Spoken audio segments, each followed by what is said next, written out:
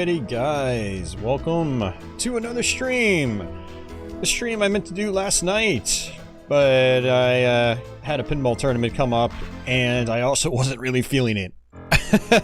After a long week's worth of work, I just wasn't up to the task, and so yeah, I skipped that on yesterday's stream. But yeah, we're gonna play some Killing Time tonight. This is the 3DO version of the game. The original version of the game. This was later remade for PC and Mac, which we actually streamed last weekend. I did a full playthrough of the PC version, which is an awesome game. I really enjoy the PC version. It's so much fun. It plays really well, it looks really good for the year it came out, and you know, it's just a much more fleshed out experience overall. The 3DO version, on the other hand, you know, while it's very unique for the time, it has a lot of technical issues, primarily in terms of frame rate, as well as, you know, how well the gunplay works, and you know, stuff like that. It is still an oddly appealing game to me. I used to just hate this game because of the frame rate. I just could not get into it, but a couple of weeks ago I forced myself to play through it. And as I kind of forced myself to play the game, I started to oddly enjoy it, despite all of its problems. I don't recommend any of you guys go out of your way to play this version of the game. If you do, play it in an emulator where you can speed up the frame rate and whatnot. It's much more satisfying. But if you do spend time with it, you might find yourself oddly attracted to the game as well. It does have some really unique features. For instance, you know, this is a non-linear game, and every area is fully interconnected. So there's no loading between areas. Think of it as like, you know, a first-person Metroid before Metroid Prime was even a thing. So, you know, elements like that are really cool. And, you know, it does have a, you know, a decent, you know, it's got like a decent theme. You know, it is a spooky game, which is cool. Not a whole lot of games like these out there. The atmosphere is quite nice. Some of the music's pretty good as well. But again, it's got a lot of other issues. As you can see right here, the frame rate is not so hot. And, you know, there are games with bad frame rates that still play well, but Killing Time is not one of those. It really plays terribly. Because, you know, very much like Doom on 3DO, your controls are laggy as a result of the low frame rate, and it's not that responsive, and then a lot of times the collision detection just doesn't even work. The damage output on your weapons, other than the flamethrower anyway, is questionable at best. Sometimes you'll kill an enemy in one hit, other times it'll take like 5 or 6 hits. It doesn't matter the distance, it seems. Well, that's not entirely true. I do feel with the shotgun in particular, it does more damage when you're up close to enemies, but that aside, yeah, it's got some gunplay issues, and yeah, there's a lot to take in with this game. There's a lot to get used to finally start appreciating the game. It seems like this game does have a pretty decent sized following, not even just among 3DO fans in general, but like, you know, you go and you watch Killing Time videos on YouTube, and there's a lot of comments saying, oh, this game's a classic, blah blah blah, it's a great game, and I just, oh man, the frame rate. All these people must have like the patience of a saint, because this frame rate, trust me when I say it gets pretty bad. But I'm gonna try to suffer through it. I actually do want to play through the game again. This will be my third playthrough of this version of the game in the last couple of weeks. Yeah,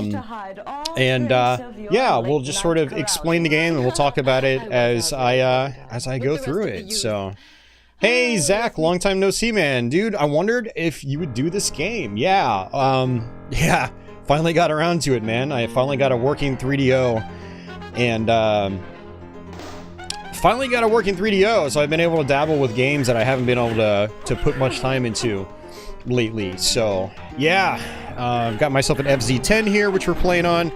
I did get my FZ1 repaired as well, and it's finally reading discs again, but it is having some other issues. Apparently the disk drive motor is on its way out, and so I need to try to get a replacement for that. But in the meantime, we're going to be doing you know, the gameplay on the FZ10. So that's the last model by Panasonic, which is a top loader, and yeah, pretty nice looking model. I do enjoy it.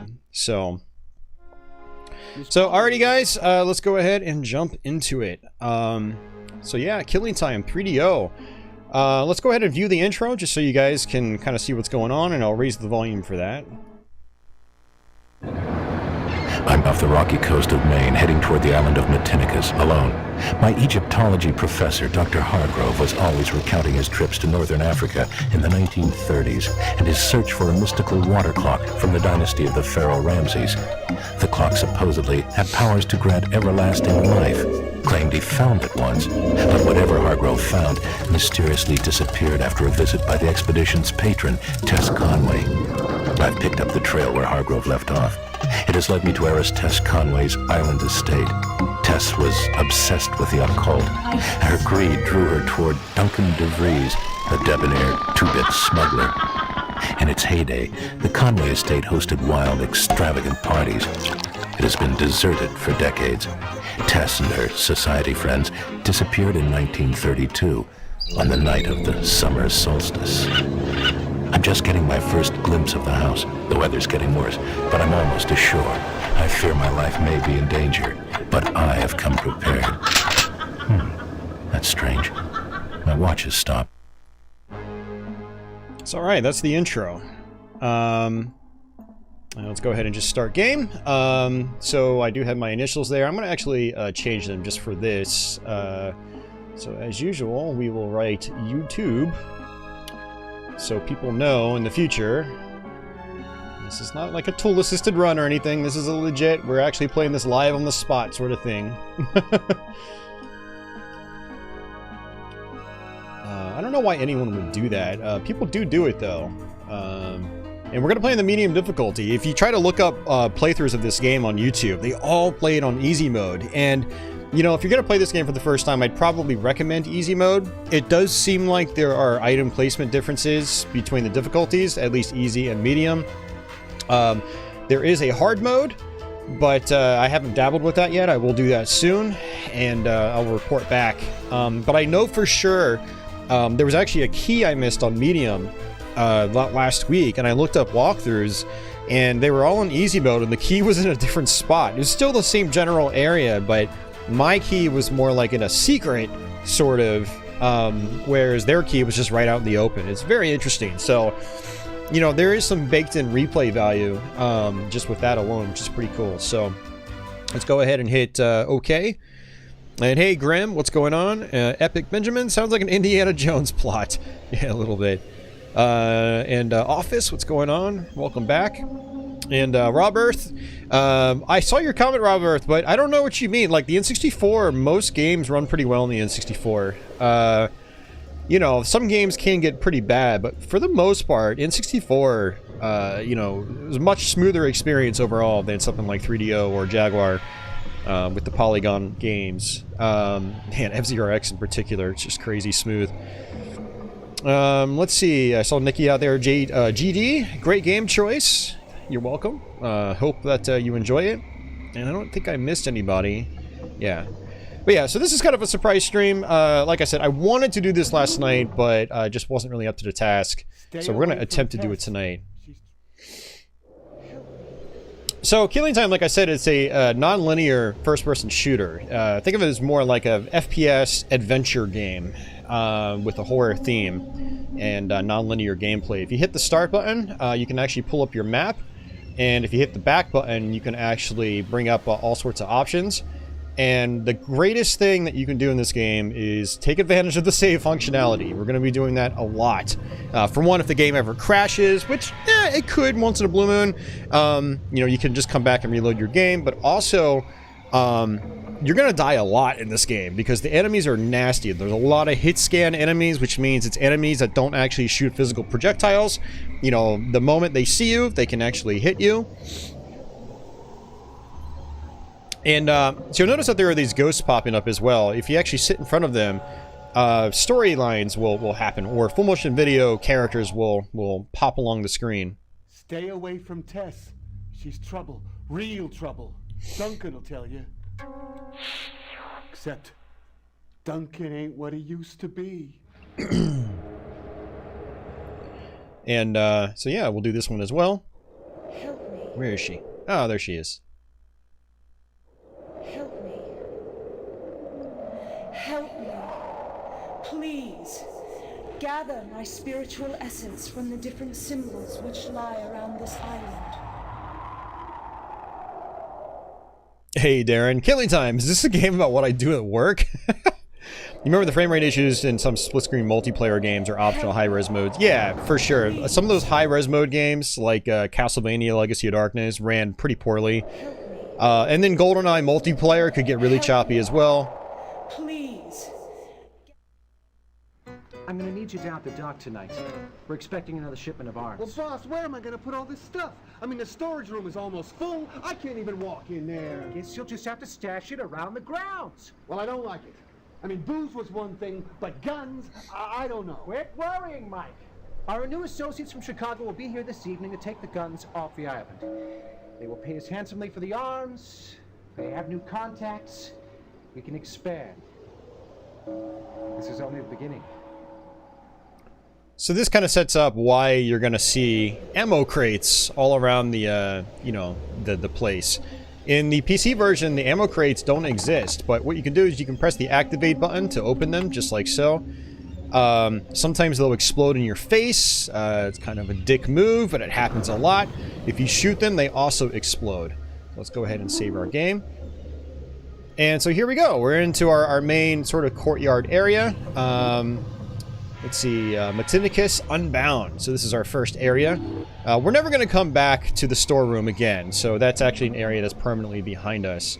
But Robert, as far as crashing, I mean, that depends. From what I understand, the original release of Killing Time actually had a glitch during the loading sequences where graphics would become corrupted.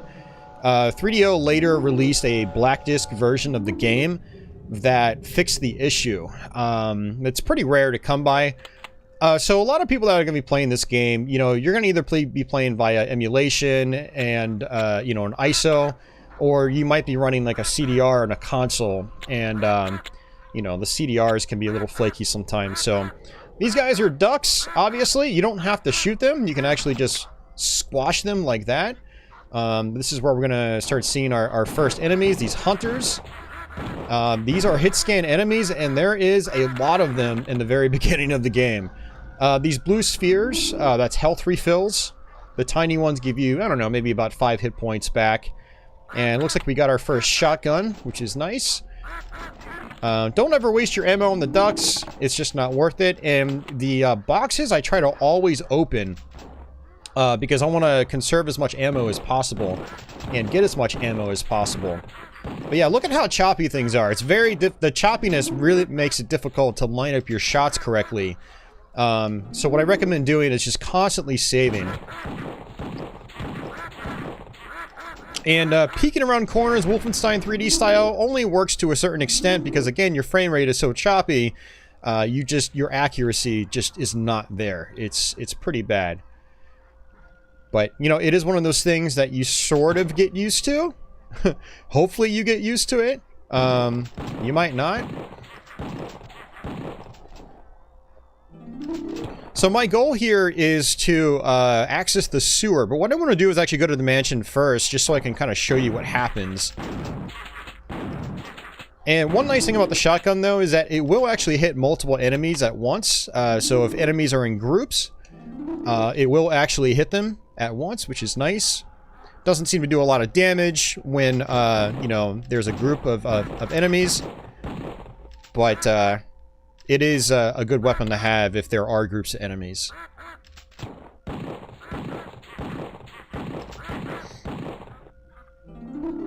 Alright, so this should take us to our mansion, but we can't really do anything with the mansion yet. We require the invitation. I keep saying invitation wrong, but we require the invitation.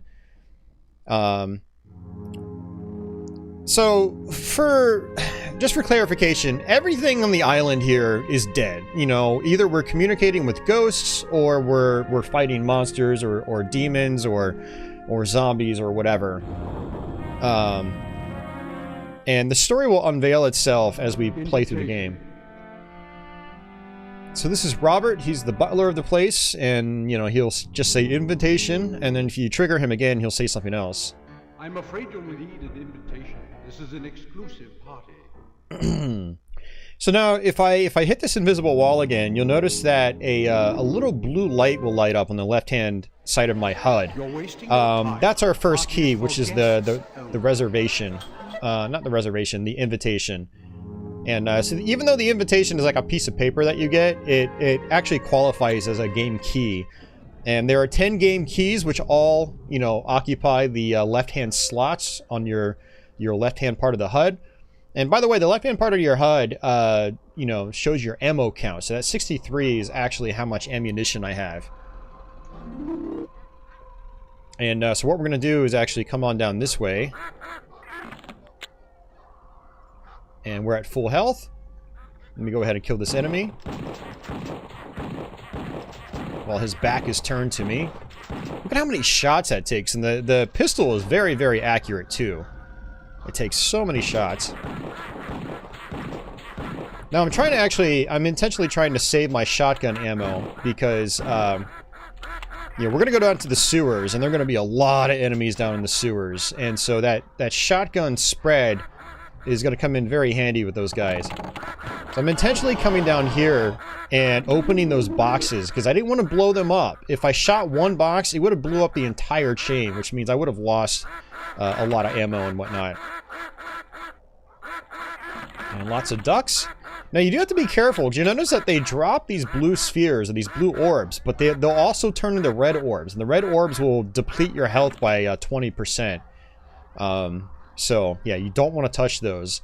But yeah, this is a secret room. What's interesting about secrets is you'll notice that the map is filled in, you know, for the areas that we've explored, and it will remain filled in, which is nice. But secrets will not remain filled in, and there are some mandatory secrets in this game. It's one thing I liked about the PC version, no mandatory secrets, but the 3DO version actually has some mandatory secrets, which can be a little frustrating to deal with. So if you decide to ever play this game, I highly recommend taking notes. What's cool about each area is it does have its own unique name. So this is the Conway Courtyard, Duck and Cover.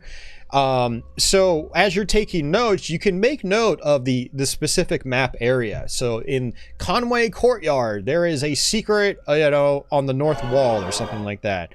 It's very good to make note of those secrets. So there's actually an item here I want to pick up. It's called a vessel.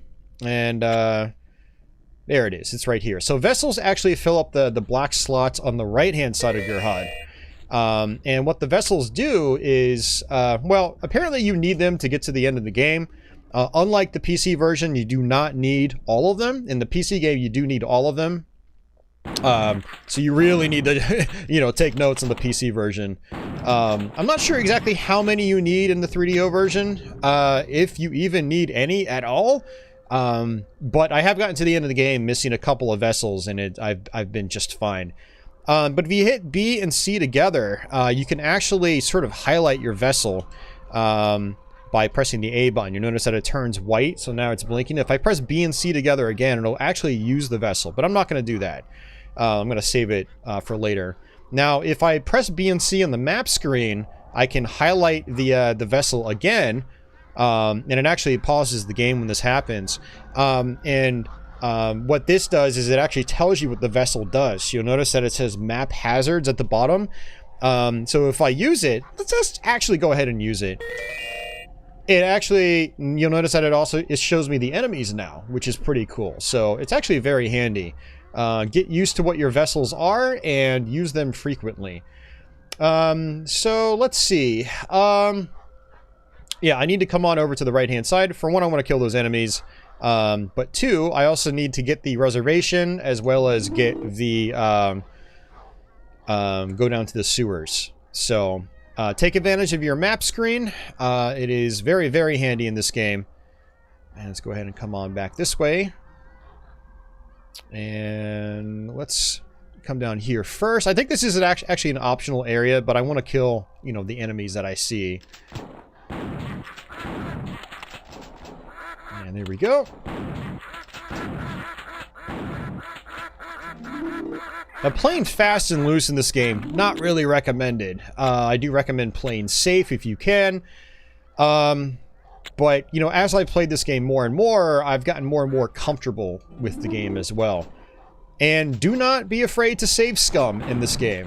Do not be afraid to save scum at all. Do not feel bad. You are fighting with a horrible frame rate. Probably one of the worst frame rates for any first-person shooter of the 90s. I mean, this is close to Doom Super Nintendo levels of FPS. And it's... I understand why some people don't enjoy this game. I do not blame them one bit. As we can see, there are a lot of enemies down below. It's mostly ducks, I think, and probably some hunters. Yeah, lots of ducks. Oh, it's all ducks. Okay. Let's go ahead and just squish them.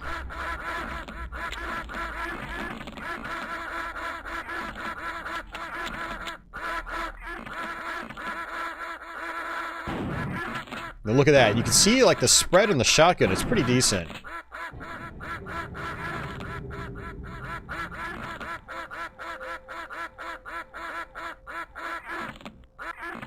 Alright, zip it, duck. So alright. Let's go ahead and work our way back up.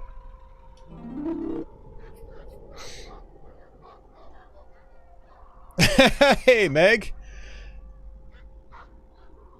Hey, I didn't know I was going to be streaming tonight until I got off work, went for a bike ride, and ate Subway. I was at Subway at like 8:30. Which is just an hour ago, and I said, you know what? I feel energized. I'm gonna go stream on YouTube when I get home. But yeah, good to see you, Meg. I figured it was probably past your bedtime. Because you're a normal adult human being that actually goes to bed at normal hours, which is something that I don't even know the concept of. Hey, Patchouli. You coming on up, Patchouli? You coming on up? Come on, Patchouli. Come on. Hi. Hi, little cutie. Come here.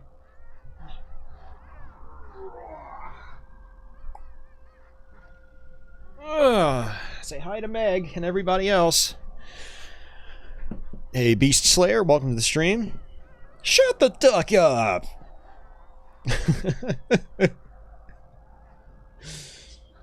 Oh, man. Alright, so we're still in Duck and Cover. Now we should be at the next one. Yeah, Invitation to Death. So, Patchouli, what are you doing? What are you doing? What are you doing? What's up? You just want attention, don't you? You just want me to belly rub you or something. Hi, come here. Come here. Hi.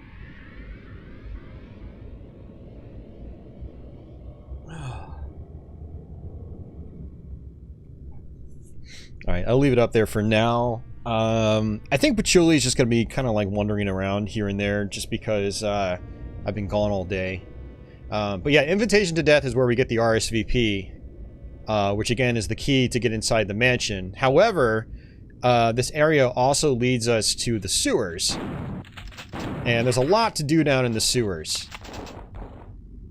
I'm gonna go ahead and save it. Look at all those dudes. But again, I can hit them, you know, multiples at once. But there's the RSVP. Yep. Oh, 2 people dropped it. That's interesting. I've never seen 2 drop.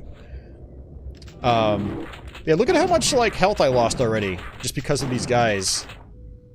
And it can be quite frustrating. Because, again, these are hit scan enemies. All it takes is just for them to be able to look at you. All they have to do is just look at you, and then they can hurt you. And so, you really have very little control over the damage output from enemies, how much, you know, how many hits you actually take. You can do your damnedest to try to, like, you know, bob and weave, but it doesn't really work against the hit scanners. And they're also kind of dumb. Notice this guy's getting stuck. I'd ideally like him to walk around the edge, but it's not working.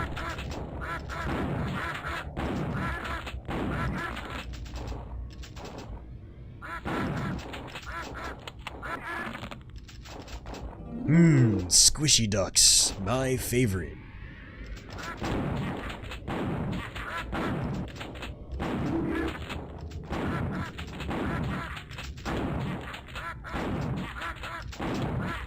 Yeah, like look at that. That took 4 shots from the shotgun.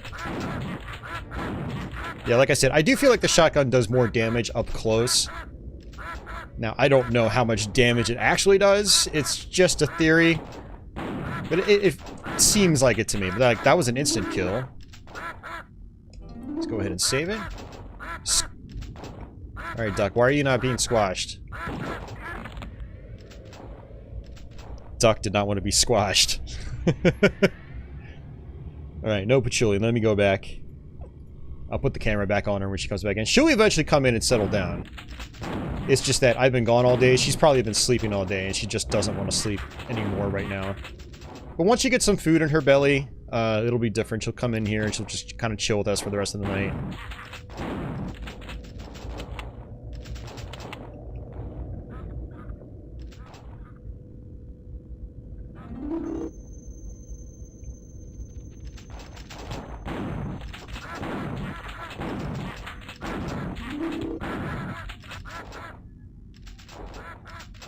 Oh, this frame rate.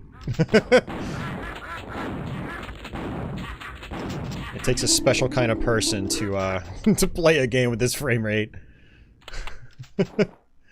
Alright, so this is actually kind of interesting right here. This is actually an invisible wall. You'll notice on the map, it actually, you know, it actually shows a wall there.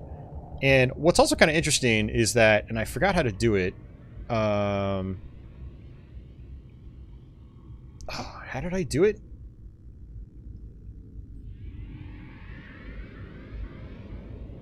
Oh, there we go. You just, you can actually zoom in on the map, which is kind of interesting. So, you press C to zoom out, you press B to zoom in. I like this medium-sized view right here. But yeah, if we actually cross this barrier, we apparently reveal enemies. It was really weird that you couldn't see them.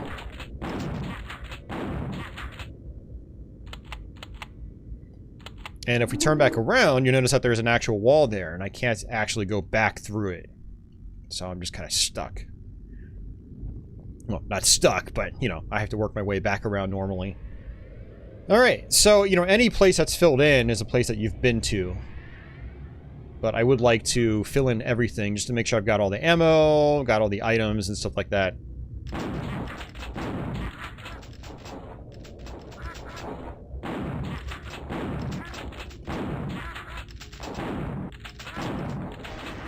Damn it, I blew up the box. Did not want to do that.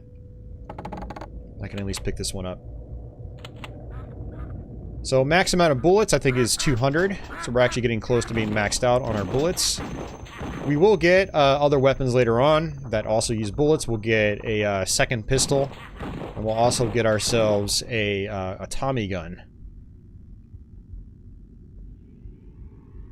Now, another reason we want to go to the sewers first is that we get a flamethrower. And the flamethrower is by far and large the best weapon in the game. If you want to make your life a lot easier, get the flamethrower ASAP. Now, in the PC version, it's not quite as important because the flamethrowers are all over the place. But in the 3DO version, there's only a handful of locations that the flamethrower exists. And so the sewers is basically the fastest and easiest way to get yourself the flamethrower. And you'll understand why it's such a valuable weapon. Especially with rooms that hit scan enemies like we've been dealing with here.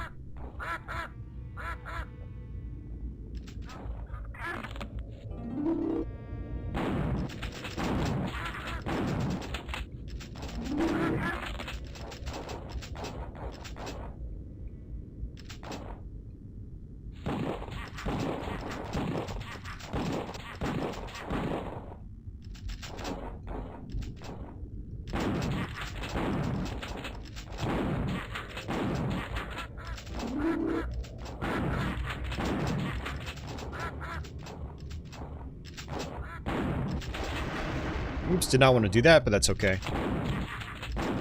Now, one nice thing about the exploding boxes is that they will kill enemies that are around them. So, that's exactly what happened. I killed that guy because the box blew up right behind him. I didn't realize there were enemies behind me. But there we go. We got our dual pistol.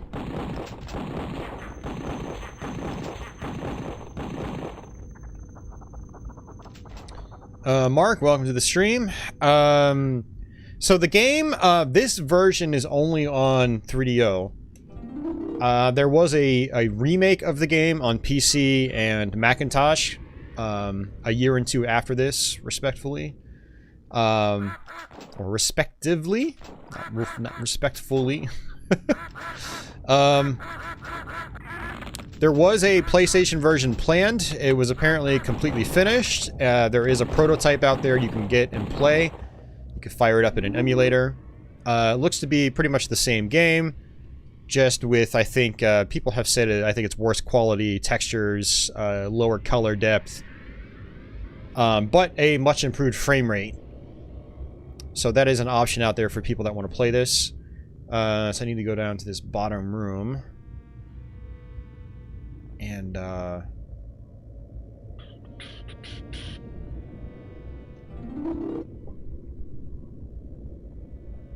what capture device is being used? It's a DataPath Vision LC HD2. And I'm using S-Video from my 3DO FZ10 and running it into a Framemeister upscaler.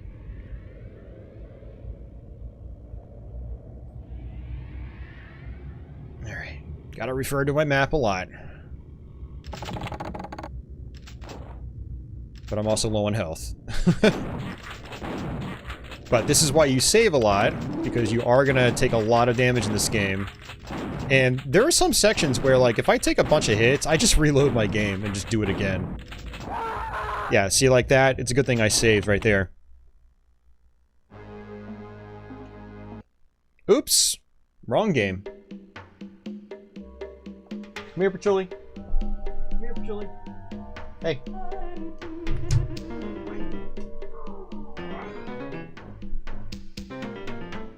Stay up here, girl. Come on. There you go. Stay up here. I'm not budging. I'm staying here. I'm gonna be here for hours, glued to this seat. So get used to it. So I actually loaded up the wrong game, so I have to go back to the main menu.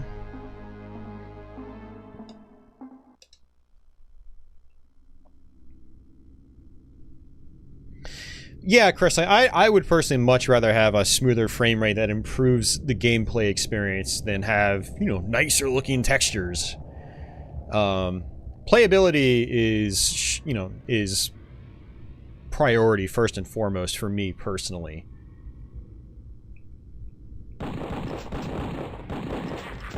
Because as I'm playing games like these, I'm not sitting here like analyzing the graphics, but I do actively feel you know, the weight of the game. And that affects my actual enjoyment. There are people out there that they do prefer nicer, prettier graphics at, you know, the expense of gameplay, and I don't know what's going through those people's minds. It is what it is. Alright, I mean, so we got the invitation, but I also have to find the secret exit, which will take us to the sewers. And, I've already forgotten where it is. We're gonna have to wander around in circles for a little bit. Because I definitely want to do the sewers first.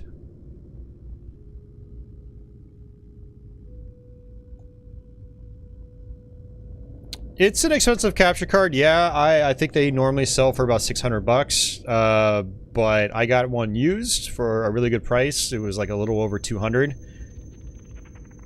And the great thing about it is that it's got multiple HDMI inputs, and DataPath software is, for the most part, pretty solid as well. And this is actually not the secret I was looking for, but okay. I actually didn't know this secret was there. But that was quite convenient because I had lost a lot of health. But yeah, it basically replaced my Elgato,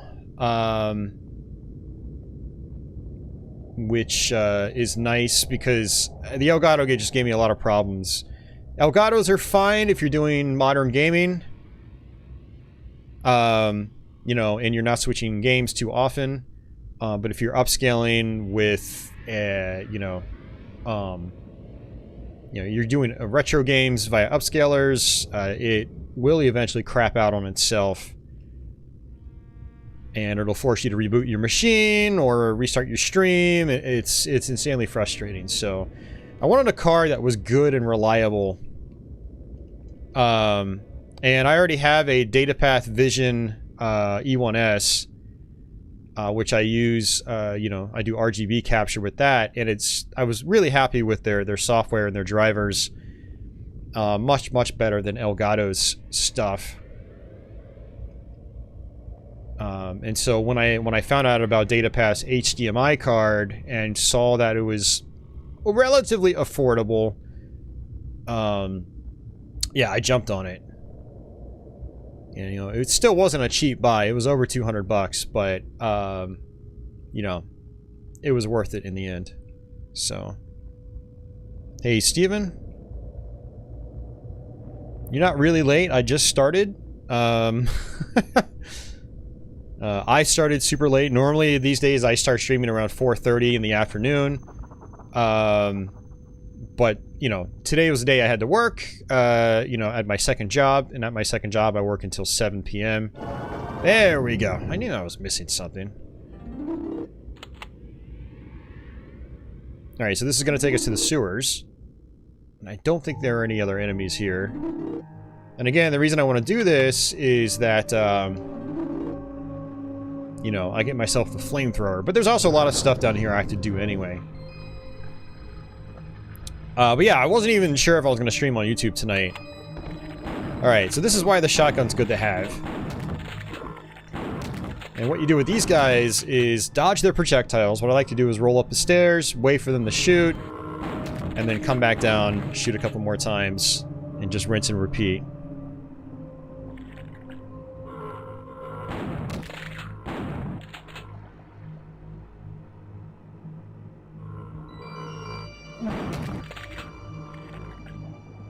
My lady is doing just fine.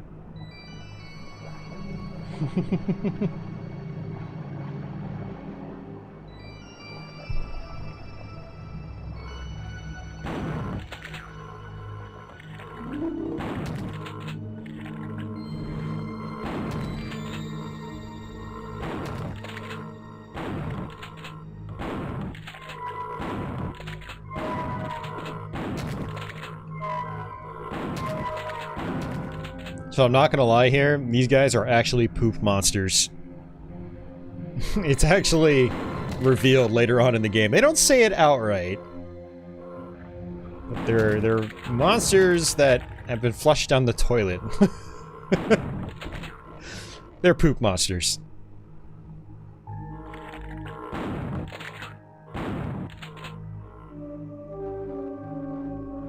Let's go ahead and save it.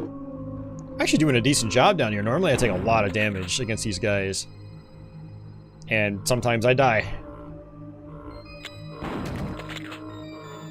So what they do as well is, they kind of like roll around in ball form. They will hurt you if you touch them, but they're not really that much of a threat in ball form. When you hit them, they kind of fold out into, these enemies that actually will shoot at you, and that's when they become dangerous.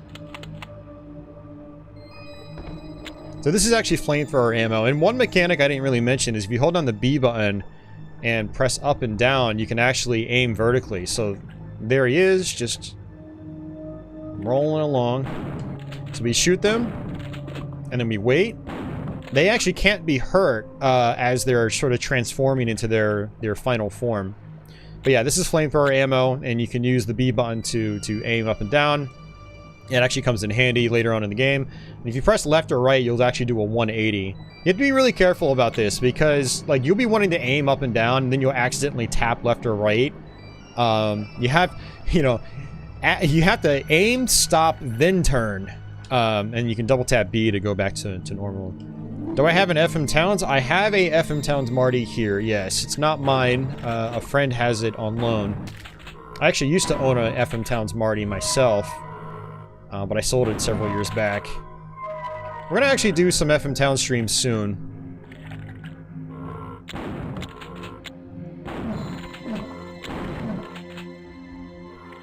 God, I'm like, my voice is like turning Canadian. The way I said soon is just, it's how Canadians would say soon. Too much Canadian influence lately. Oh man, let's go ahead and save it again.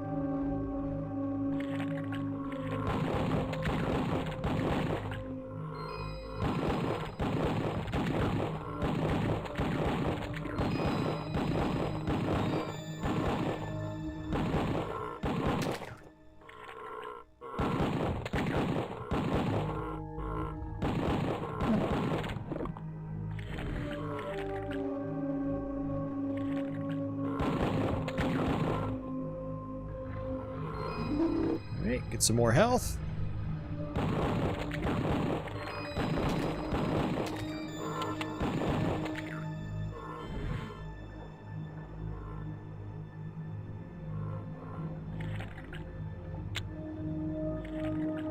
FM Towns on a card. Oh man, I'd love to try something like that. I have an old Socket 7 board as well. That would be really cool, actually. One of the problems with the Marty is it's very limited in terms of its specifications. It's basically like the lowest end FM Towns that there is.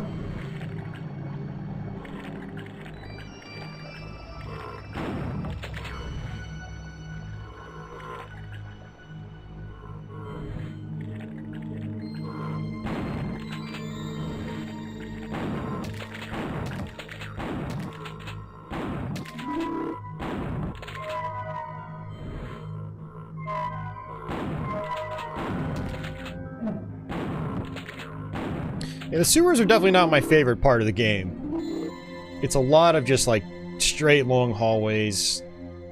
A little tedious, a little hard to see what's going on. And then you've got these enemies that take, you know, multiple hits because, you know, they transform into... They've got multiple forms, basically. The frame rate's especially bad down here. There's our flamethrower. Hey, Red Zero Ranger! Everything could use a little blast processing, but this game in particular, yeah.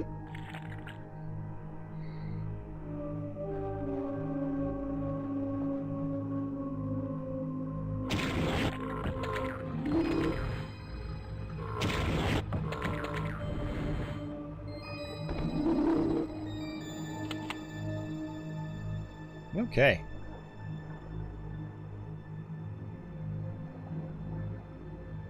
So let's go on this way. Actually, I want to go back to the main room because I think it wasn't allowing me to pick up flamethrower ammo because I didn't have the flamethrower yet. But now that we have it, I can go ahead and get maxed out on my ammunition, or at least get more ammunition. This carries up to 50. Ooh, look at that, we're maxed out. Hell yeah.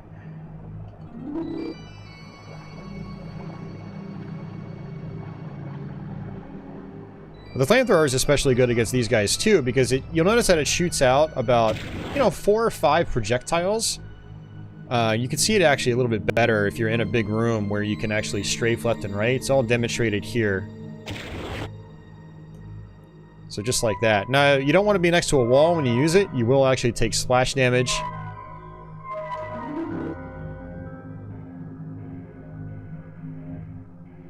Oh, jeez, man.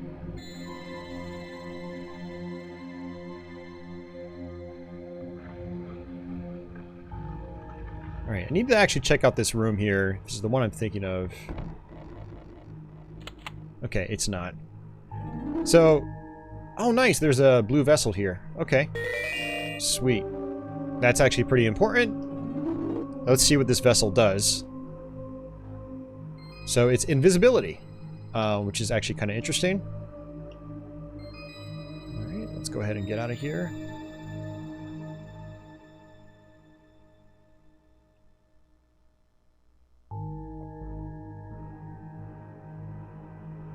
Probably ain't gonna take a quick restroom break here in just a minute, though. Like I said, I went to Subway before I started streaming, and as I usually do, I got a few drinks. Alright, so we'll go ahead and come this way. This will take us to our second area of the sewers. Now, there's something you really want to keep in mind when you're playing this game, is even though the areas are connected seamlessly, there really aren't traditional load screens. It does take a few moments for enemies to actually spawn in. So when you get to a new area like this, what you want to do is just wait. Give it a little bit, because it takes a little while for the enemies to spawn in. So what would have happened if I kept going? That enemy would have ended up spawning behind me or right on top of me.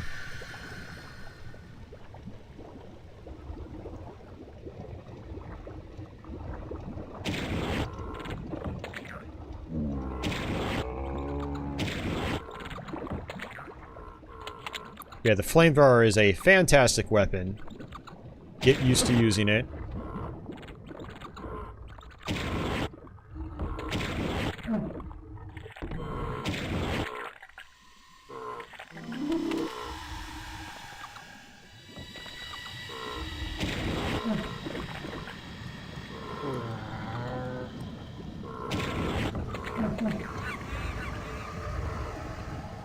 Now, there are actually some bats down there that I want to try to just shoot with, like, a shotgun or something.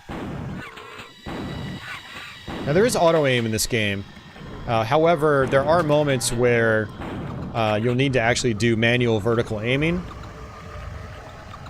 which typically overrides the auto-aim.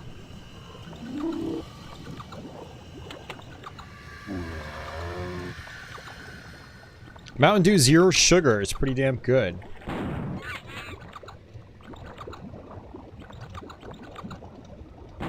Yeah, I haven't tried Mountain Dew Zero Sugar. I just have had regular Diet Mountain Dew.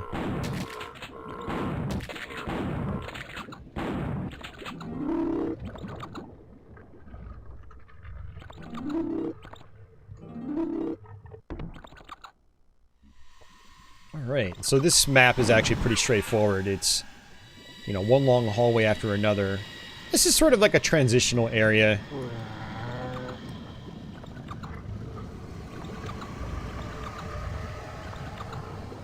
Just sort of pads out the length a little bit.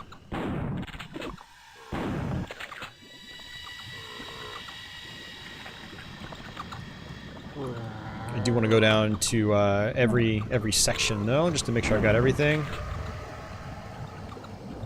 Now this music track, or this ambient track in the background, is kind of misleading. You're going to hear like growls and stuff like that.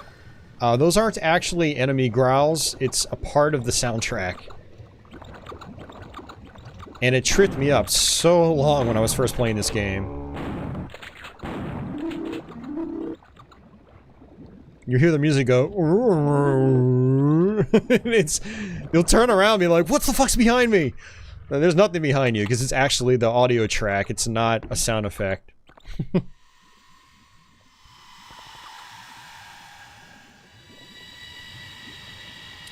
I don't think there's anything else. Let me double check.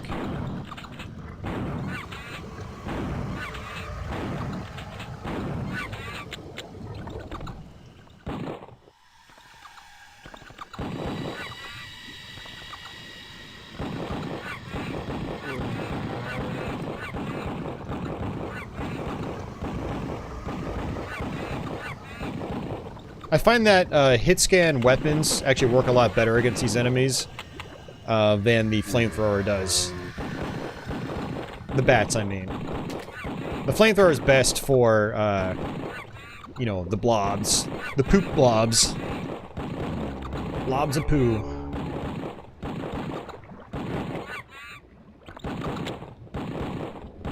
Speaking of poo, I hope Patchouli actually covered up her poo tonight.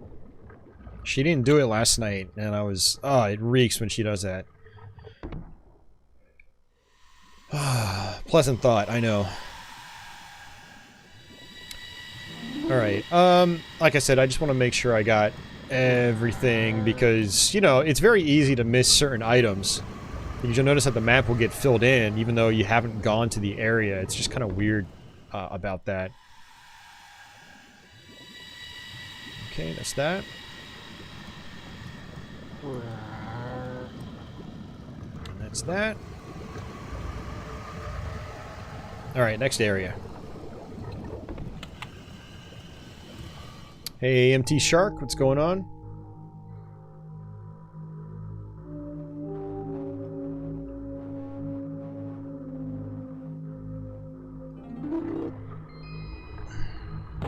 Yeah, see, these guys hadn't loaded in yet. So that was actually really dangerous of me to just kind of rush into this first room like this.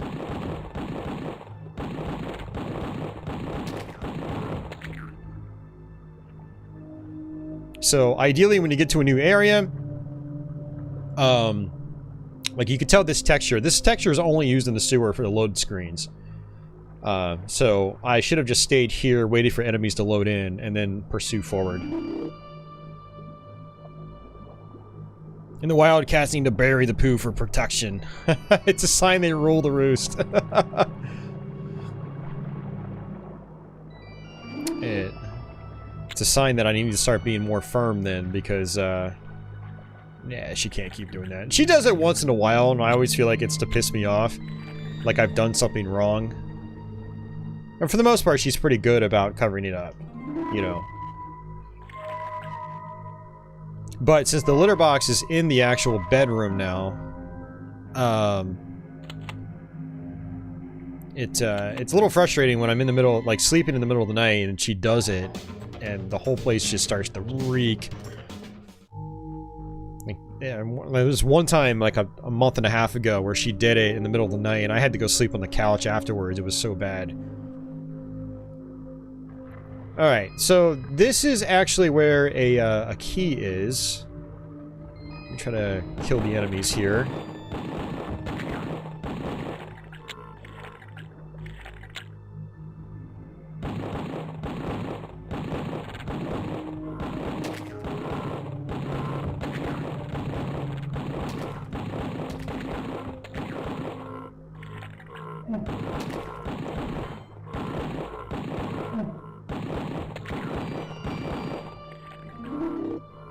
Hey, Mike.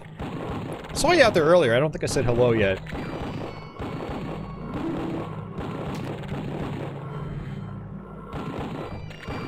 This is really inconvenient. Like, I'm trying to focus at 5 frames a second, but I've got something in my eyeball now. I'm trying to itch it. Yeah, super awkward. Hey, Executioner.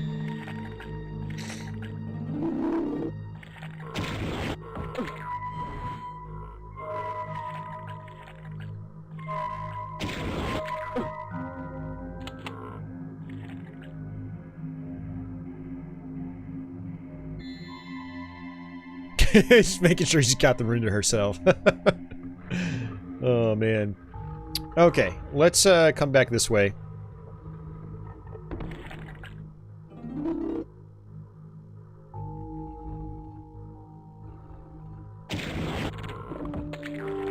I don't know if this is the room I'm thinking of. No, it's not. I'm thinking of a different room.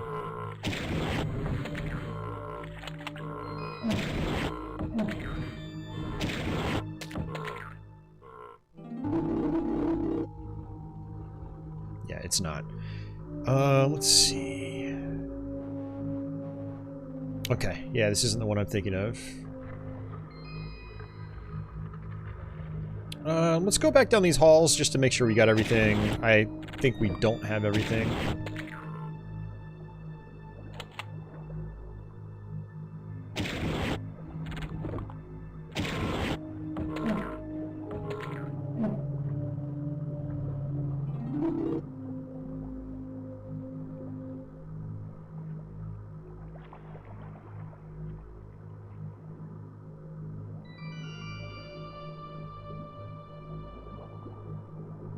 Alright, clean that out. So what I'm gonna do is go to the next sewer area, and then we're gonna loop back around to go to the wine cellar. We're doing okay on health. Whoa, where did you come from? I came from someone's butthole eventually, or originally.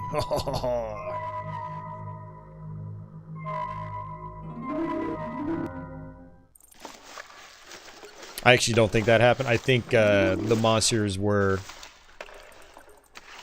crafted or something like that. But they are still poop monsters. Have I played Return to Zork? I have not played any Zork game. No. One of your outdoor cats has a corner in the backyard where she uses the bathroom. Doesn't cover hers. He went right over there and made a statement. That's awesome. Ah, jeez. That's the sound it makes. Let me actually load my game. That's the sound it makes when you walk on top of them when they're in ball form.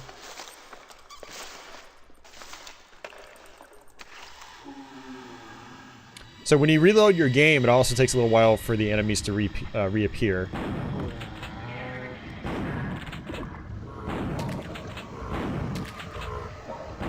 Dude, see, this is what I'm talking about. Like, the damage output makes no sense.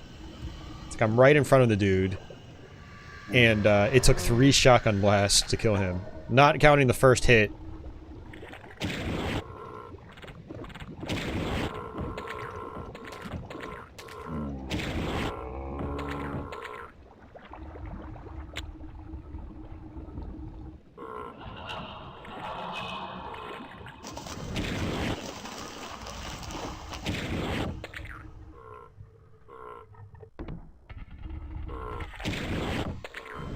So if this looks hard to play, you're not wrong. It is. It's very hard to play when the frame rate gets as bad as it is.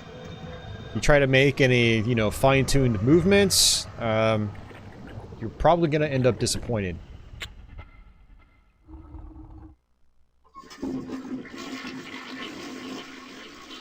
Oh yeah, this audio track uses a toilet flushing sound for some reason.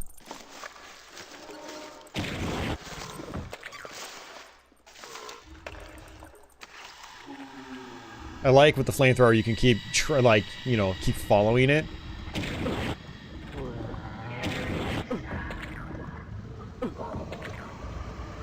Just like that.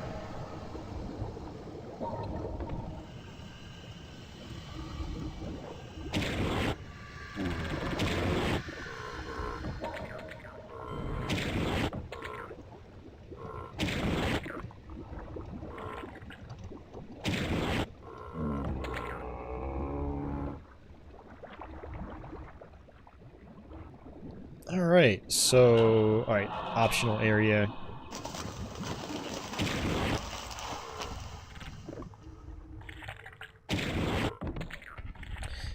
Yeah, so for anybody that didn't catch it on my last stream, Ronnie's actually coming up this weekend. He's going to be here Saturday, and we do plan on streaming. So sometime Saturday afternoon, feel free to pop in. Ronnie should be here. I'll try to have a webcam up or a camera up so you get to see both of us. My brother is also apparently going to be joining us. So Ronnie, as far as what we're going to play, I'm not sure what we're going to play now. Because Brandon said he wants to join up too. Alright, so if you're playing easy mode, there's actually a key like right here. But in the on medium, there's actually a tiny teleporter here, and I'm gonna call it a trolliporter. It's like a troll teleporter. It's notice this like little orb. You can barely see it. You can barely see the damn thing. But yeah, we have to actually go through it to get our yellow key, or bright yellow key. There are multiple yellow keys. Lots of enemies here.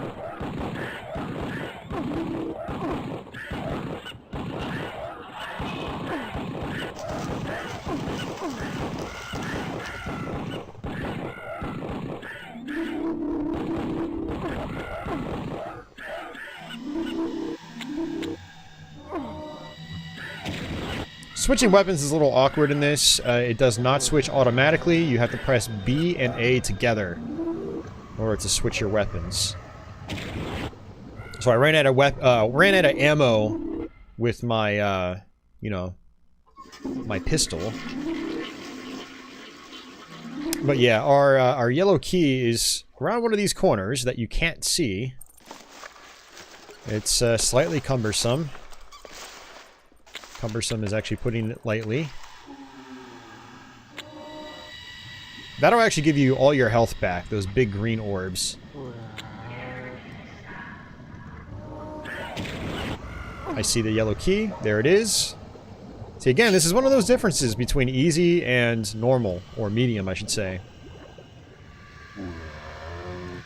Now I have to find my way back in the dark. And it puts you out of bounds on the map, so you have no idea where you are. You can't rely on your map to get yourself back out. Let's go ahead and save it, just because I've got the key. That's what I wanted. This key actually takes us to an optional area. There we go. Yeah, this key takes us to an optional area. We actually don't have to do it in order to beat the game on medium. Not sure about hard. I'm not sure if you need all the vessels on hard mode. But I predict it'll give us our final vessel. At least it would have been my final vessel if I had played the game. Oh, never mind. Uh-oh, I see some enemies. Revenge of the poop monsters.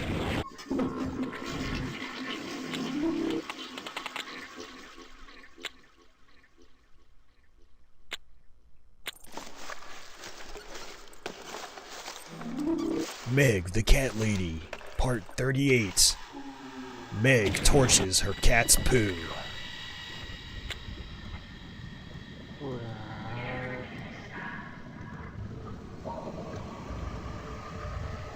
Kitty demands blood. She could demand blood, actually, if I play with her. She's good at drawing blood. She's very good. Get him in on some Blakestone and Wolfenstein. Okay, I mean, we could do that. I don't mind doing that. I don't know how he feels, but honestly, I was hoping he was just gonna come over like one day this week as opposed to Saturday, but I was like, well, I don't really have much of a choice, I guess, so yeah, he's coming over Saturday. Yeah, see, he's been on vacation all this week, so we could have actually streamed one day by ourselves, and then you could come up Saturday and we could just stream by ourselves on Saturday, but, it is what it is. I'm going to go ahead and save my game, and I'm going to go ahead and just bring this up. Ooh. Someone just flushed a big one. But I'm going to actually use the restroom real quick. And I will be right back. Hey, Tony.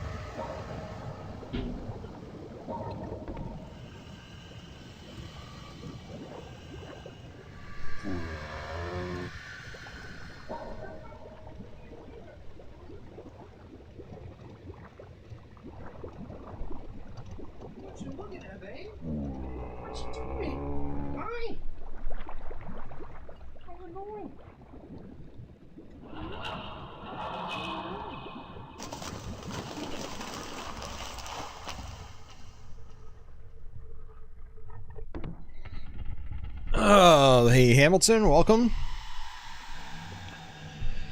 Woo! What you doing, Patchouli? What you doing, girl? She's looking majestic. Oh man! Thanks everybody for joining us. I appreciate it.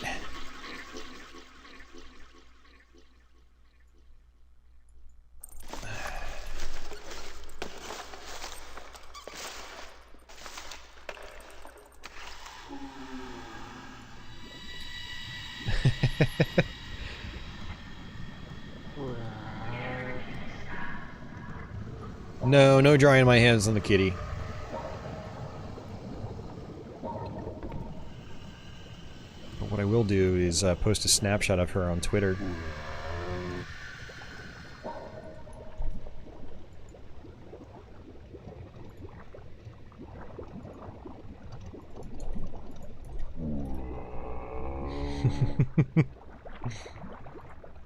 I'll post it on Discord as well. Look at her staring right at the camera.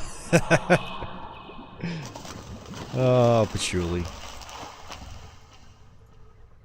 Patchouli, Patchouli.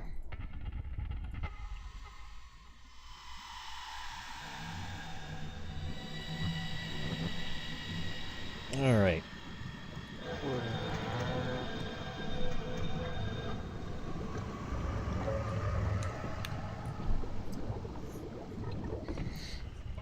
Watching, listening, and playing games is all simultaneously is fun, yeah.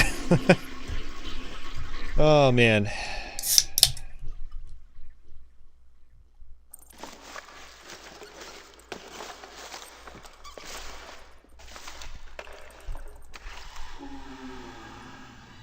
Yeah, Ronnie, you can do that.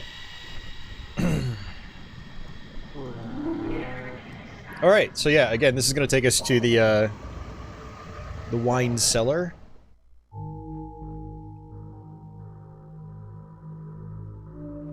Wait. No. I'm actually going the wrong way. Forgot which section we were at. So let's go ahead and try that again.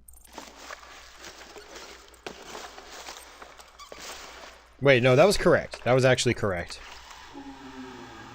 Let me do that again. Getting disoriented. Alright, so I'm gonna go ahead and just sit here, just in case I missed any enemies.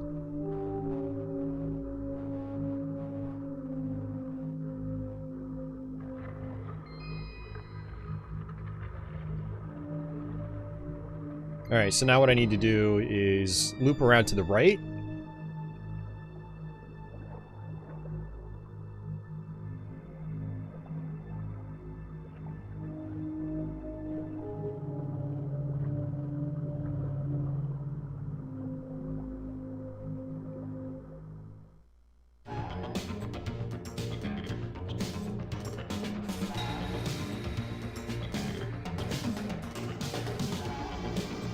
Go ahead and save it. Alright, lots of projectile-based enemies here.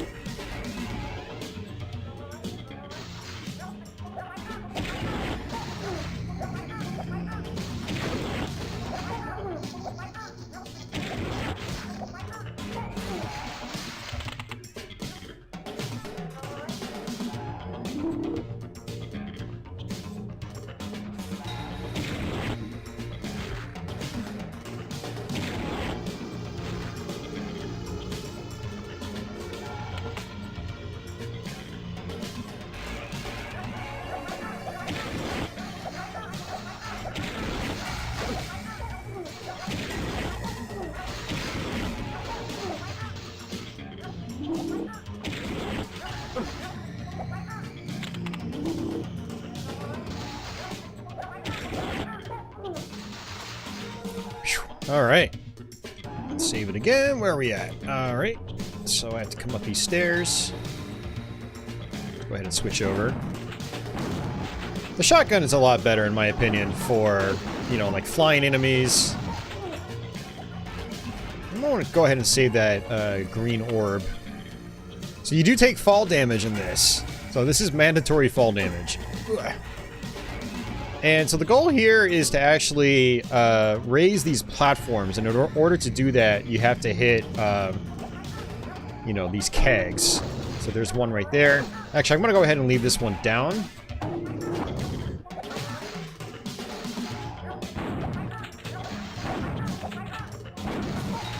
Have to aim up a little bit, otherwise you're not going to actually hit them.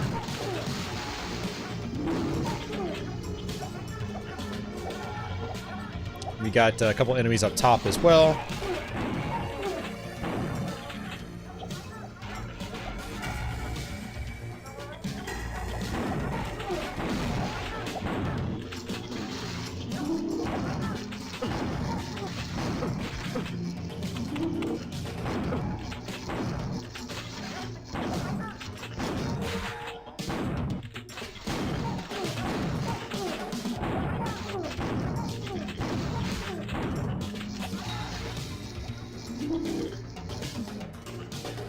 Right, so this wall right here actually opens up later.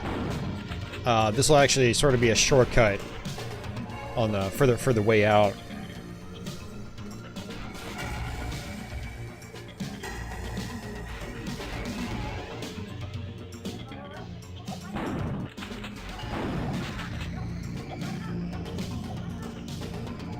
I don't think any of these are activated. Yeah, I didn't think so. What are they throwing? They're actually throwing wine bottles.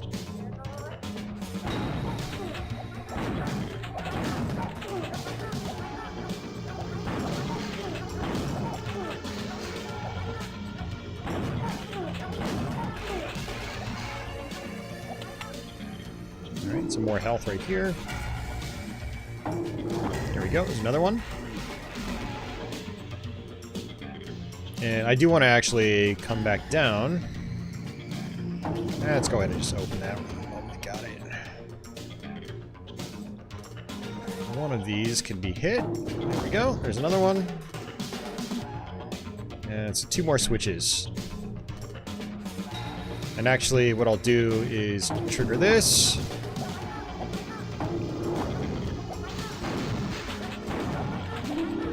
And I wanted to grab that health. Ah, there's still more of you? Jeez.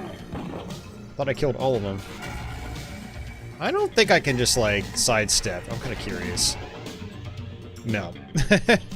This isn't Doom. Hey, Mike, thank you for that $5. I appreciate that, sir. Thank you very much.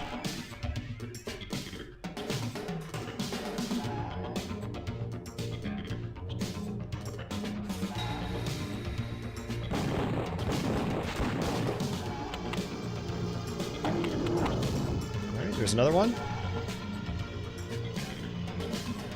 You know, there might actually be one towards the beginning I missed. Because this is going to take us to our next area, I believe. Yeah. New area. So I actually don't want to be here just yet. I'd rather go back, solve that puzzle.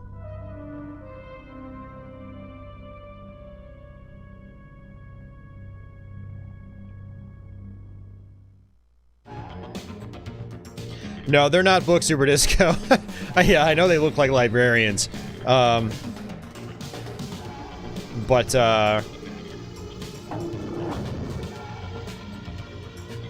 It's actually kind of an interesting detail, though, is as you go to new areas, you'll still encounter these enemies, but they'll actually throw different types of bottles at you.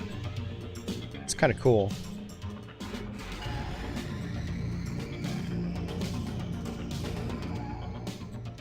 Interesting, none of those are triggered.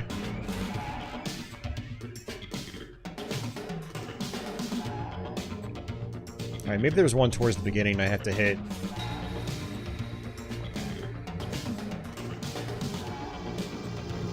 I guess there's that one.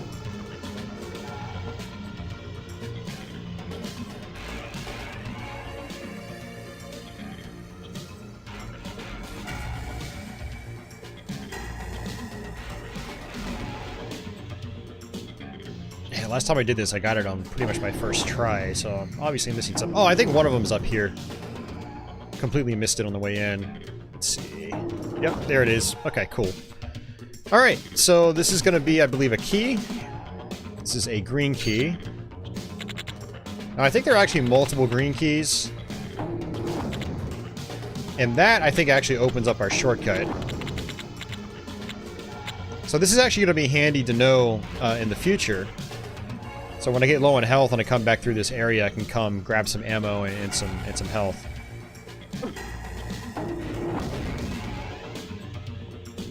Yeah, that'd be really cool, Ronnie. I'd be down for that, for sure.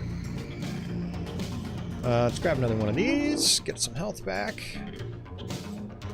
Yeah, that's not a very difficult area, which is nice. It's a nice change of pace. You know, you got projectile enemies instead of hit scan enemies. Is there a greater variety of enemies on 3DO than PC? No. I think there's a greater variety of enemies in the PC version.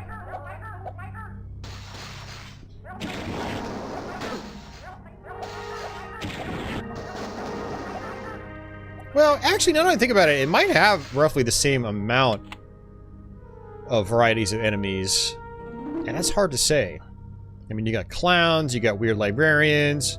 Well, I don't know. There are like some brutes and ogres and stuff like that that aren't in the 3DO version. Also, there's a final boss that's not in the 3DO one.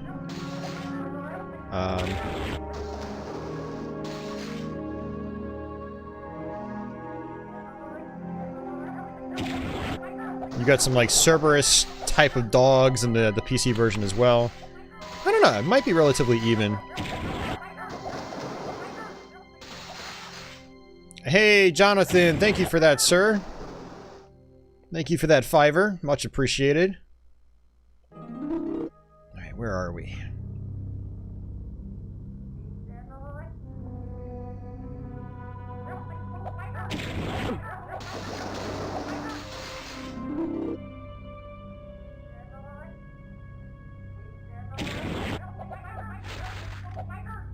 Yeah, so you notice that these flying enemies can just fly over your projectiles. So, hit scan is better for these guys. There we go.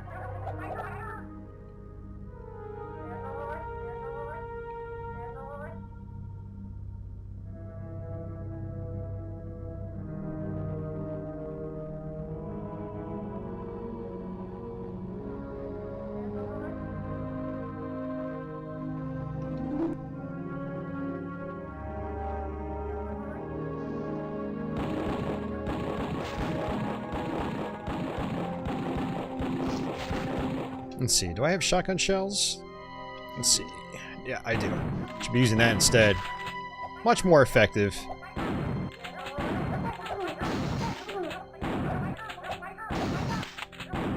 You know, assuming it actually wants to do some damage. The shotgun just seems to have a mind of its own in terms of damage output.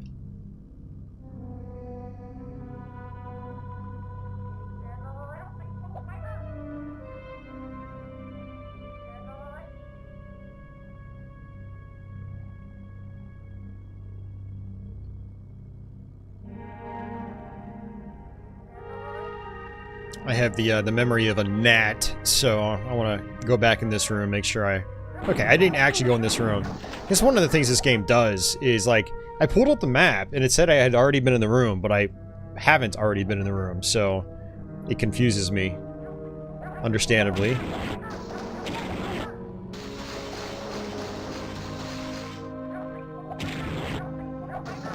Yeah, and I wanted to double check because, yep, sure as hell, there's a vessel down here.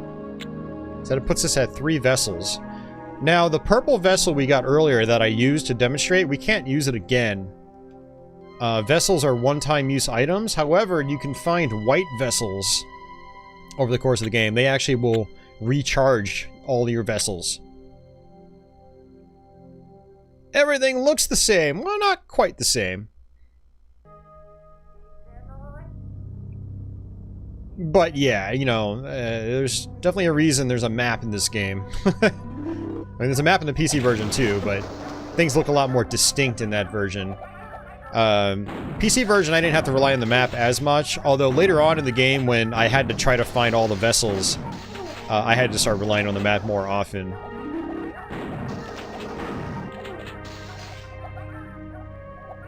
Yeah, there are less landmarks in this version of the game, but like this room's pretty distinct, you know?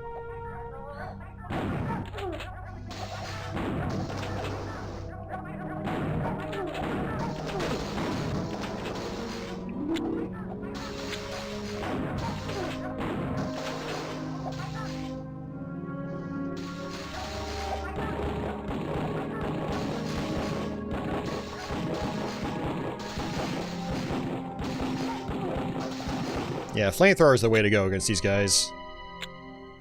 What do vessels do? Well, Tess, the main story character in the game, tells you you need to find them in order to unlock the later parts of the game. But also they act as power-ups that you can use manually. So if I go to the map screen and I press B and C, I can highlight my vessels. So the pink one, auto fills in my map.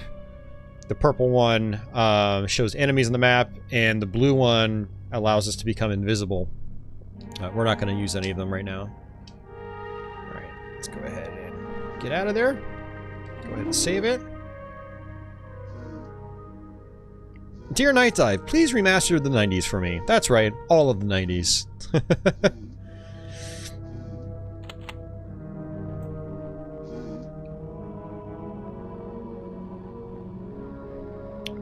Okay, let's go ahead. This will take us to our next area. And this part is kind of weird, like there's a crisscross here, but it actually does nothing as far as I'm aware. I don't think there's a secret door or anything like that.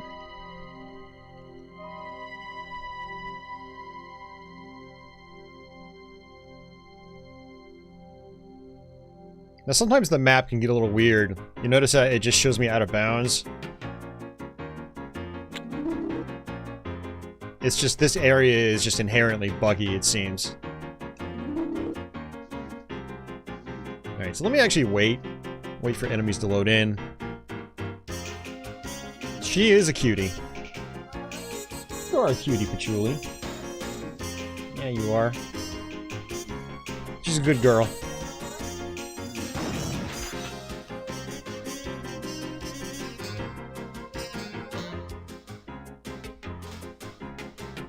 Alright, so there is sort of a box maze puzzle here. And this, I believe, is a white vessel. So what I can do is hit B and C together. And I'm going to go ahead and use my vessels. So I'm invisible. And also... Wow, the map is just not loading at all. Jeez. So if you pick up the white vessel after you've used your vessels, it'll recharge them. Yeah, the map is completely borked. I'm gonna actually try to exit out.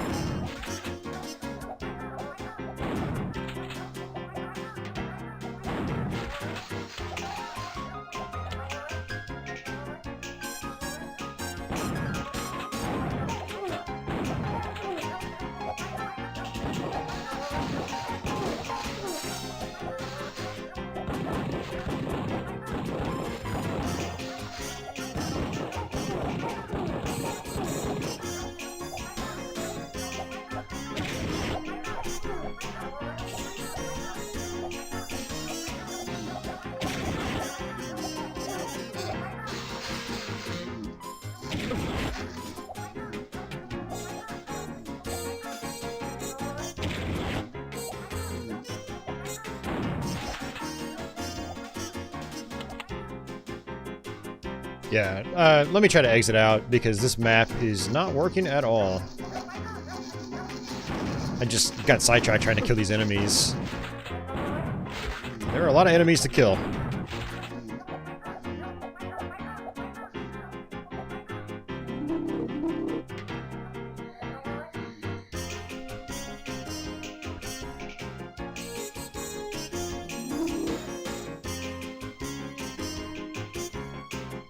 Yeah, my invisibility wore off already. Alright, so there we go. Let's go ahead and try to save it.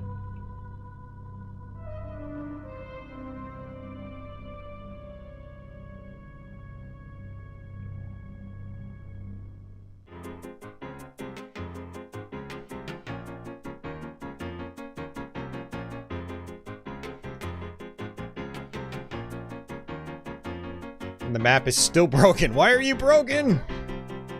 You're so broken, map. It's frustrating.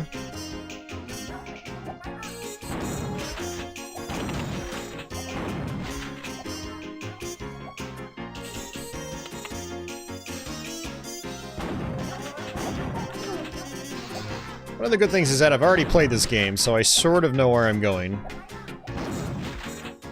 I don't have to 100% rely on the map. I need a key. 6 of them.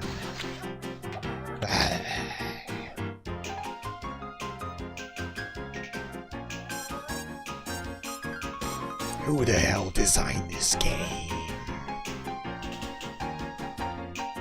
Alright, I do want to go to that box puzzle though, wherever it is. I think it's over here.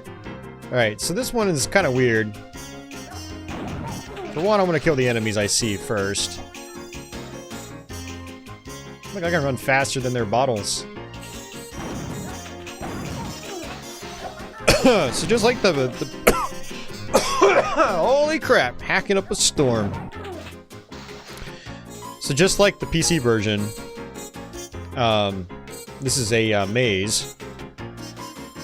And you have to take the correct path to get to the other side.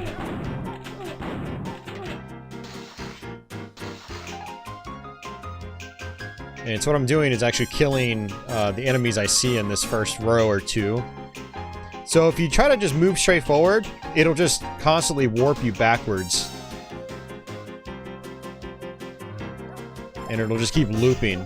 And look at that body just constantly reappearing.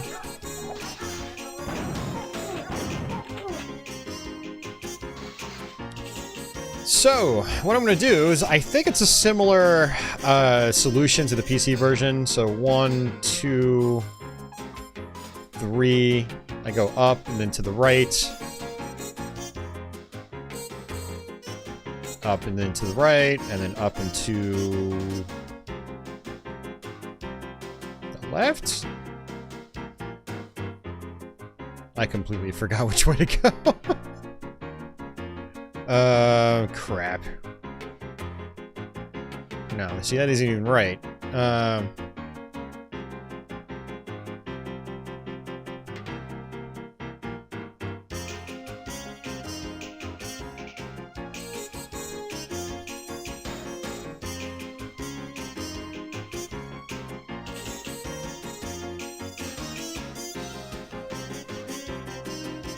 that's not right.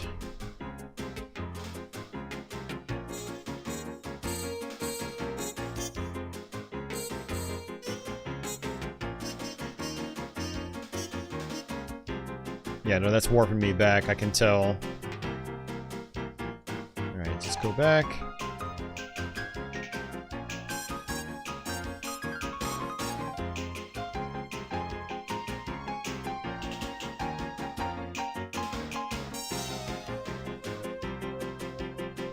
You know, unfortunately, because my map is busted, it's not telling me where I am.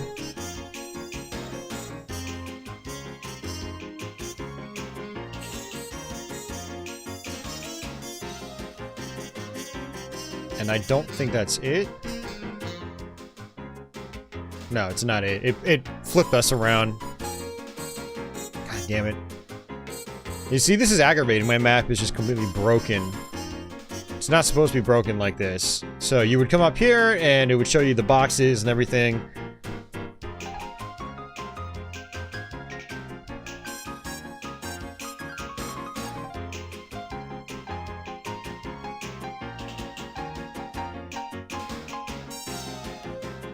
And it's very difficult to tell where you've been. Yeah, it warped us back, I could tell. Ah, jeez, man. Yeah, the thing is, I don't even think it's mandatory in this version. So, let's go ahead. Oh! What the freaking hell? Alright, we're on the other side. We somehow made it to the other side. I don't understand what the hell just happened. Hey, look at that. The map is starting to work again. Alright, well, screw it. I'm gonna take it. So yeah, that door actually loops to another area of the map, but we're gonna eventually work our way back around to that door. It's not really a necessary door. By the time we get the proper keys for it, we don't even need to access it.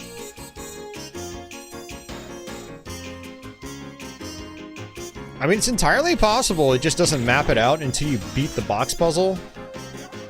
But I'm pretty sure it's supposed to map it out before you beat the box puzzle.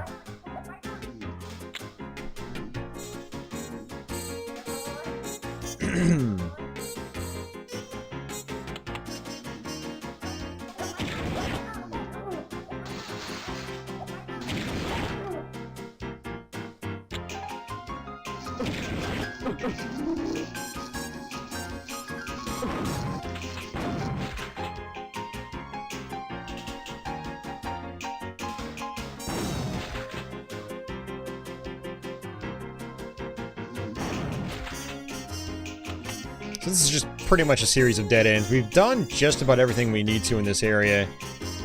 I don't think there are any other keys or anything. But we'll go ahead and explore the whole area just in case.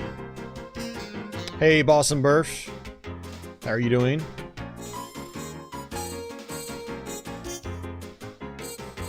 You've just joined the 5 FPS party.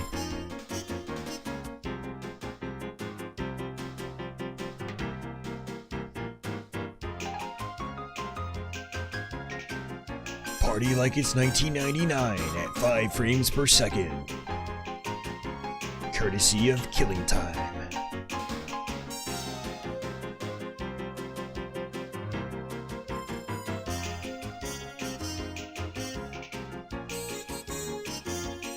Yeah, I mean, the PlayStation prototype leaked a long time ago. I'm not even sure if any development work was done on the Saturn version. Acclaim did advertise it as a Saturn release, but yeah, I have no idea if anything was actually done to it.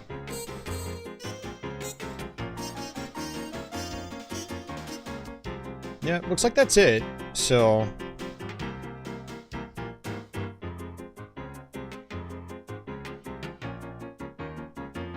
killing frames. Yeah, we are murdering those frames.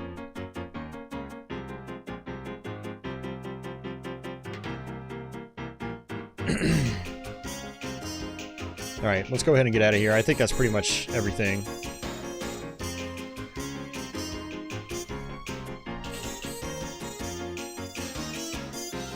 Alright, it looks like our last vessel wore off. Whichever one that was.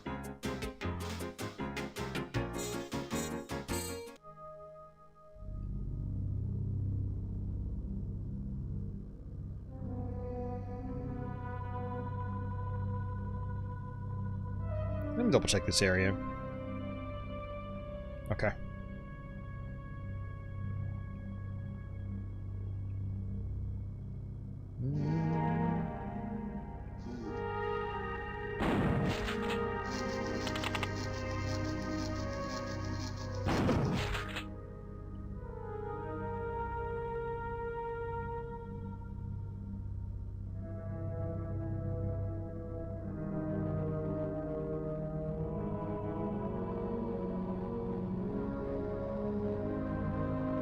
I'd say the frames are on life support, Ronnie.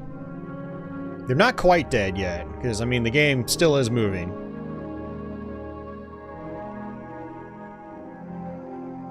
Alright, I think I've already been down here. Now, these areas that are clearly dead ends, I do want to check them out just to make sure that, you know, I got everything.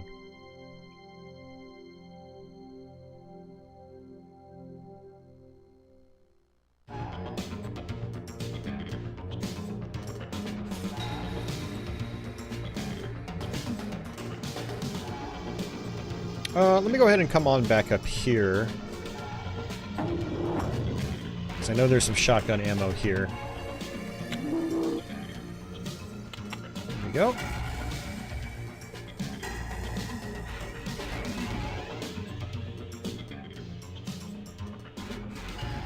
I don't think I can access this from up here. Oh, I can. Sort of. Let's try it again.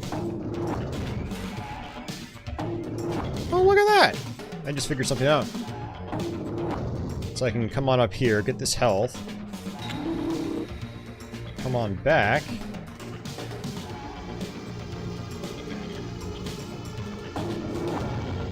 There you go. Look at that. Strats! Alright, let's go ahead and save it. So, again, this is the shortcut that we opened up. We come on down this way. Back to the sewer.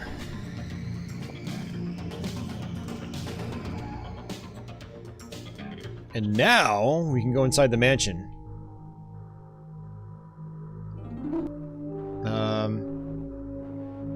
I hope enemies don't spawn back in.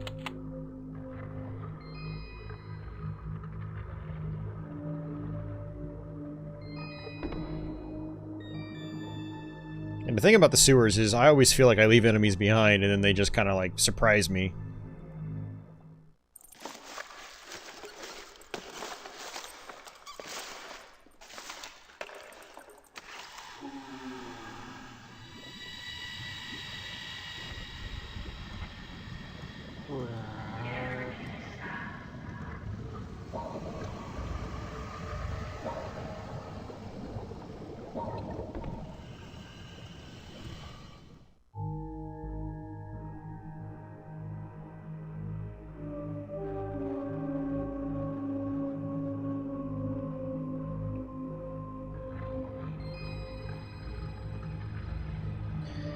Alright, just follow the map. I bring the map up so often just so I can, you know, quickly get to where I need to go. Because areas like these, they look very samey, without a doubt. Very tight corridors, very long corridors. Some areas in this game are a little more distinct than others. Some do look very samey, and that's why you want to pull up the map as much as you know, you feel you need to. Alright, again, mandatory secret.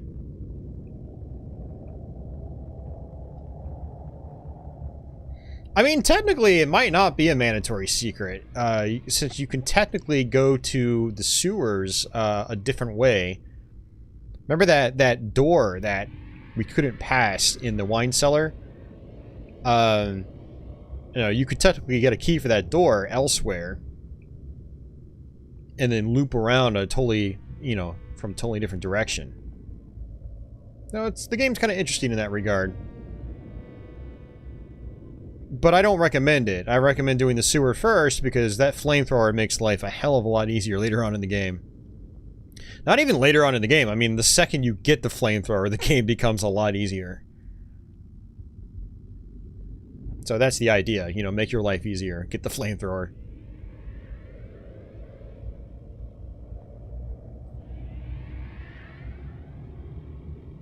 Ay, ay, ay.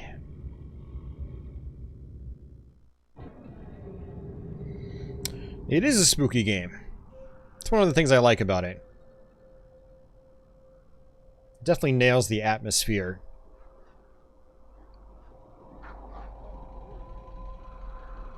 Let's go this way. Alright, so we're going to work our way up to the mansion. And since we got the RSVP, we can actually go inside the mansion. Now, there are a lot of areas inside the mansion. It's a pretty big mansion.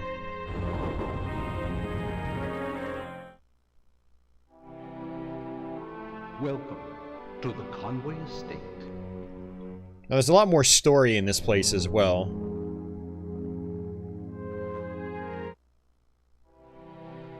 Your suite is upstairs in the west wing. I'll have the maid make up your room.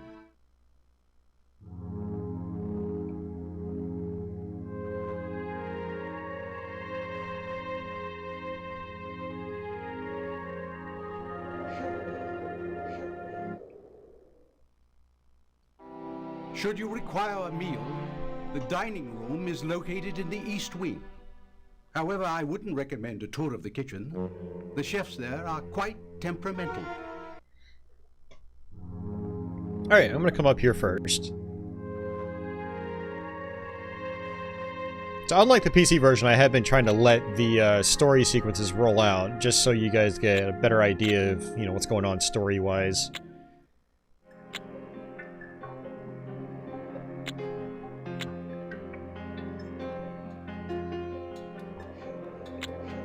So we're gonna need a magenta or purple key for that.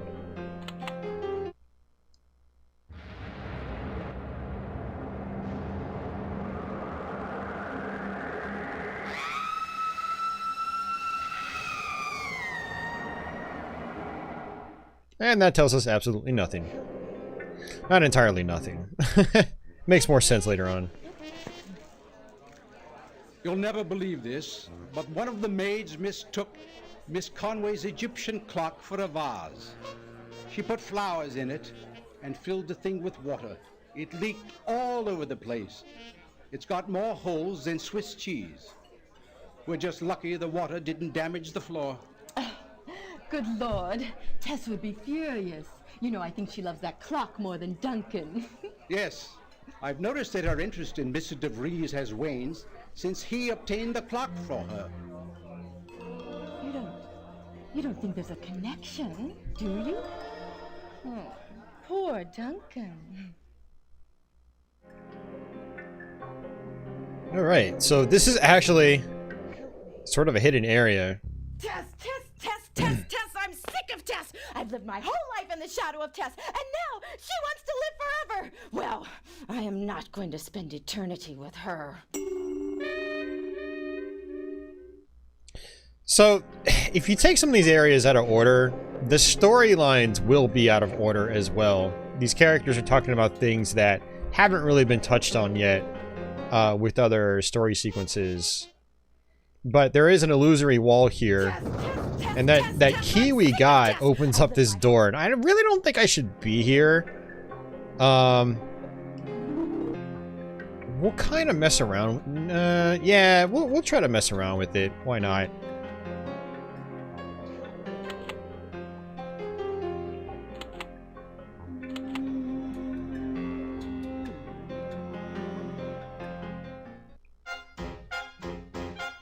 Go ahead and wait, because I know there are a lot of enemies in this place. Upon this time's reptile, where time has ceased to be, if you must know why, you lots of fire. to me, this is a place A red sky. Actually, you know what? Screw this place. I'm gonna save this for the end of the game. If we even do it. It's not mandatory. It's one of those places that it's not really necessary.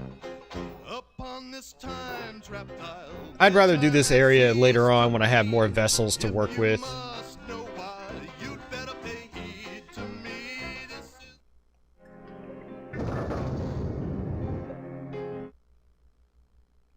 And we don't have the key. Oh yeah, no key required for this one yet. Alright, so this is something that you could technically do later on in the game as well, but I'll do it right now. Because there is actually a key we can get here, which will be handy. And again, let's go ahead and just let these things load in. Housekeeping. So we fight the maids here. They go, housekeeping. And they'll actually punch you pretty hard.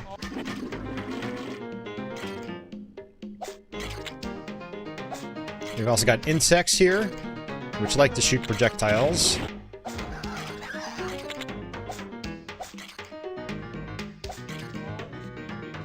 Now there are a bunch of like trollish teleporters here as well.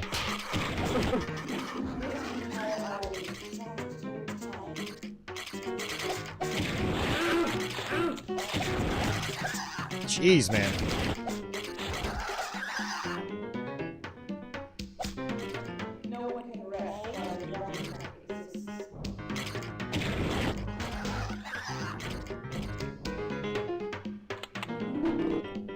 Oh, I just realized the green ones don't give you all your health back. I'm thinking of a different type of sphere or orb.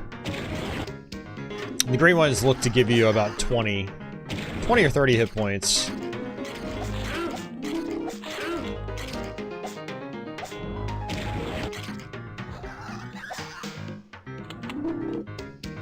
Alright, now I think there's some teleporters over here. Let's see.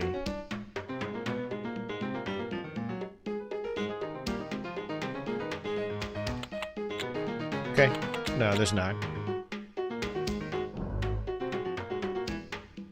There's one right here, though. See this guy? That's a teleporter.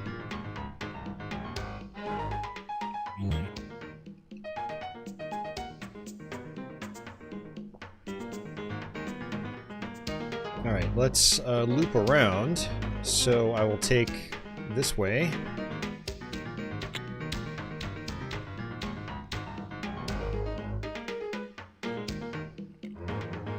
Yeah, I really wish they made the teleporters brighter so you could actually like see them. But it's a lot of trial and error gameplay with them because you can't see them. Like, you could barely see them. And you pretty much have to be stopped because you're not going to pick them out with this frame rate. You know, if you're fast in motion, you're just not going to see them. So what ends up happening is you just run into them by accident constantly. Now, if I remember correctly, I think there's a secret somewhere here. You know what? I might be thinking the PC version. Getting this confused with the PC version. No, there it is. Okay. Oh yeah, white vessel. So what I'm going to do here with this is go ahead and use my other vessels. Hey, Jeff, killing time! You don't have to go home, but you can't... I don't even know what that's from. Yeah, thank you for that, Jeff. Hope you're doing alright. Haven't seen you in a little while.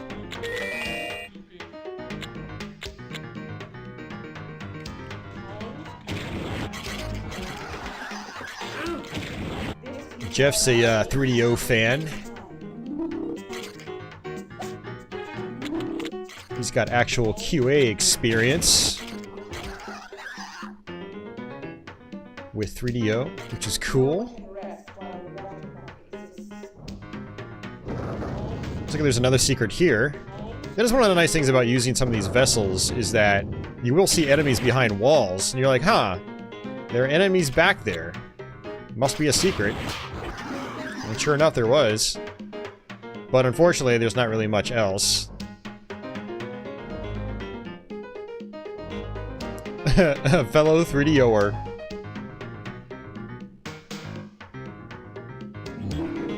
Yeah, another teleporter.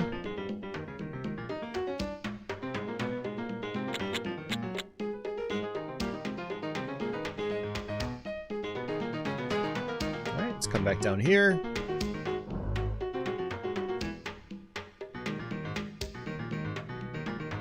Alright, now we can go ahead and go to the next area.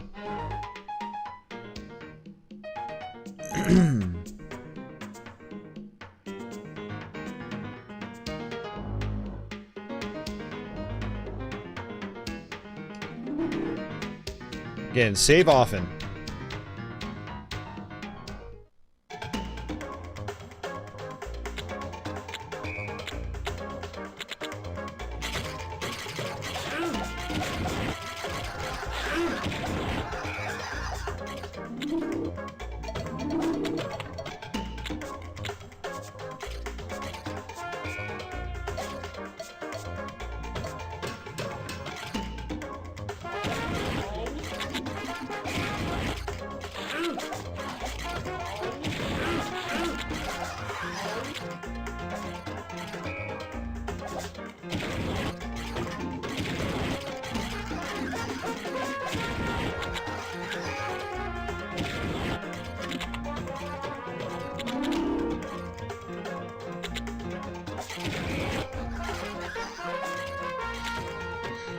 Yeah, if I had a 3DO when it first came out, I would have loved it.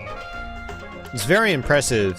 You know, it came out like, you know, forget if it was October or November '93, or maybe it was even a little bit earlier than that, but it was sometime in 1993, and it was very impressive for when it came out.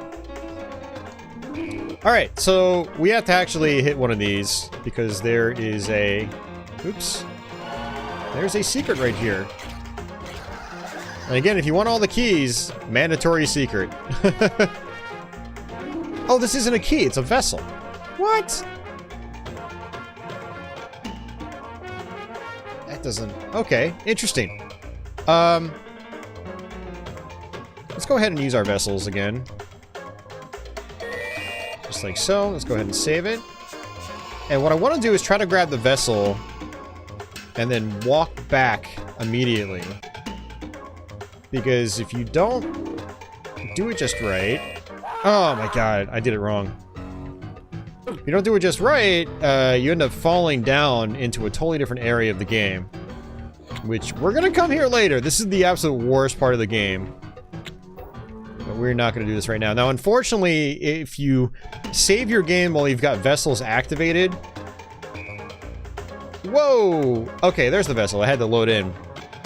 If you save your game while you've got vessels activated, they will not be activated when you reload your game. It's very frustrating. See, we got it. It is possible to get it without, you know, falling down. But I thought there was supposed to be a blue key there. Maybe I'm confusing it for the PC version. Because there is a blue key there in the PC version. In the PC version, there's no fall trap. There's no, you know, you don't fall through the floor.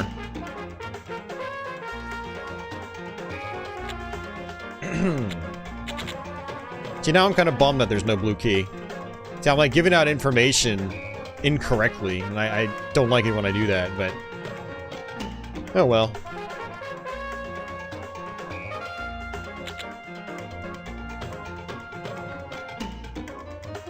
Alright,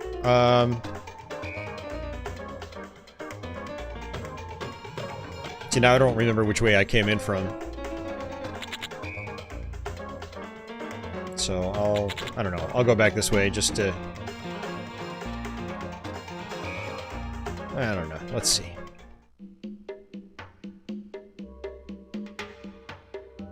Okay, so yeah, I came in from the right. I always forget that too when I come back and play this game.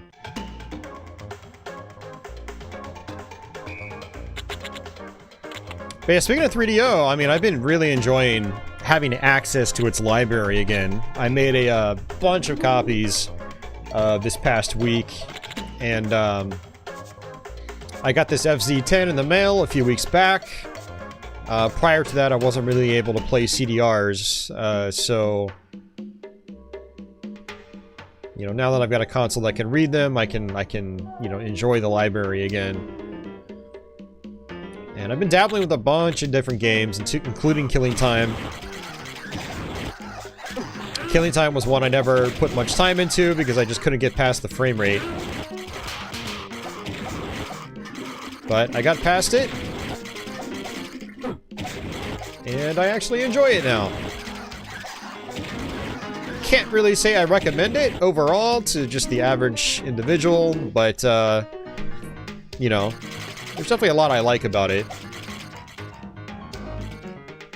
Despite its horrible frame rate, I just kind of got... I think it's just the constant progress you make through the game. It kind of kept it interesting.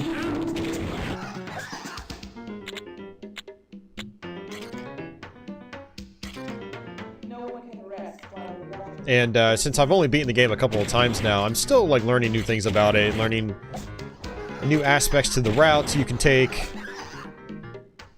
No, Jeff. That's a meme game. No one seriously Let's Plays that.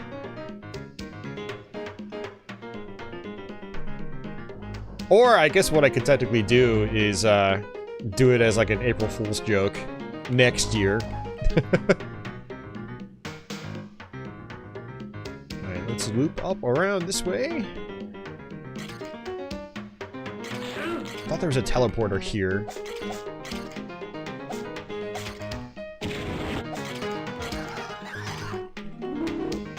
But yeah, there are some other 3DO games I really want to sink some time into. Killing Time was one. And then I want to try to be able to make progress at Blade Force. And then I'd really like to try Starfighter.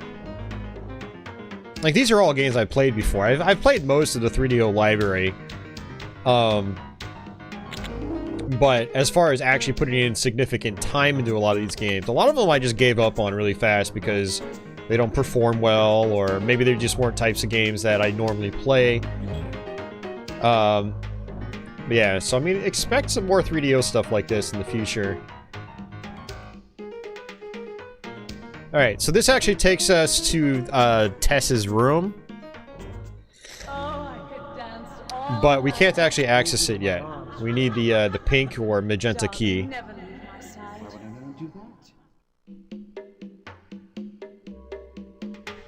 The demo of Blade Force on the 3rd demo compilation plays so well and smooth, and then the full game. Really?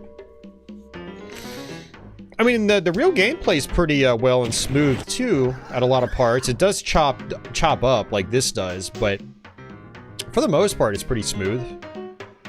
I'll have to try to track down that demo, Jeff. Do you remember the exact name for it?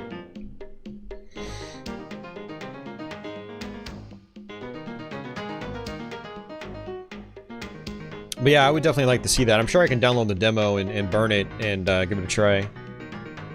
Hey, Adam, how's it going, man? Thank you for that.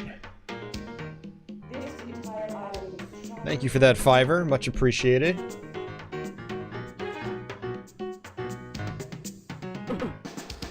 Man, I actually got hit all of them. Or not quite all of them, but quite a few.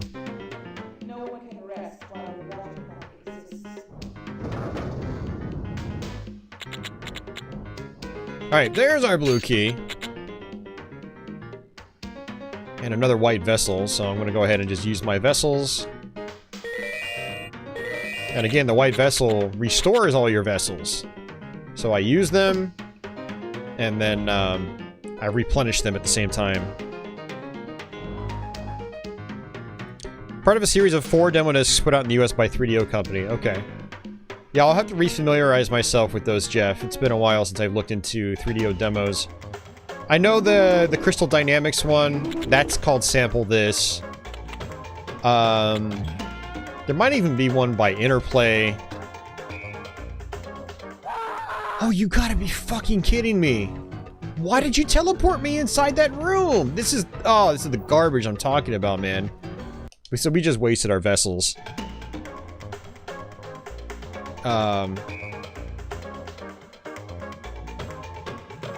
Oh man, and we're all the way back here too. Oh, you've got to be kidding me. We have to do that all over again because I didn't save it.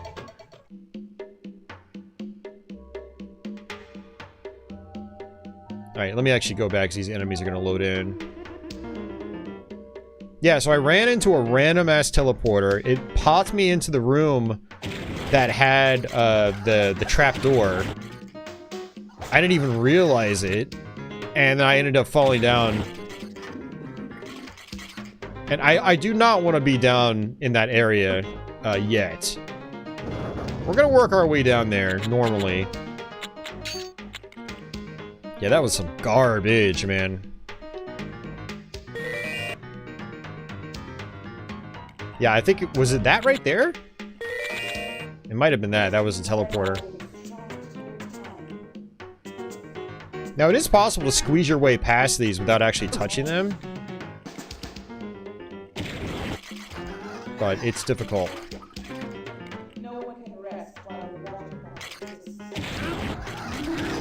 Oh, geez. See, I was trying to aim up and down, but then I pressed left. And when you hold B and press left, you do a 180. So a very poor design choice when it comes to the control scheme.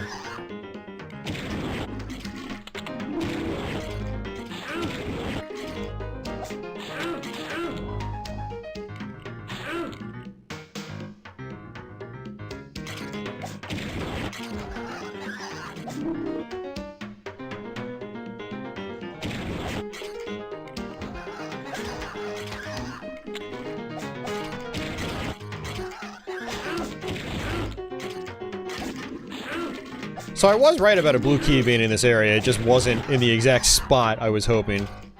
Or expecting.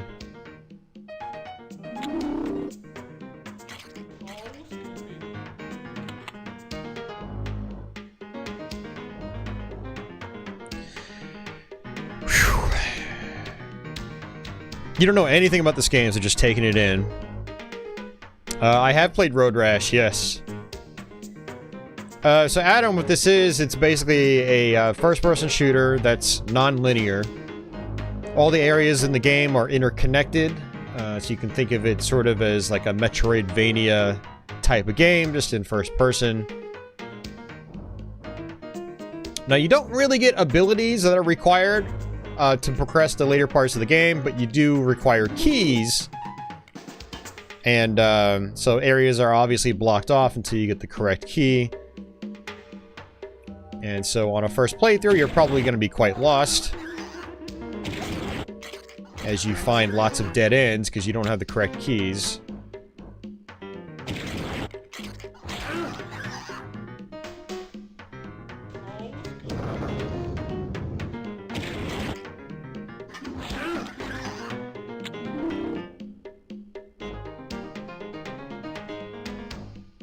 Alright, let's go ahead and get out of this area. I got my keys, so that's really all I need. So yeah, come here. And we can start exploring the mansion proper. This area, you could really save until the end of the game. But I do want that blue key. So, yeah, it's good to come here. I want that.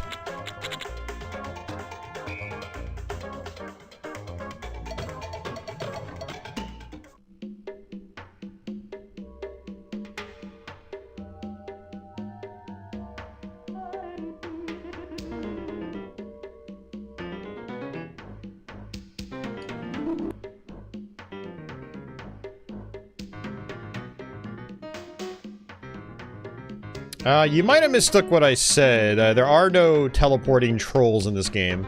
There are teleporters, though, that are placed in very trollish positions. As in, they troll you. You can barely see them. You'll think you're just moving down a hallway, and then boom, out of nowhere, you teleport to some place. That's very, very inconvenient. But no actual teleporting trolls.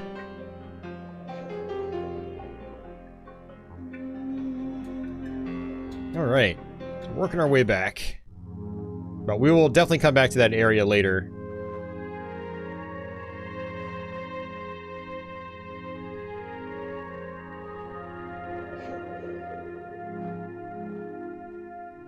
But since we got the green key outside, we can tactically open up this door, but I want to save this for later. We're gonna go ahead and take care of this area first. And this splits into multiple areas. What I'm going to do first is take the left-hand side. So I'm going to switch over to our shotgun.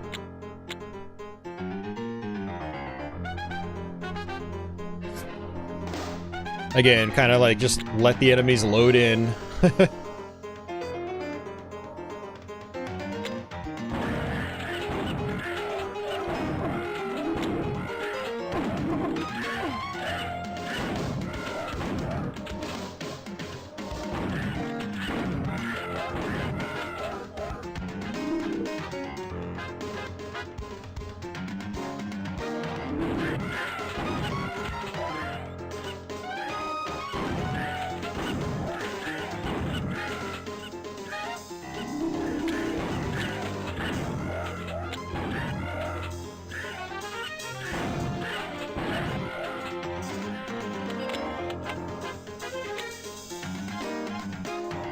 So this is just like a big square. You just loop around it. I'm just trying to kill all the enemies around it on the outside first.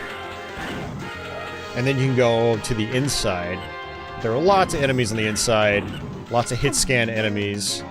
It's a good time to save it. Let's go ahead and bust out our dual pistols.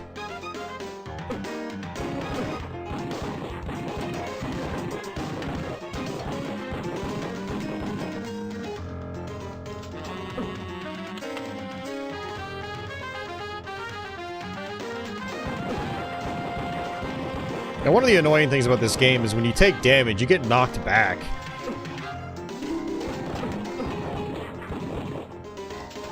And it's insanely frustrating later on when you're trying to deal with tight platforming.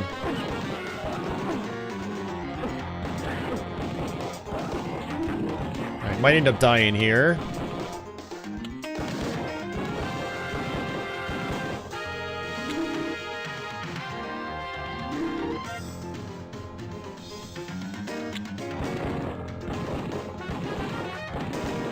If you see enemies just kind of chilling in the distance, then get rid of them. Like, if they're not doing anything to you, then kill them. Don't let them sit there, because they will eventually turn around and then do some damage.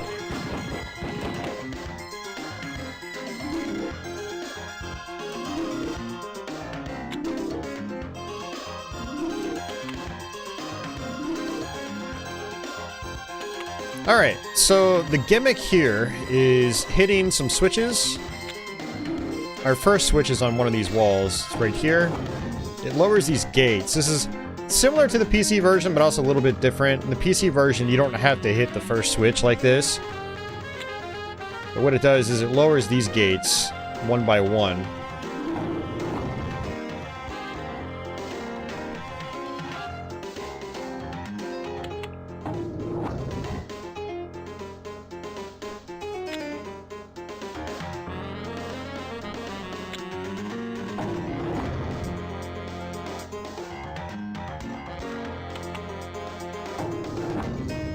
Alright, and that raises those bars, which gives us another white vessel. But I don't need the white vessel. I'm gonna save it for later. Hey, which side am I on? I'm on this side? Okay. So what I'm gonna do is, instead of taking this route over here, I'm gonna actually go back down. Oh, I do want to actually loop around here, because I think there were some bullets left on the ground. So I definitely want the bullets. Let's see. Or maybe I picked them up already. Nope, there they are. It's only 5 bullets. It's not much.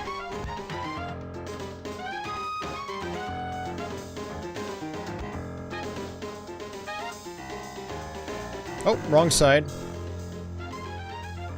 We want to do the other side.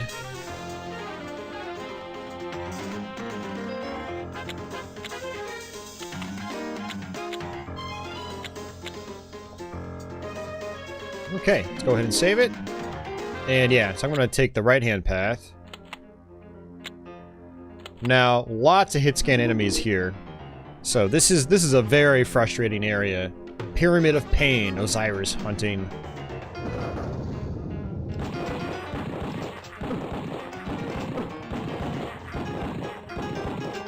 Why hunters are inside the mansion, I have no idea.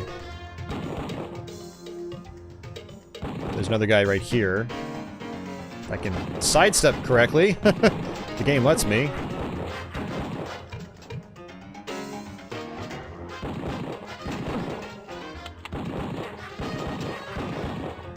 I like to use the pistols against these guys because it's very accurate.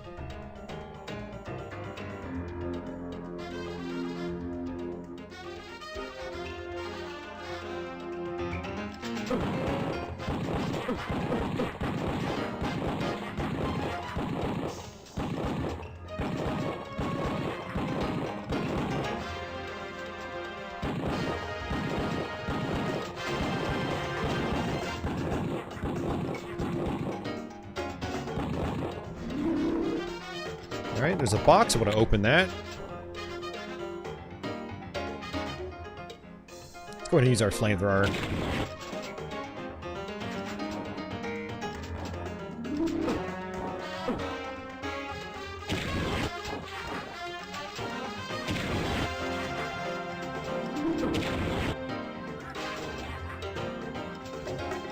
Wow, didn't even blow up the box. I'm surprised about that.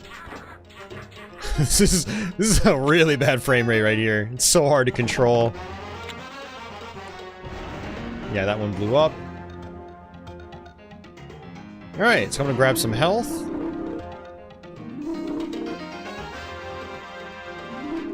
Now, it might seem like fun to walk on that center post, but you don't really want to.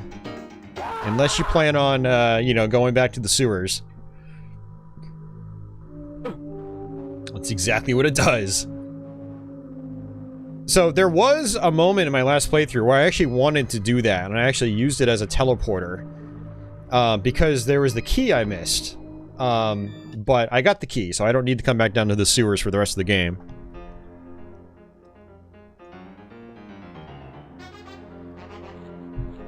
Alright. Let's grab that health. There is an open room here, though. Let's go ahead and save it. Is it this one? It's not that one. It's not that. It's this one.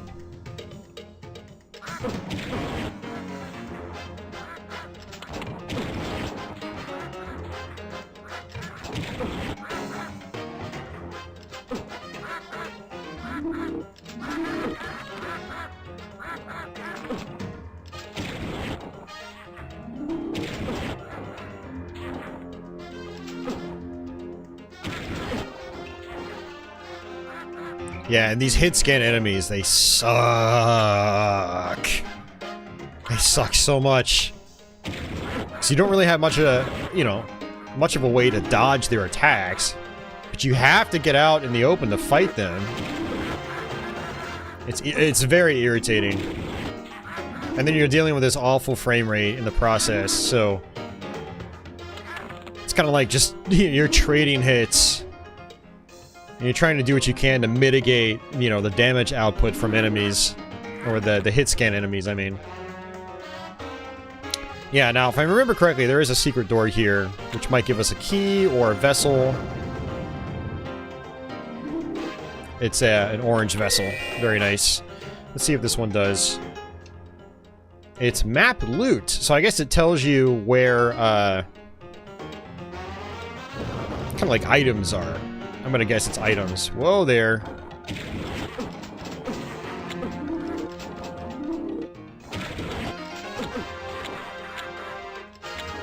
This is why the flamethrower is good. I'm gonna go ahead and see if I can cut through here. Nice, got it.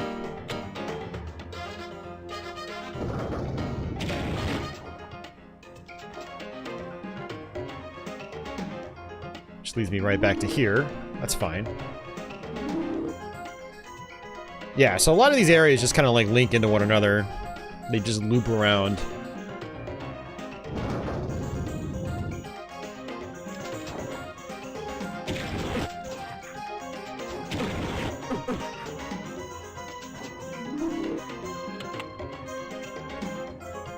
And there are some secrets here as well.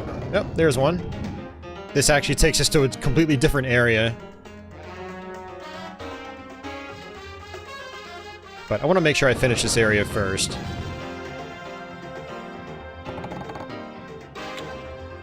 Okay, shotgun shells I don't need.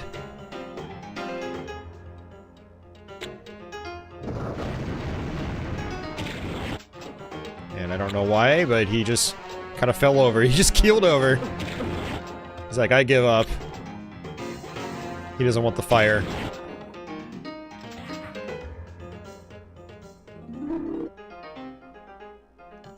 Yeah, you really want to be on top of enemy health drops as well, because they're temporary. They do disappear. Hey, Mark.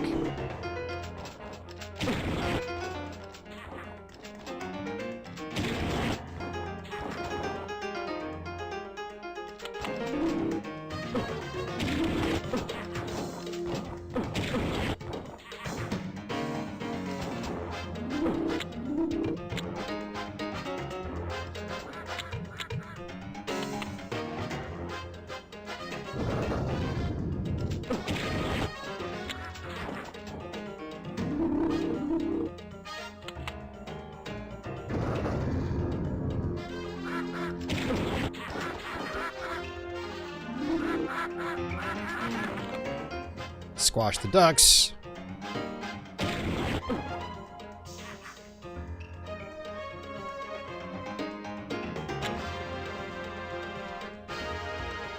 Yeah, I mean, areas like this is why, in my opinion, killing time on 3DO can be a little hard to appreciate. On my first playthrough, I had to save scum through these areas like crazy. saving after every enemy kill. It was really bad. And I think I was also limited on ammo the first time I got here. So there was that factor as well. Oh man, it was super frustrating. See, my first playthrough, I didn't know about the flamethrower. I knew of flamethrower ammo, at least it looked like it, but I didn't know what it did because it was my first playthrough. I didn't get the flamethrower until like I was well over halfway through the game. It was bad. I was having to kill these hit scan enemies with just, you know, my pistol and my shotgun. Not a good time. But I still persevered and I managed to make my way to the flamethrower, and that kind of opened up the game a little bit. Hey Ian, how's it going, man? Let me check the map again. I want to make sure I got everything.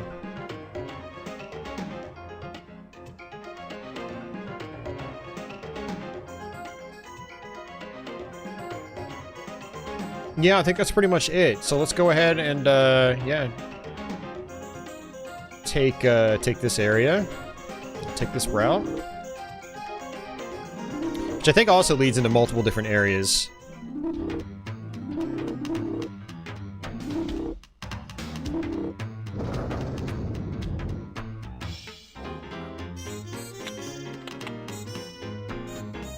We got two-headed poodles here. Go ahead and switch over to my shotgun.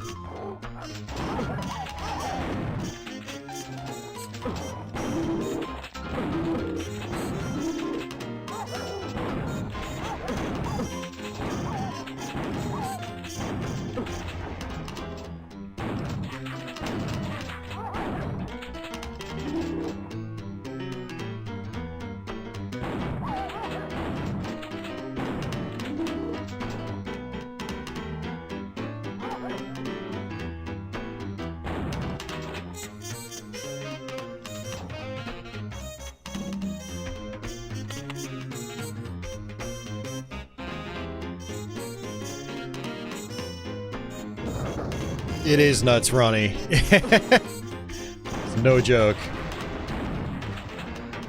Yeah, so unfortunately I blew up all those boxes, but it's probably better than taking half my health because of 3 hit scanners in the same room.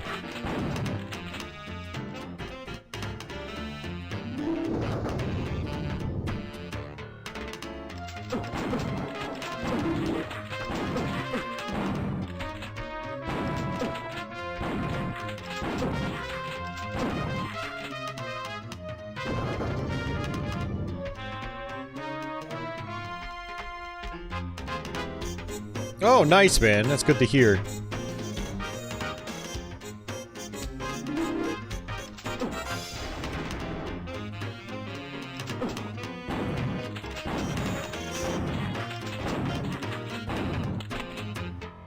Yeah, I'm slowly working my way towards something like that. I've really got to figure out how to stop consuming carbs, like, altogether. Not altogether, but relegate my carb intake to, like, you know, fruits and some vegetables. You know, eradicate things like chips, bread, stuff like that.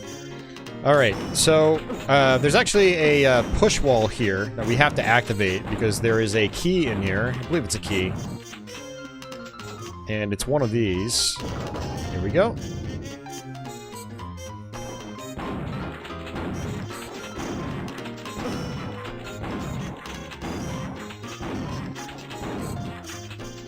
Wow, shotgun, you are horrible from a distance. Jesus.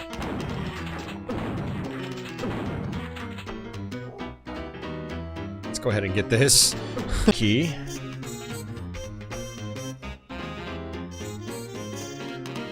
Yeah, so Adam, the game takes place in, or at least the ghosts that you deal with, they took place in like the 1920s or 30s or something like that. So that's why this music here is the way it is. It's music that's kind of modeled after, you know, popular music from that era.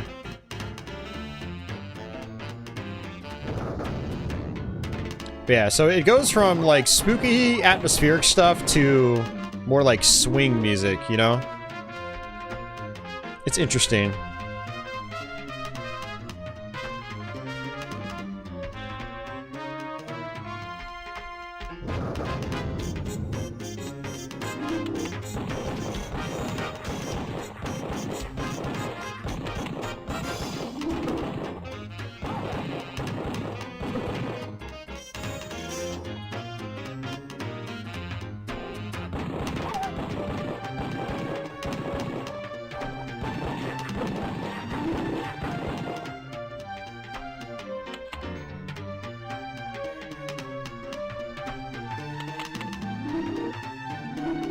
Let's go back.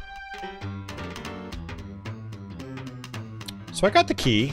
I don't really think there's anything else I need. Let's go ahead and just keep pushing on.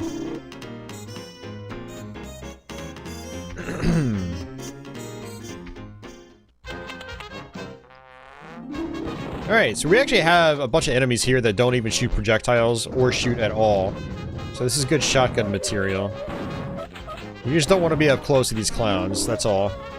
And actually, we do have more flying heads, that's right. Does it tickle? The clowns have pretty low HP as well, which is nice.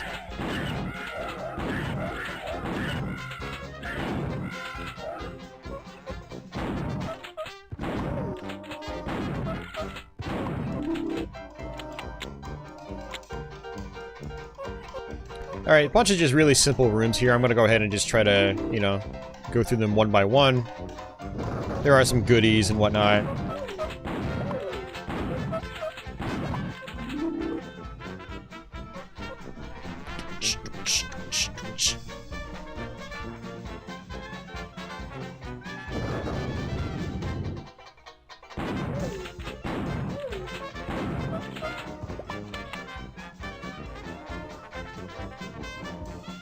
Let's go ahead and do the rooms on this side first, just so I know I've done all of them.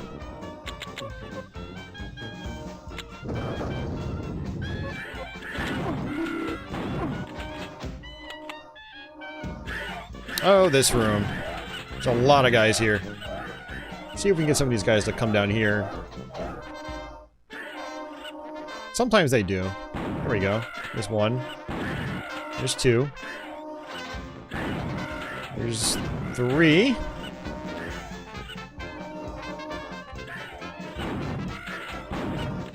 So aiming vertically a little bit here is really good.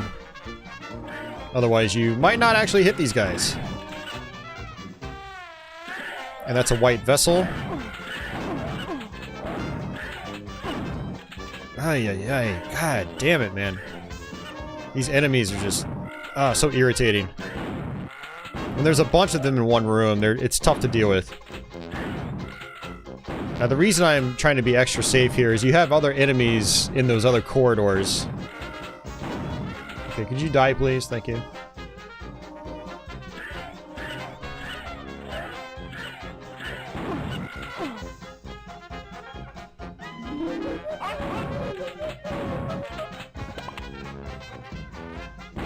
I like the pop sound they make when you kill the clowns.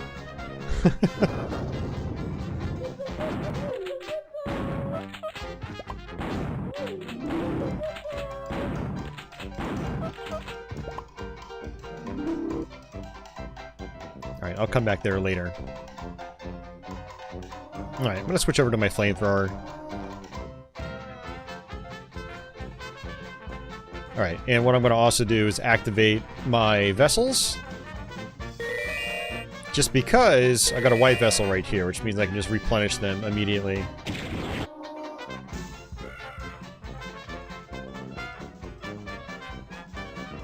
Oh, actually I don't need that. I thought they were hunters here. Apparently not.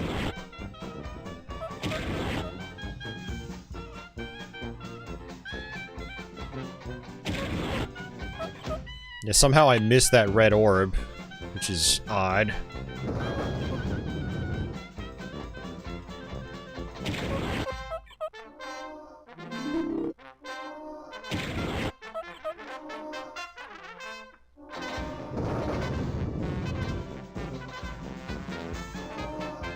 All right, we're back out there. Let me go back real quick. Oh, grabbed it that time. Thanks, game.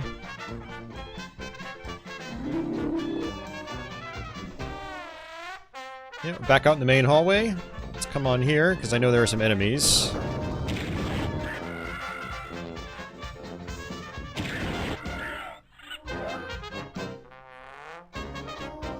So if I remember correctly, these are kind of like trollish. I think they spawn other weird power-ups. Or not. Huh, weird. Sometimes some of these do. Maybe I'm thinking of a different room.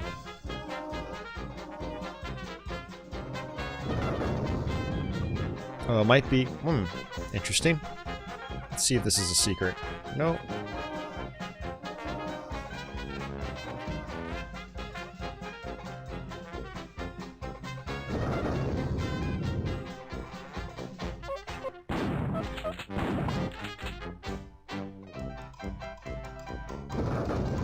Alright, there's a secret right there. Is that a... No. The texture had a little bright spot. I thought, is that a teleporter? I'm paranoid. I hate the teleporters with a passion.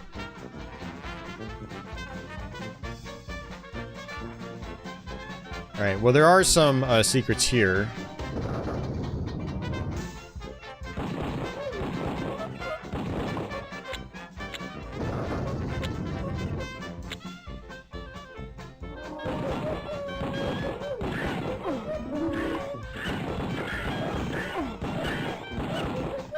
Shotgun is so much better for flying enemies, like I said earlier.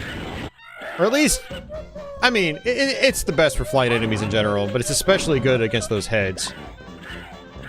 The flamethrower is okay against these heads, because the heads at least don't fly, like, vertically. They just go forward and backwards and left, right. Whereas the bees, or the wasps, they actually, like, bounce around vertically.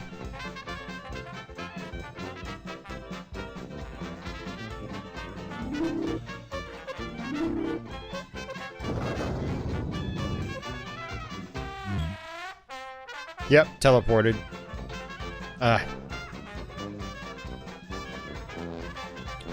Alright, where am I? I'm down here. So yeah, you can actually see right here, there's a sort of an indication that there's, you know, a passage.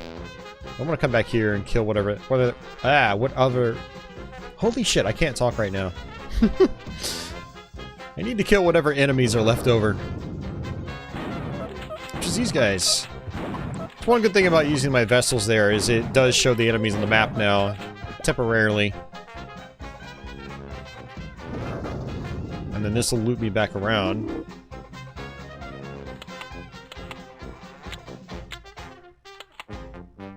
Just want to try to get this ammo if I can. Yeah, so this just takes me right back to where we were. But some good ammo. Yeah, look at that. Let's go ahead and work our way back. We're going to keep pushing forward here.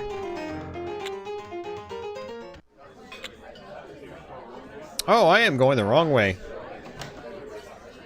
But there's the door for the orange key. There's a little more story here. Isis, wife of Osiris, daughter of Geb, and not hear my plea. Take the essence from my body and transfer it into these symbols, just as the parts of Osiris were scattered throughout Egypt. Osiris traveled the Nile sealed in a chest. So goes my heart in a similar bond. Hear my words, leap like a mouse running in the field of reeds. He who is Khepri at dawn, Ra at noon, Atum at nightfall. One of my vessels wore off. That's what that flash was.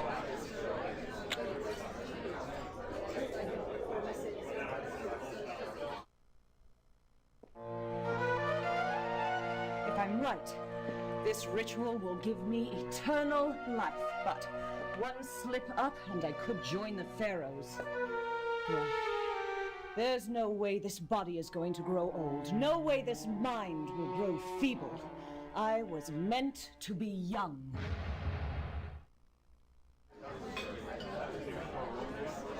So basically, Tess Conway is obsessed with this water clock that will supposedly grant immortality. Gather together enough of my spirits so that I can communicate, but we must hurry. This entire island is trapped in time. Some, like myself, are spirits without a body. Others were less fortunate. They roam the island, poor, hapless zombies. No one can rest while the water clock exists. You must go quickly to the attic and destroy the water clock. Yeah, so that's just a pre-baked full motion video sequence. I have no idea how many vessels we actually need. But she clearly said there I had enough, but that's not true. It's the same video sequence that's gonna play no matter what. The clock will be hers to command. How do I know she won't cast me aside? Perhaps I should perform the ritual. But then my soul would be lost forever. That's just too high a price to pay. Besides, she needs me.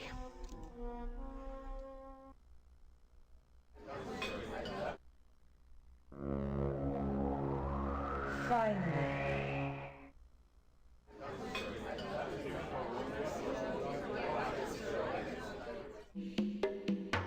Yeah, so I'm very much getting ahead of myself. Let's not do this area. I want to go back to where I was, where those clowns were. Oops, I will take this though.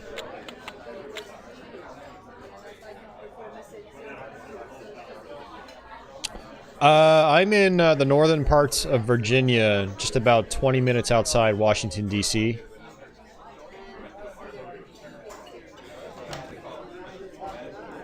But we will come back here later. But yeah, that leads us to the kitchen. The kitchen's kind of a pain. What I do want to do, I think we were back down here? Yeah. This is where I want to be.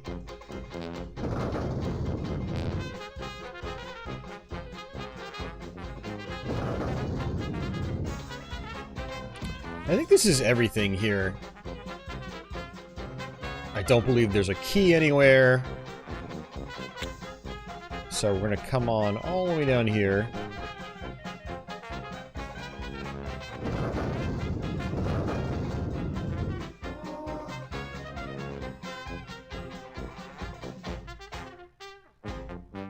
So this secret right here, it actually just loops us back around to where we get that white vessel.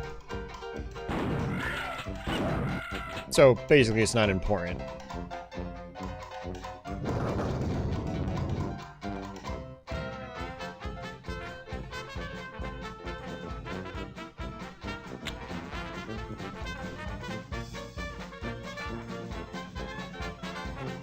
Now I do have a slight accent here and there.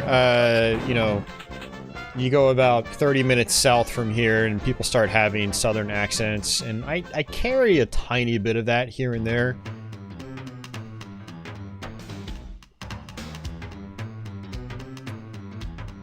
And yeah, look at that, we're back here. But since it's showing us items on the map, it's indicating that there are probably some secrets nearby. And look at that, there's a secret. Very nice. Yeah, I think it's those golden orbs give you all your health back.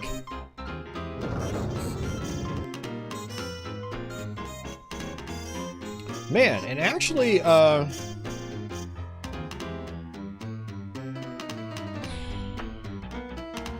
maybe the kitchen is where I want to go. It might be.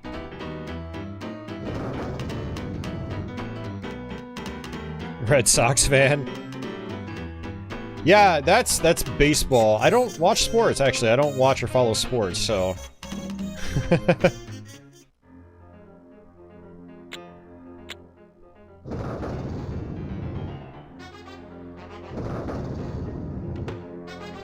Yeah, now unfortunately, your doors that you've opened, they don't remain opened.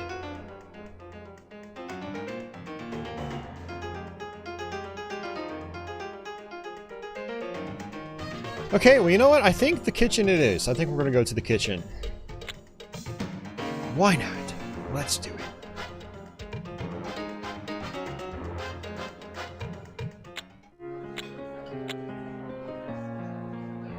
Oh, nice. This is the ghost clock room. Now, there's actually a lot of exposition here. So how it works is you have to activate this clock. For every hour, there's a different cutscene. So I'll start at, 1. Miss Conway is fond of entertainment, so the house never sleeps. At any one time, you'll find someone in the ballroom. Actually, I'll turn this up so you guys can hear it. So there's a lot of it.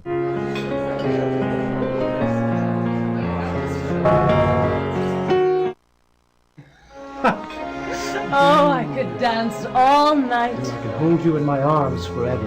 Duncan, darling, never leave my side. Well, then you won't. You're every woman I've ever dreamed of. I've never met anyone like you. That's because there is no one like me. This place must have cost you a pretty penny. My parents built it back in 21. I was the sole heir to the estate. Ah, so that must have mean they passed on. Yes, they were killed in a safari in Africa. Oh, how terrible. Let's go for a swim.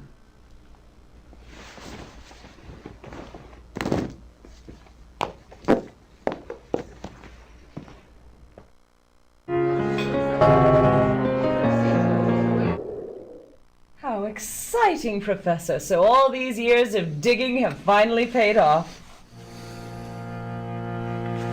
Do you really think that it's the ancient water clock of Thoth? Oh, that's incredible! Byron tells me that it has mystical powers of rejuvenation. Really? On top of the sarcophagus. Oh, I can't wait to see it. 7 years? Why? But this is nothing like Tut!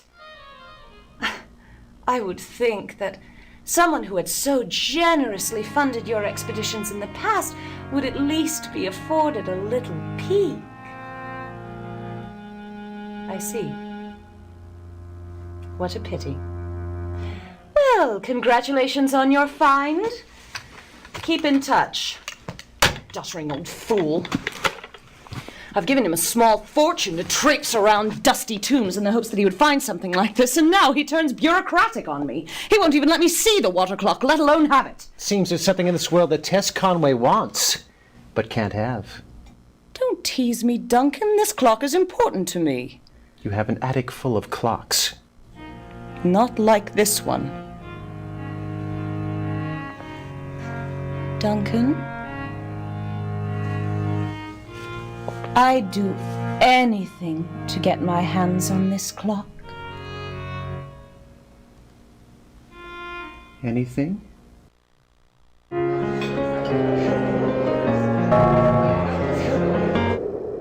This will be the perfect base for our operations. Not too far from the mainland, but private. And the Conway's name is like gold. What makes you think that Tess is going to go along with it? So long as I keep her in gin and relics, she'll keep her nose out of our business. What makes you think a blue-blood dame like that is going to marry you? She will, Mike. She will. Yeah, well, just remember, you're just a common bootlegger.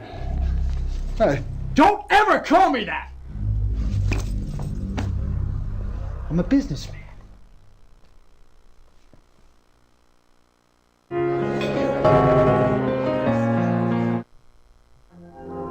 The water clock was made to slow or even reverse the aging process of a mummy. It was placed over the sarcophagus, and a few drops of the dead ruler's blood was used to activate it. But how can I use it?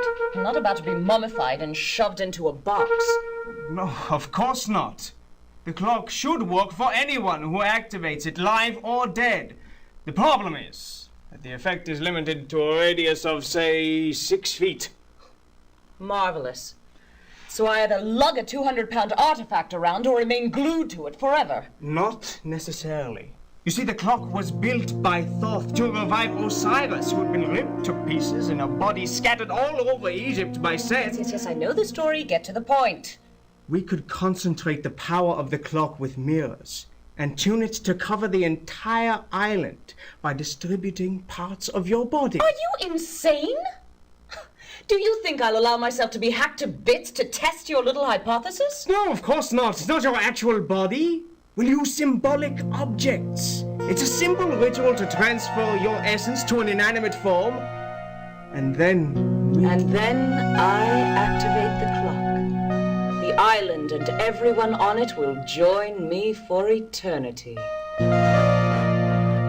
Byron, do you really think it can work? What can it hurt to try?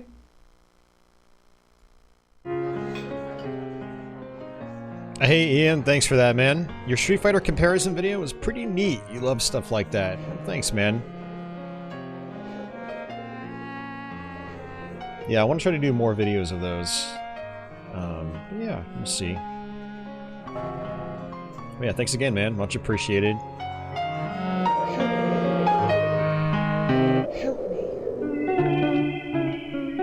Ma, you've been busy. I haven't seen you for the past 3 days. I'm sorry, darling. I've been completely absorbed in researching the water clock. So what have you found out? Is it worth anything? It's absolutely priceless. But I'd never sell. By the way, what have you been up to? Robert tells me you've been meeting some questionable characters. That's what I've been meaning to talk to you about. Tess, honey, I want to expand our operations. Duncan, always scheming. I suppose you'll need some money. No, it's not like that, Tess. I want us to be partners. How nice. Partners. What a novel concept.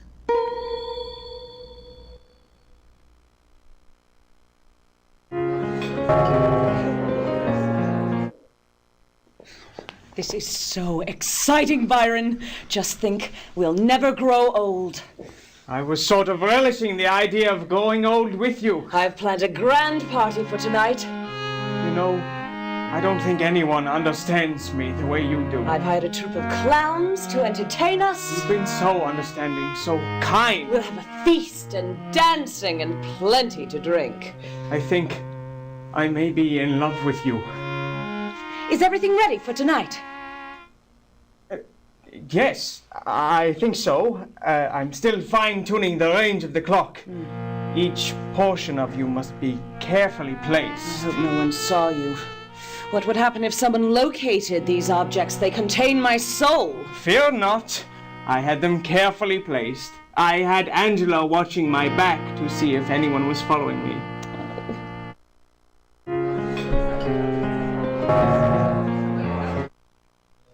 So, Byron, where have you been lurking? I've been helping Tess with her latest acquisition. I thought you and Duncan didn't get along.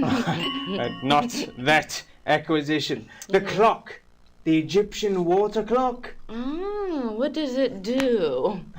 Well, under normal circumstances, it keeps track of time by regulating the flow of water to a series of uniform drops. You couldn't use it to make gin, could you? No. This clock is special by using blood instead of water. By reciting a few simple incantations, Tess hopes to envelop us in a mystical force that will slow the aging process. Do you think you could slow down my aging process and speed up hers? Well, no. Oh, pity.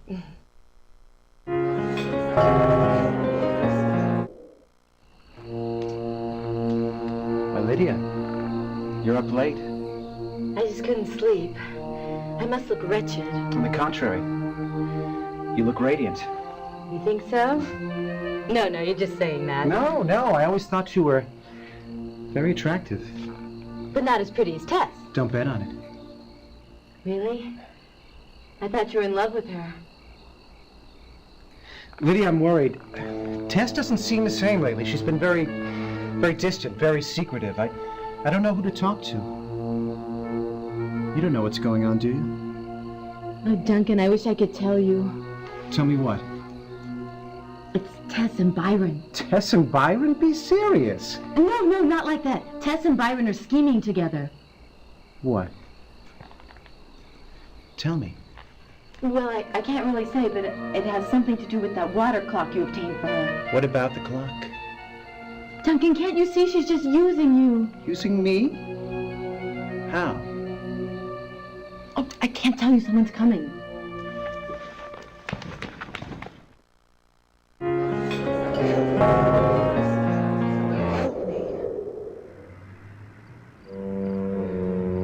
So, Byron, what's this water clock all about? Well, it probably dates to the early dynastic period of Egypt. It's quite interesting if you think about it. When my ancestors were rooting about in the bogs. That's very interesting, Byron, but what does it do? Oh, I see. In layman's terms, it tells time. I know that. It's a clock. But I mean, does it have any special properties? Special properties? I don't think I follow. Listen, you little worm. Tess wants that clock, and I want to know why. Oh, those properties. Well, there are those who believe it has the ability to suspend time, granting eternal youth to all within its influence. It was first designed by the followers of Anubis, the jackal god. Tell me why she wants the clock! Oh, well, if you must know, she and I plan to use it to suspend time. Now let go of me. I have nothing more to say to you. Wait. You and Tess just want to play mad scientist with this lost artifact? Is that what the secret is? Laugh if you must.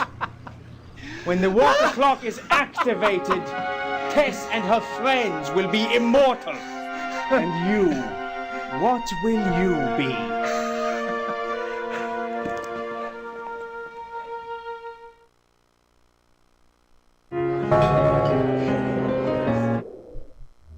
So, how's my little scientist? Are you finished with the Hall of Mirrors? Almost. I've taken every mirror on the estate. Duncan is becoming quite curious. He's asking a lot of questions. I'm afraid he might interfere with our plans. I can handle Duncan. He's served his purpose. It's time I let him down gently.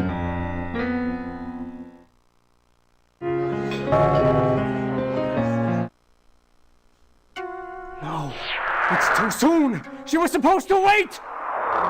No!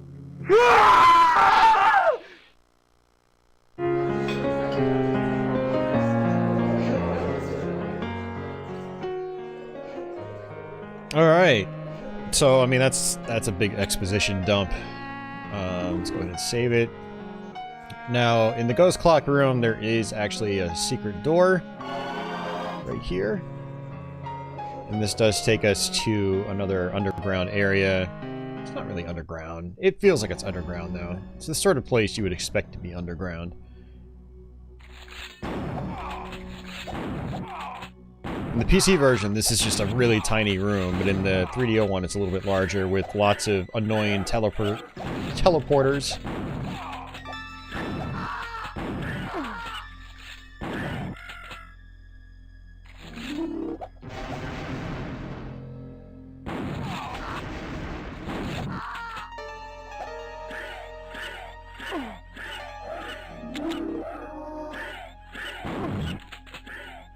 Like that. That was a teleporter right there. Which teleported me to another side that I don't want to be on. God damn it, man. I'm gonna end up dying. Let's reload my game. That was awful. Let's try that again.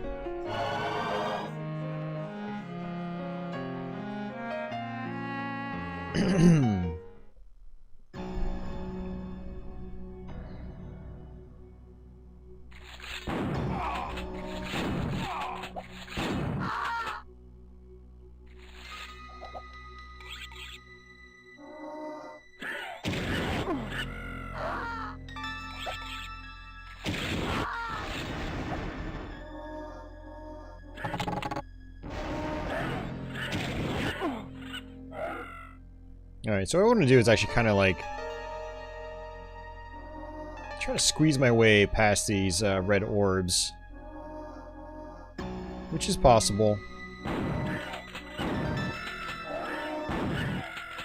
So there's another key.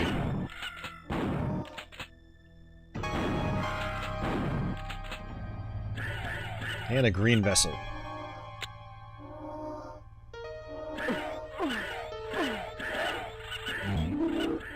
And I teleported. I did not want to teleport. But at least it took me backwards instead of forwards.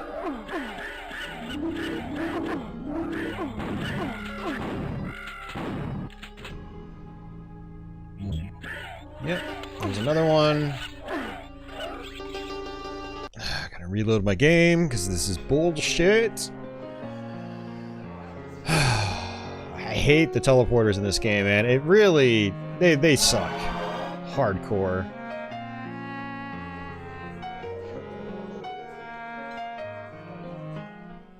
I can't even see them half the time. It's a really terrible design choice. There's no way around it.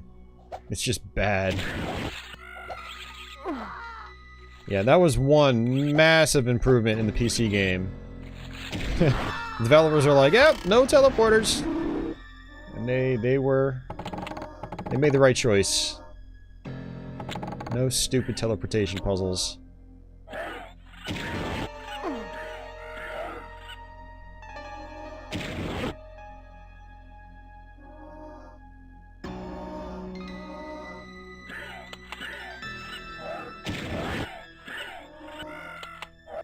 I'm gonna go ahead and save it this time.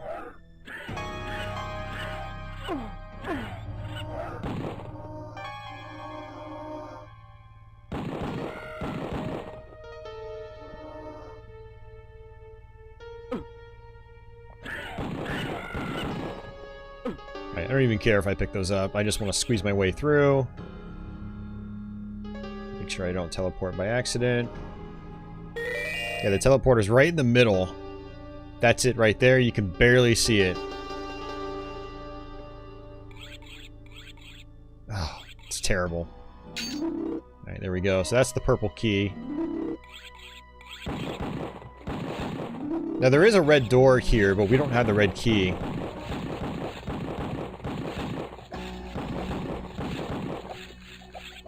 And that is not working at all. Seems like there's like an invisible wall here. Notice that my projectiles are not going through. So I actually have to teleport around.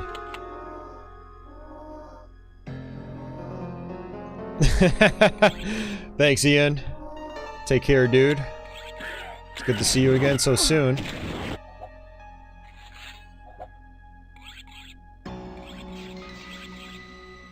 Alright, well, let's just go through the teleporter. Oh, that's right, this one takes me back. Okay.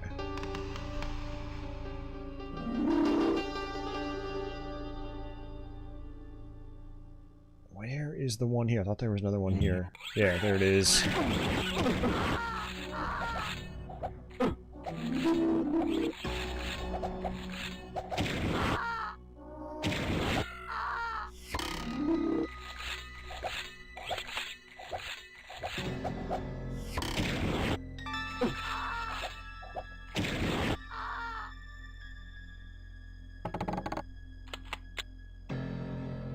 There's another one. See, that's, you know, this is a little bit brighter, but it's still terrible. Whoever came up with the idea of teleporters you could barely see needs a good kick in the balls if they're still alive. But yeah, this is our red door right here.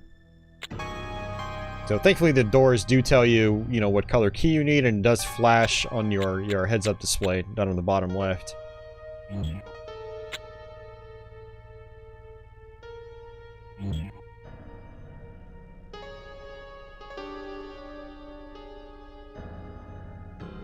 Hey, Monolith.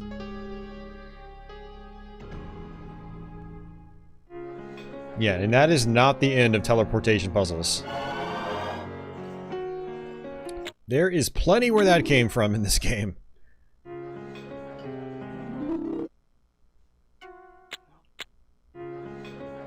Okay, yeah, that's it for this room. In the PC version, you access the water clock room, but not the water clock, the ghost clock room. There's another hallway that you go to for another area in the game. Yeah, the layout is different in the 3DO version. Alright,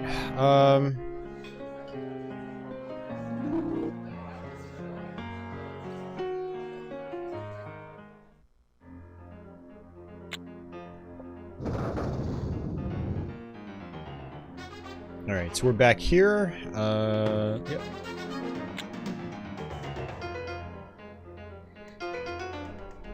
Actually, you know what? Let me go back to the main hallway. Because we got the purple key. I feel like there was the purple door. I think we got to the purple door earlier.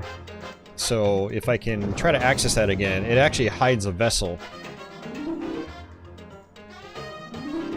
Oh, look at that. I'm actually able to go over 100% health now. So if I hit start, I think it's the green one. Yeah, 200% health. That's awesome. Yeah, so the green vessel boosts your health permanently to over 200%, which is nice. So that's a really good one to get. I'm actually glad I went there. It'll definitely make life easier. And now, if I use the vessel manually, it'll also replenish all of my health. So it's an insanely useful vessel.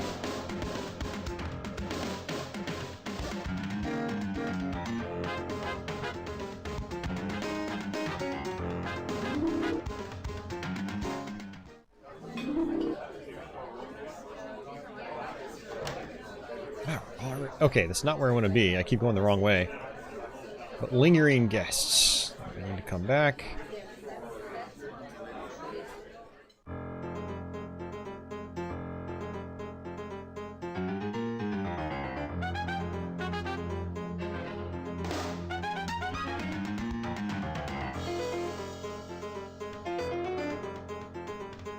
Yeah, I don't blame you, Leo.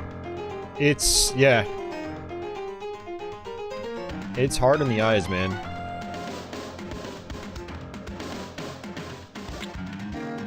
I mean, the frame rate is a perfectly valid complaint, whether you've got a headache or not.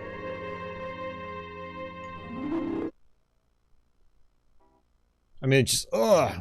When it loads in the full motion video sequences and it overlays them, the frame rate pretty much drops in half. The 3DO, poor 3DO just cannot keep up. I mean, it can't even keep up normally. I really wish, like, Cyberdillo, they allowed you to go with, like, a half screen size setting. The game probably would have run better. And I would have been more than happy to play in a smaller screen size. I mean, I've played, like, Iron Angel the Apocalypse, and I'm fine with that screen size. You know, Iron Angel the Return, actually runs... It definitely runs better than this. Yep, there we go. Check this out. Another vessel, the orange vessel. There is actually... Body of a man, head of a baboon. Alrighty. Yeah, The most there's more remarkable here. thing about it is that it doesn't look like a clock at all. It's almost feminine in form. Its wide middle echoing a woman's hips. And the two handles reaching up, suggesting arms reaching to heaven. And the figurehead is clearly Thoth. This has to be it. I'm certain of it. Damn things, they're impossible to kill. That was an exceptionally large Blatta orientalis, very thick carapace. I'd try roasting it on the end of your cigarette.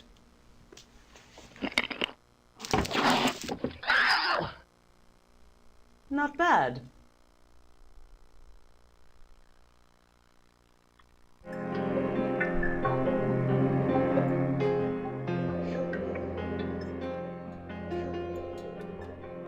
Yeah, it's a real shame it missed that option. Now, I understand that this type of frame rate was a lot more acceptable back in the day. Like, I checked out some reviews of the game, and there's a lot of people did not complain about the frame rate. But, you know, when I played the game in the late 90s, I noticed the frame rate immediately. You know, so, and that was just a couple years after the game came out. I think it was like 97. But apparently in 95, when the game released, you know, people were much more forgiving of that sort of thing. But I still don't think it was a good excuse for releasing the game, shipping it with this type of frame rate.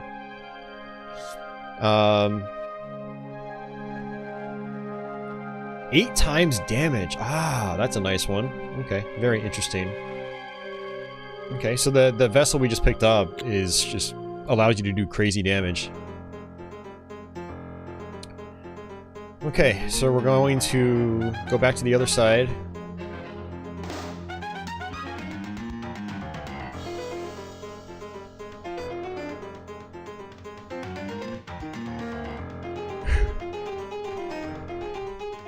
So yeah, I mean, while I've grown to appreciate this game, I totally understand why some people just would not. You know, it doesn't take a genius to see. I mean, just look at this. Are you sick yet? Are you sick? You're gonna be if you keep staring at it. Yeah, man, it's rough. It's very rough.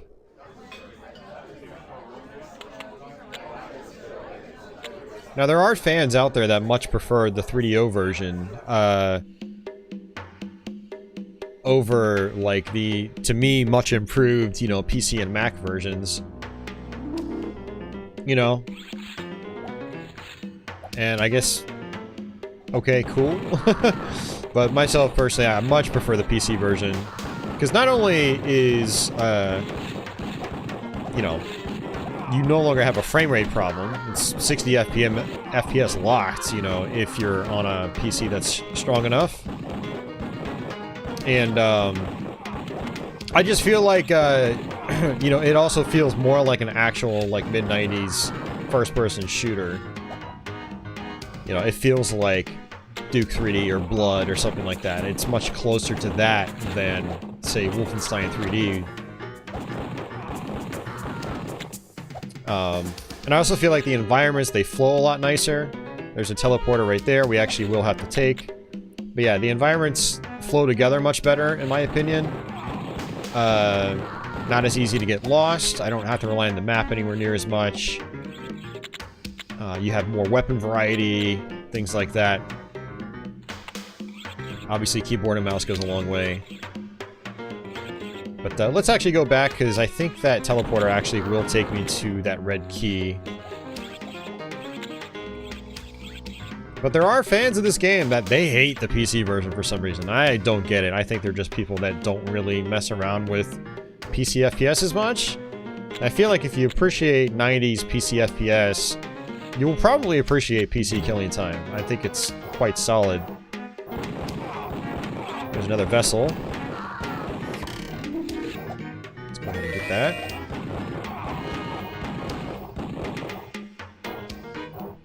But yeah, man, when I went and I played through the PC version for the first time, you know, a week and a half ago, man, I was blown away by it. I had so much fun with it. It's one of the first, like, first-person shooters that I played in a while where I just wanted to keep playing it naturally because I was just having a good time with it. Now, it had some control quirks, unfortunately. But once you get used to that, you have to play it a little more simplistically, like it is Wolfenstein 3D or something. Alright, I want to go ahead and use my vessels, because I'm almost dead. But since I've got the vessels that replenish my health, I can go ahead and use that. And later, Mark, take care, dude. Gotta get up by 4 a.m. for an 11-hour day. That doesn't sound fun at all.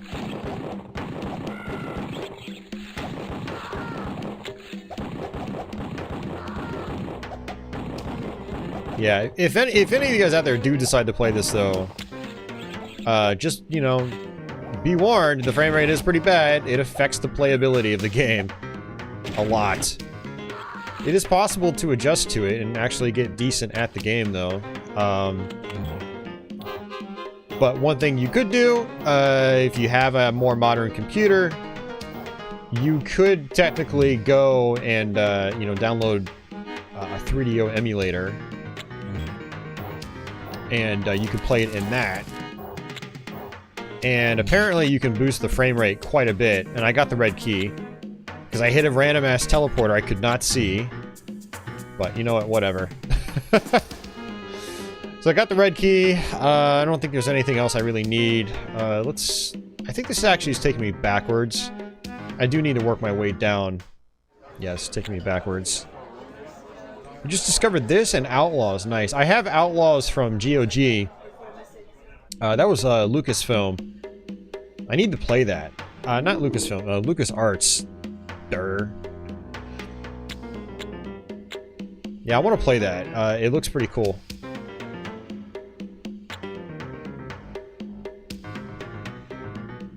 Alright. Yeah, so you notice I'm in this big, boxy room up top. I need to work my way down to here. There's another pathway that splits into two separate ways.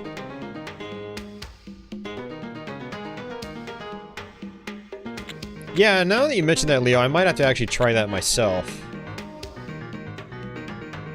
Alright, gonna go ahead and save my game here.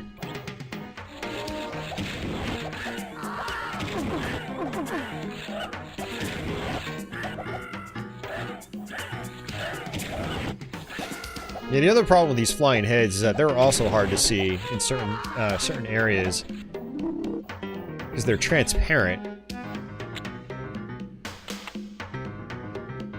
Those are the types of enemies that work better in dark environments, but they also kind of bolt around the screen really fast, and with the crappy frame rate, you know, it's like they're here one moment and then they're gone because they just skip across the screen.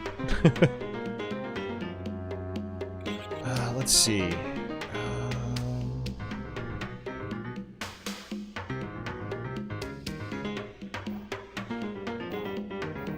Yeah, don't have a stroke, Monolith. That would be bad. There you go, there's a secret here.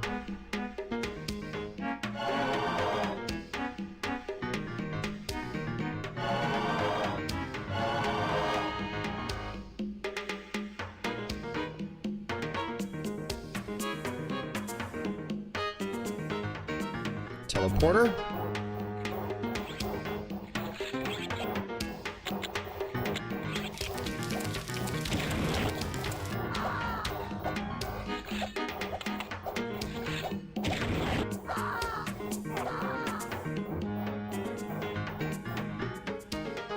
Alright, it's not where I want to be, but okay.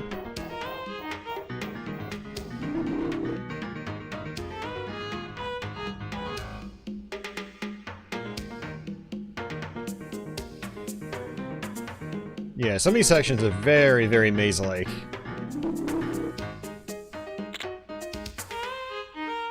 And that was another aspect of the PC game I liked so much more. It's much less maze-like.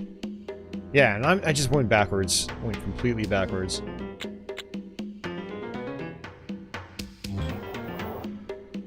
Alright, so I'm back in this room again. Which I don't really want to be here.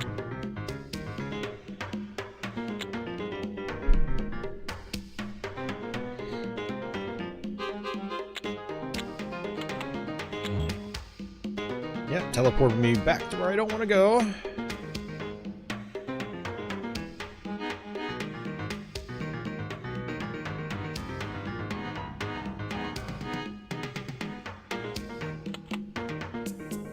Alright, I think this is actually where I want to be. There we go. Whew, good, finally.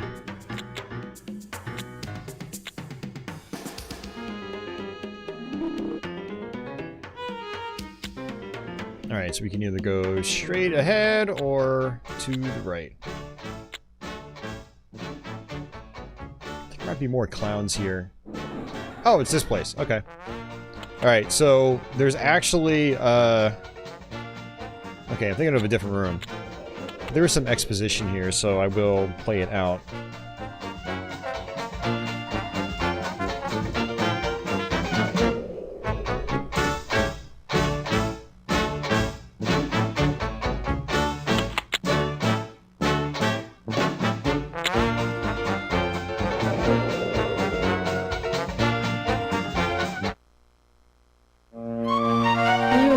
ravishing, Tess, as always. One would never guess how old you really are. Why, thank you, Lydia. And you've managed to hide all trace of your late-night carousing. I was out late, wasn't I? With the rest of the youth. Oh, listening to Duncan's stories, drinking from his starry eyes. That's not all you were drinking from. But I suppose you can't help it. You have inherited your father's penchant for alcohol. Please, leave Daddy out of it. I'm sorry. Poor darling. It was a tragic death. Did they ever manage to find the body? No. The current must have swept it away when his car went over the bridge. Why are you laughing? I just can't believe that he actually managed to wipe out an entire crew of racers as they rode down the Charles River. It must have been quite a sight. Dad never liked to drink alone. And your mother's reaction? Not a tear. She just up and joined the Women's Christian Temperance Union. Duncan wouldn't be in business if it weren't for them. Yes, well, he'd better hope she doesn't show up here with her prohibitionists. We just have to lock them up in the wine cellar. Ooh! Oh, so that's what they are. The chicks in the wine cellar are prohibitionists, apparently. It's kind of funny now that I think about it.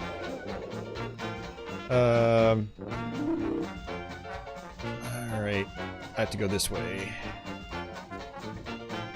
Alright, so there's a little bit of a gimmick here. If you hit this right here, you actually end up hurting yourself. And this story right here actually gives you the solution to this puzzle.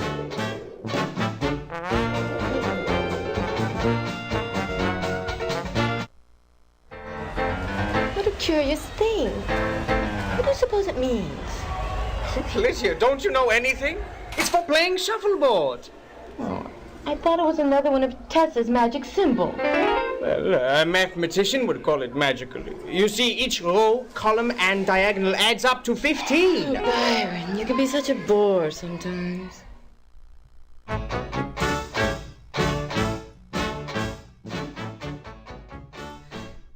Alright, wish there was an easier way to raise my volume. I should get like an actual mixer or something. Alright. So, I don't have the key necessary for this, but,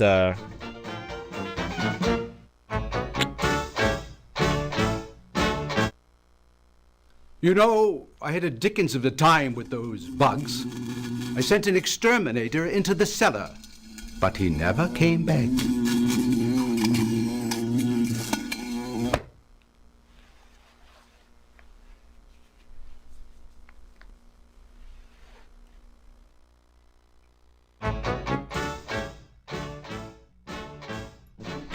So, yeah, this actually loops around to the wine cellar that we went to earlier, but since I don't have the key, I can't actually get to it. More exposition.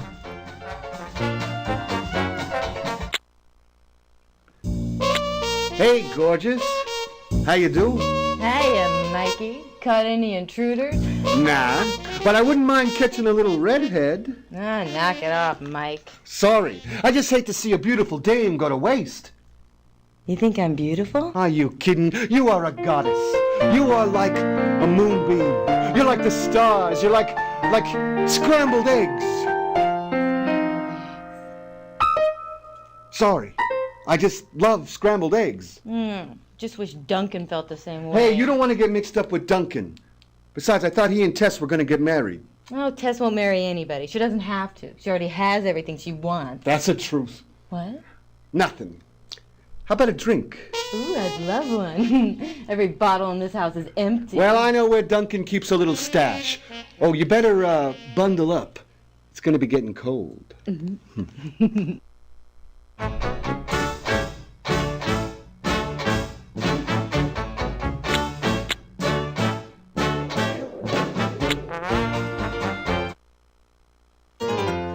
Robert, you haven't been meddling with my specimens, have you? What specimens were these, Mr. Fleming? In particular, my dung balls. You mean those little clots of manure? Those clots of manure, as you call them, were once pushed by the scarab beetles of Amun-Ra. Well, they have ample followers now. Why do you say that? I dispatched them to the sewer. Would you get me a plunger, Robert? So those are the poop monsters I was talking about earlier. They refer directly to them.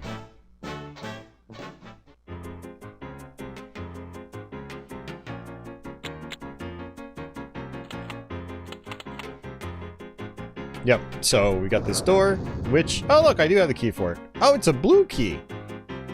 For some reason, I thought it was a green key. Oh, well.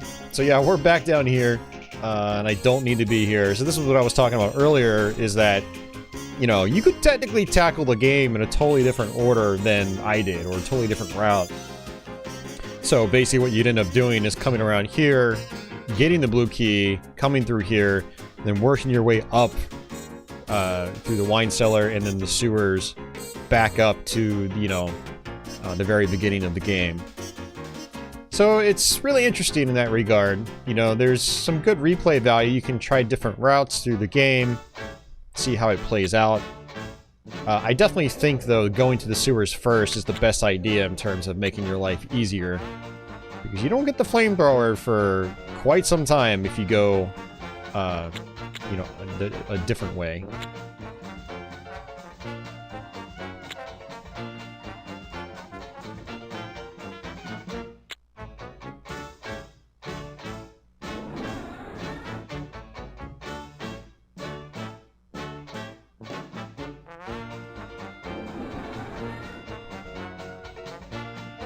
It's the Dark Souls of FPS.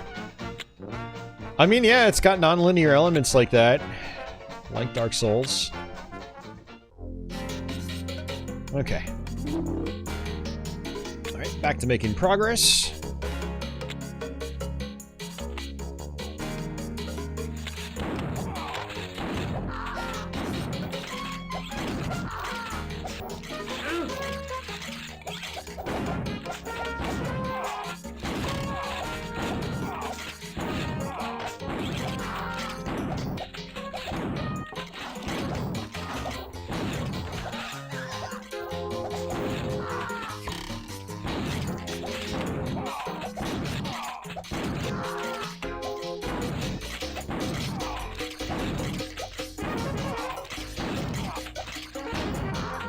Yeah, the shotgun does seem to be very weak from a distance.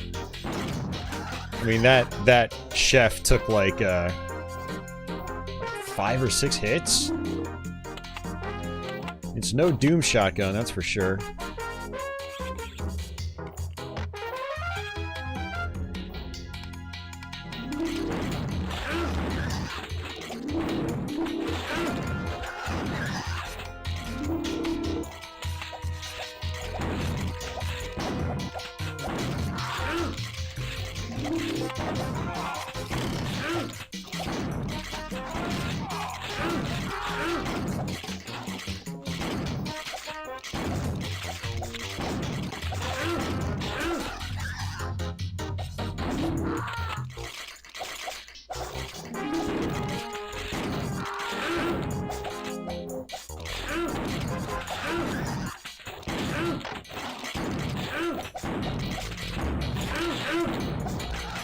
So it looks like that's a, pretty sure that's a white vessel.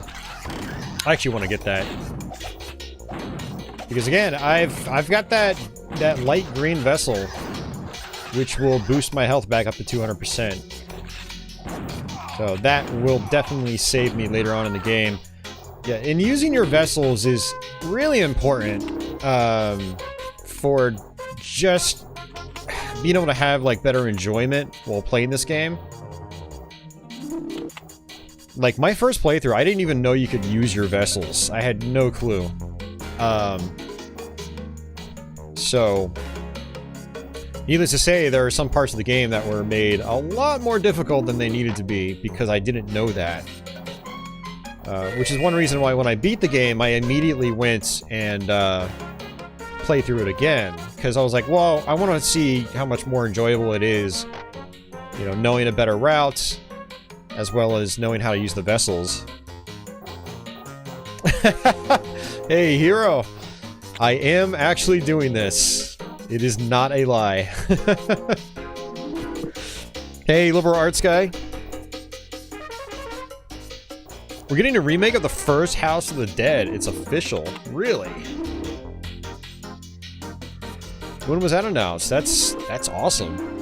I'm kind of stoked to see what that's going to be like. I wonder if it's still going to be a light gun game.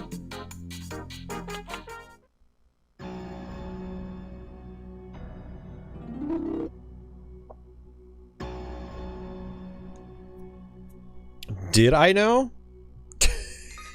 You're asking the guy that's covered Doom on 3DO on his channel like multiple times. So yeah, that just looped us around here, which I don't really need to be here. At least I don't think I do. It's been official for at least a year now. Yeah, I didn't know that. It's the first I've heard of it, Leo. Just the trailer was new. Yeah, it's still interesting though. Thanks for the heads up, because yeah, I had no idea.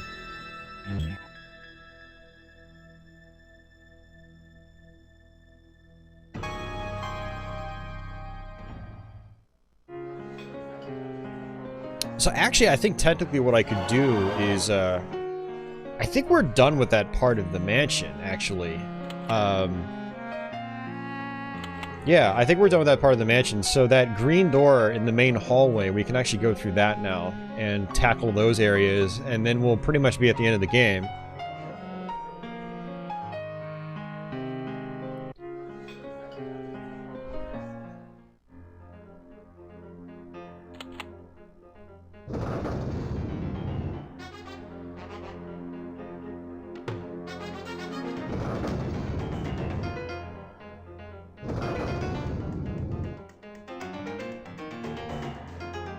How does the trailer look, by the way? Was it good?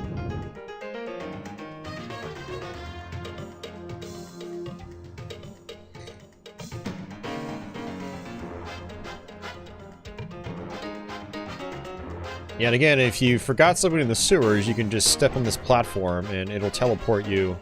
Not teleport you, but it'll kick you down to the sewers. Oh jeez, more hit scanners I missed.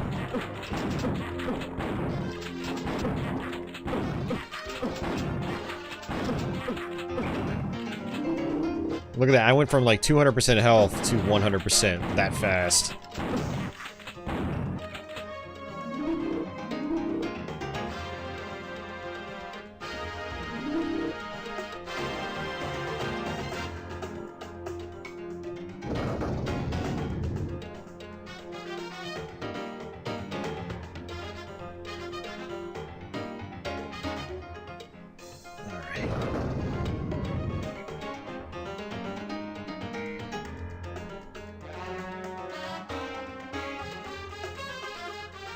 Didn't quite tickle your fancy. How so, Leo? I mean, I haven't seen the trailer yet. I'll definitely look it up later. Yeah, so we just go right across the way, open up this door. I'm gonna actually come back up here first, though, because I know there's a lot of health left behind. Let's see.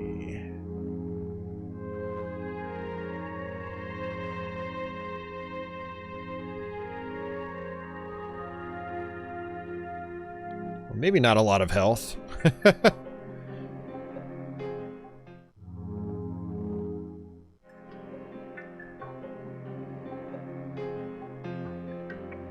Alright, well never mind. I thought there was. Got some ammo. I must have picked it up earlier.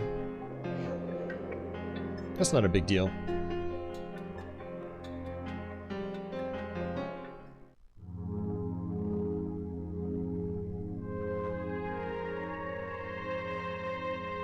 Carnival remake.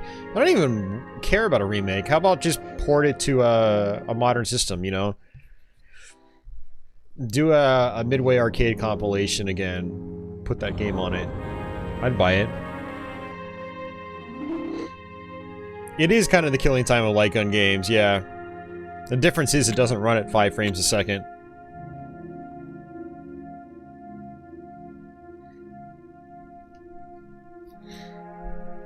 Oh, okay, so it's... That's interesting, Leo. Yeah, I wasn't... You know how I feel about the Panzer Dragoon remake. I wasn't really into it.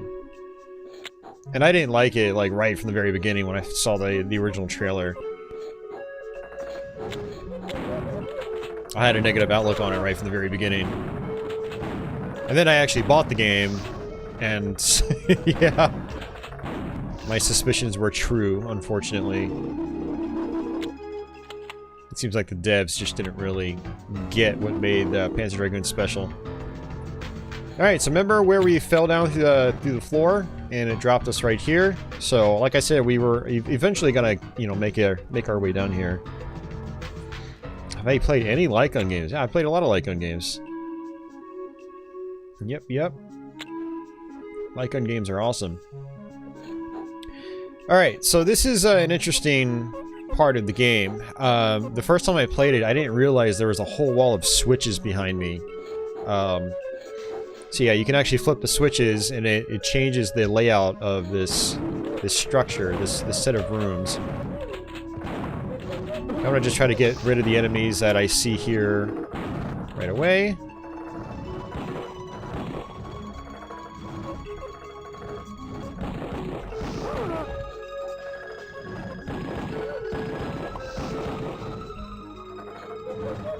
Yeah, sometime soon I'm actually gonna do a light gun stream.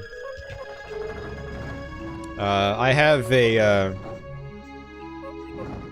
my setup is rigged to, route all my signals to CRTs, so I can still play light gun games.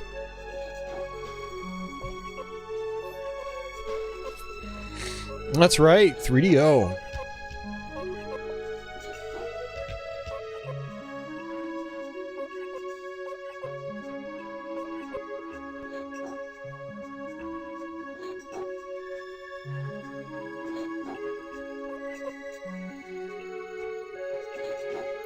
Yeah, Leo, it doesn't seem like, Warner's really doing a whole lot with, the Midway IP.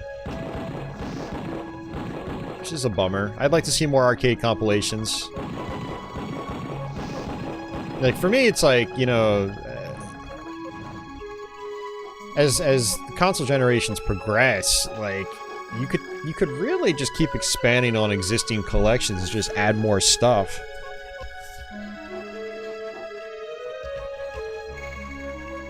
Namco had a Ridge Racer demo for 3DO? Yeah, I didn't know that. That's interesting. Namco supported 3DO with approximately one title, which was Starblade. It's a damn shame Namco didn't support it with more games.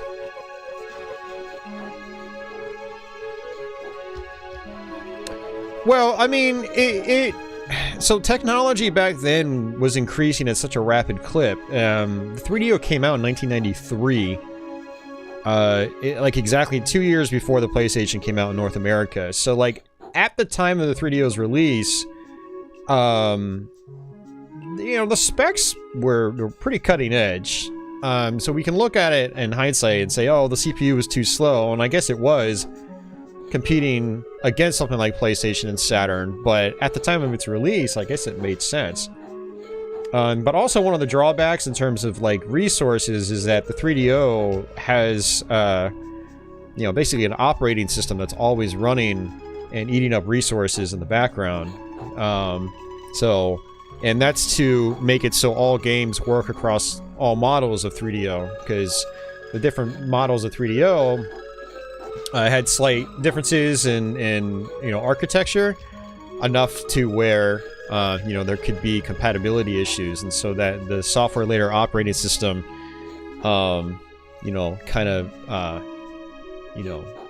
keeps problems from arising. So that doesn't help the performance either. But yeah, it is what it is. The sending light gun is a pretty good option too, though the setup is still kind of a pain. Yeah, that looks really cool. I wouldn't mind trying one of those. I know it's a little pricey. So, yeah, one thing I wanted to talk about is that you can,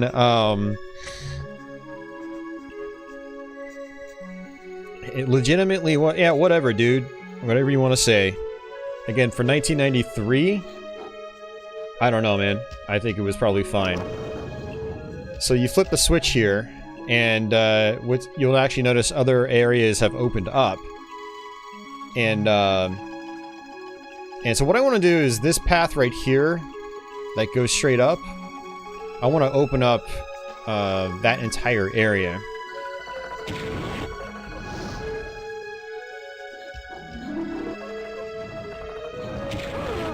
I think it's personal opinion, not actual fact, actually. Because there is 3D stuff on the 3DO that is quite competent and smooth and fun.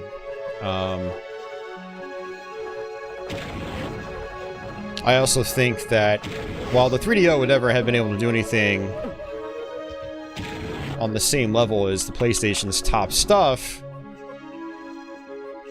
I do think that a lot of developments of 3DO were rushed, or not a lot of care was put into them, or not a lot of thought was put into optimization. As you can see with Killing Time here, this is just atrocious. But then you go and you look at something like Dungeons & Dragons Death Keep, and it is infinitely smoother.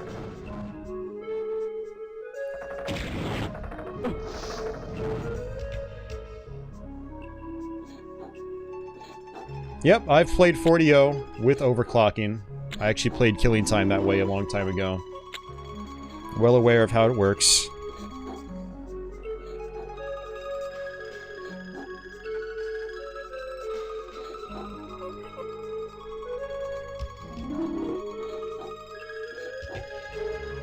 You get interested to see what Alone in the Dark is like on 3DO. Only ever played it on DOS. It's basically the exact same game, except it just doesn't run nearly as well. Yeah, I actually ran through the 3DO version again 2 weeks ago.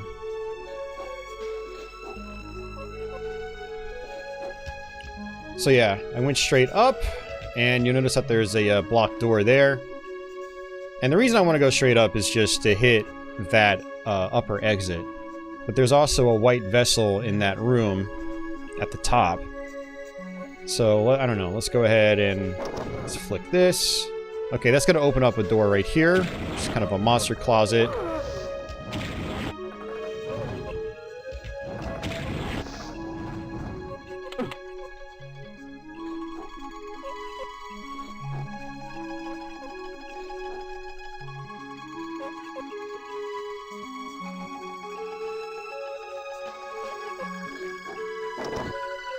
So you can actually bring up the map as you're flipping the switches, and you'll see the doors kind of go halfway. And that tells you which ones are opening. But I just closed one right there, so I don't want that.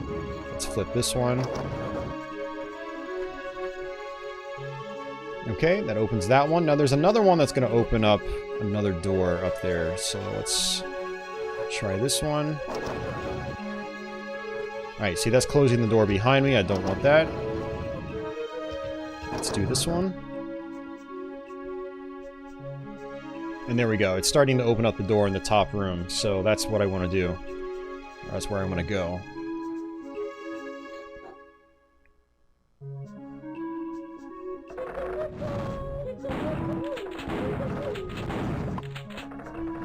The cat thinks that it despises people who think they know everything, and everything is fact.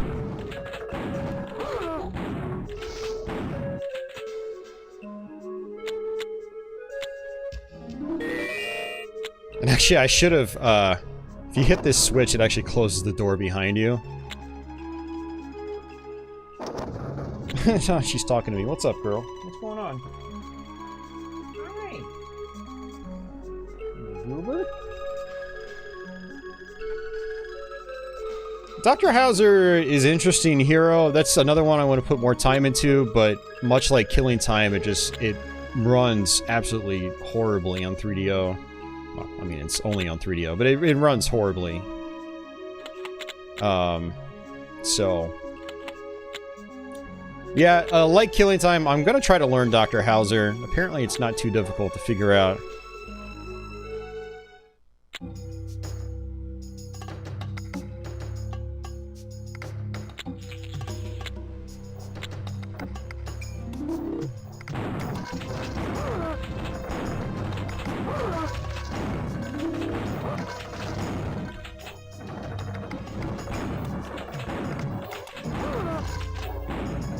I mean, what I'm saying is it's all subjective. You could argue the PlayStation's CPU was too slow because it can't do things as good as the PlayStation 2 can. That's my point. And great, you got experience, but you don't need to go into other random chats and strut your stuff like you're hot shit. You just come off as a douchebag.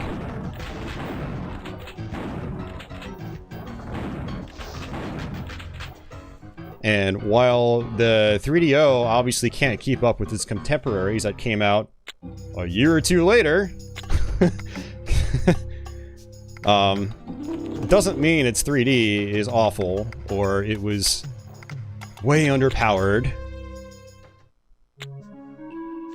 You know, you take it for what it is. And yeah, it's obviously not going to compete head-to-head with the PlayStation and Saturn and have the same kind of quality, but it doesn't mean you still don't have good games on it with decent graphics. Oh, I'm an asshole. Here, let me help you on the way out, dude. I think it's the first time I've ever seen you on my channel. So there you go, stranger. There you go. Don't come back.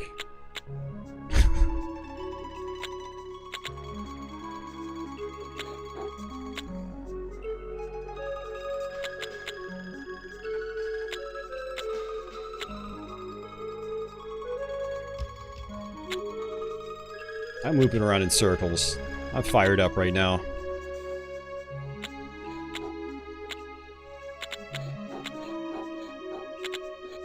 Next time, Uber Disco. Next time. And actually, I don't... No, I think you can. Alright, so this actually... We kind of came here the opposite way than I normally do. Yeah, this takes us back to the fiery area.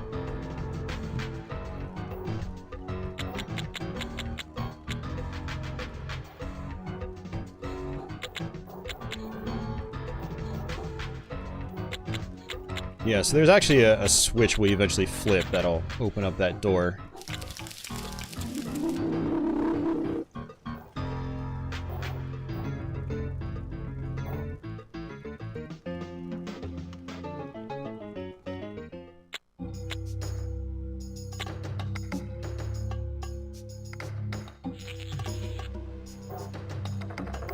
Hauser's not ridiculously hard, you describe it as hilariously unfair. Yeah, I remember playing Hauser, and, you know, I think in the very first room, there's like a trap door that you fall... Not even a trap door. I think it's like you do something and like the floor opens up and you die instantly. And Alone in the Dark has stuff like that, but Dr. Hauser seems like it's a lot more mean about it.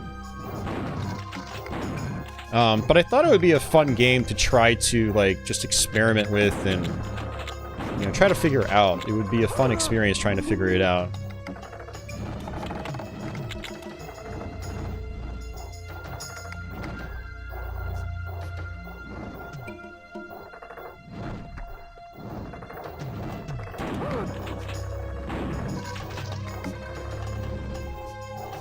This is Blighttown. The whole game's Blighttown.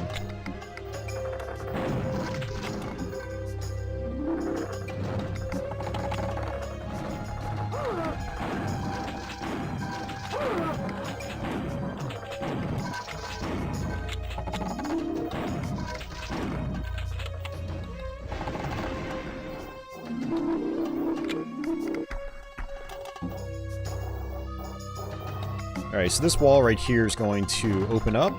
We have to find some switches and flip them. But there are enemies trying to hit me. And actually, I think I'm also getting hit by the fire.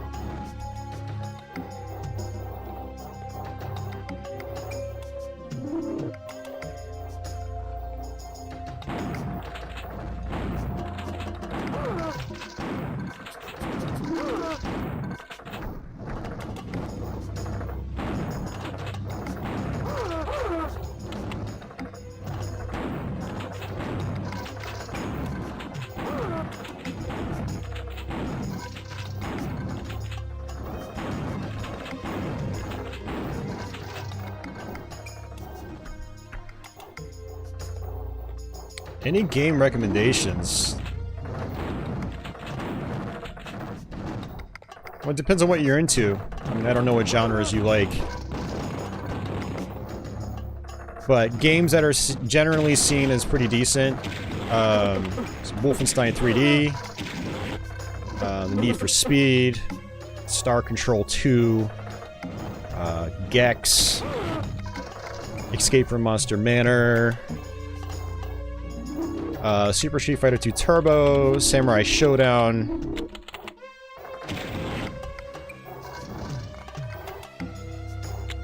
Yeah, the list goes on. Yeah, people have said good things about Wing Commander. I haven't really messed around with those. Hopefully I can do that one day.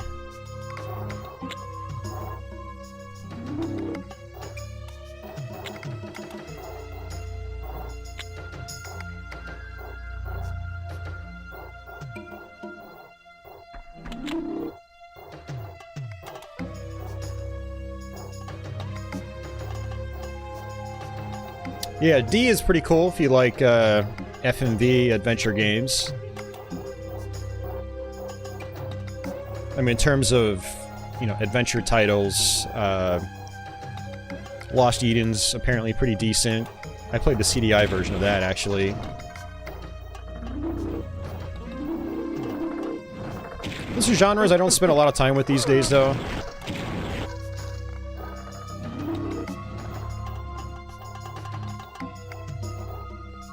Nice, Uber.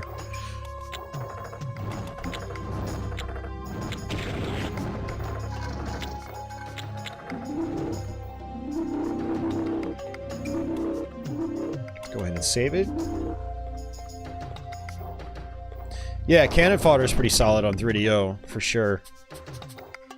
Yeah, a lot of those, you know, Psygnosis ports are really solid. Lemmings is really nice on 3DO. It also supports the mouse. It's actually one of the best home versions of Lemmings, or best console versions of Lemmings from back in the day. Right behind the PlayStation version. Although I think PS1 Lemmings has Oh No More Lemmings on it as well, whereas the 3DO one I think only has the original Lemmings. But yeah, they're good. Yeah, you got like Syndicate and Theme Park, you know, there's a bunch of computer ports like that. I really like Alone in the Dark, although it is sluggish. I'd say it's still pretty playable though. Just stay away from Alone in the Dark 2, it's a horrible experience on 3DO.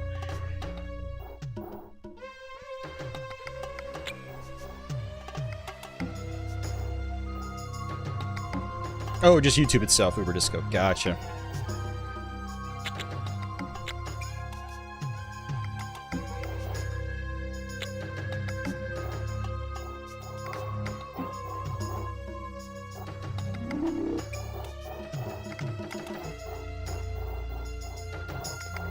Oh yeah, me too. I love Icebreaker.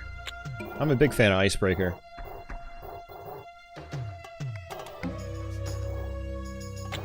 Yeah, Icebreaker is it's a cool concept. It's very unique, and it's also one of those games you can just like chill and relax to. You know, knock out a couple levels at a time.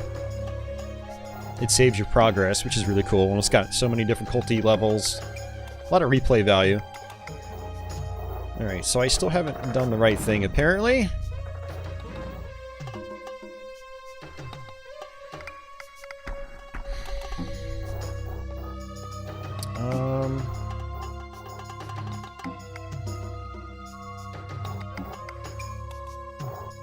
Yeah, this is not right.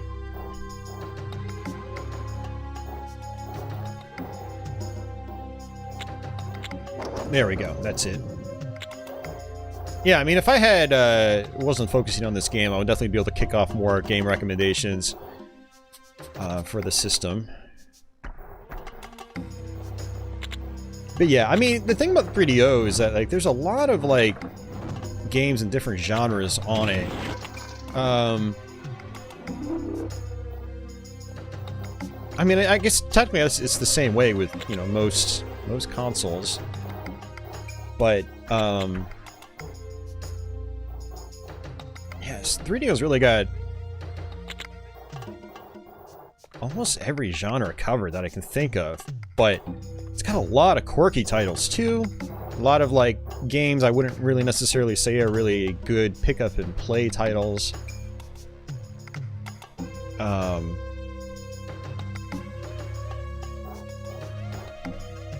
You know, stuff, I don't know. I don't even know where I'm going with this. It's definitely a platform where I think to get the most out of it, you have to have, like, a broad, spectrum of gaming taste. Like, we just named off tons of different genres there, recommending games, so...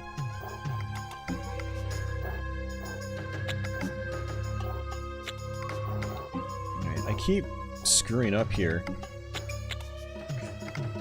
Let's see...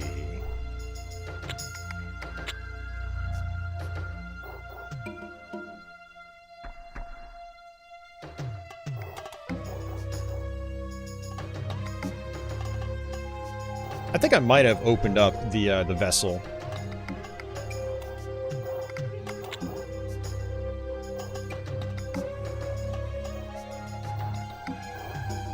Yeah, it does, Liberal Arts Guy. It does.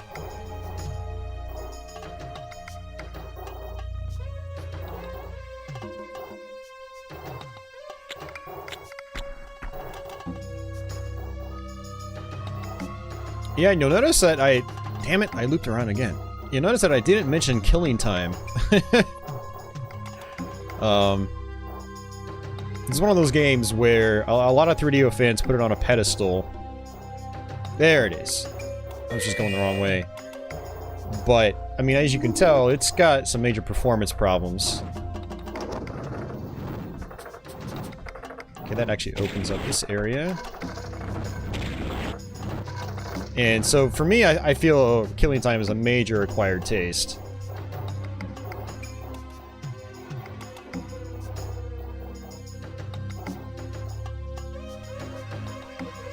But, you know, some people might want to give it a try.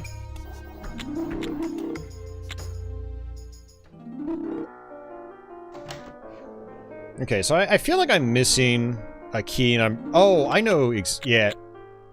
I actually need to go back. Because we don't have the proper key for this. So I come through here.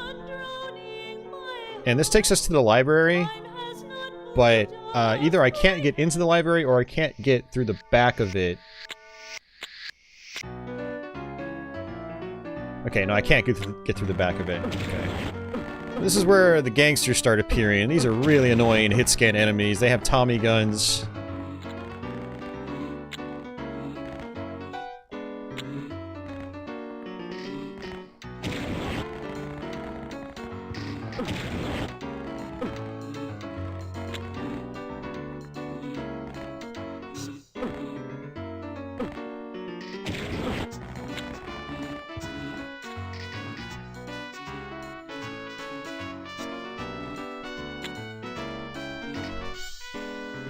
Yeah, thanks, Hero. It's, oh, man. I've tried to play this game probably 15 times over the years. No joke. No exaggeration.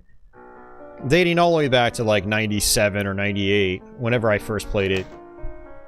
And, I just was never able to do it. I would always put it down within, like, 20 or 30 minutes tops. So there's more story here, but I feel like you guys kind of get the general gist of what's happening, so I'm probably not going to bother with the rest of it. I do want to kind of... Yeah, we're 4 hours into the playthrough already, and it's 1 AM as of doing this right now, so... I'll probably just try to, like, rush through the rest of the game. Yeah, I am actually getting ahead of myself, I realized, but I can at least come here and fall down here. This is sort of a secret.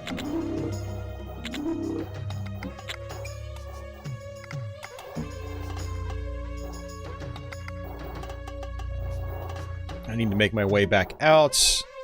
so we can go to the other fire area, whatever it's called.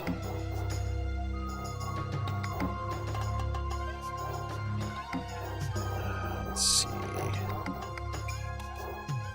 Yeah, it's back down here.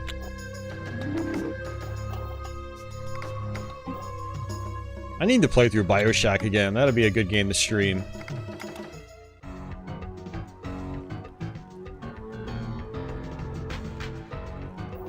Yeah, so there is actually the key that we need in this area, but man, this is easily the worst part of the game. Look at like how little precision I have in my movement. Here's tapping up once. Here's tapping back once. Up, back, back. It's awful. Okay, man.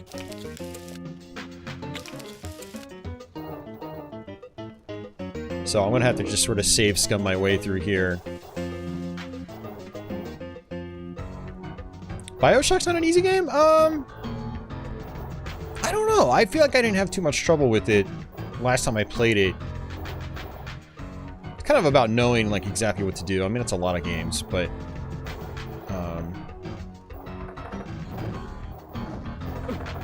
and I fell down, so we're just gonna reload our game.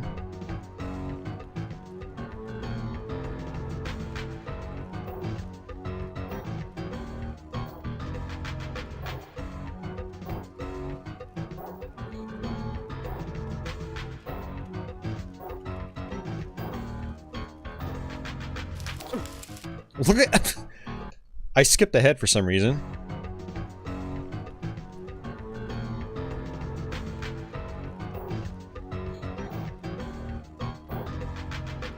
I mean, I don't know, Monolith. I don't know your experience level with the game, BioShock. Yeah, so I can't say one way or the other. And unfortunately, you get knocked off. Because enemies knock you back in this.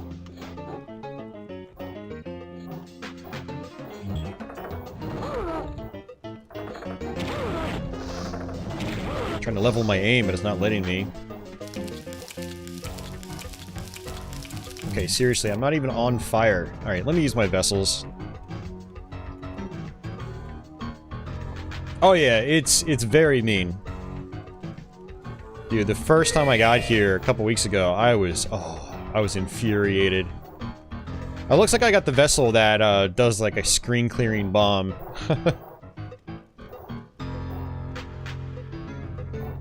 Like, this part is just inexcusable. It shouldn't have even been in the game. It's horrible.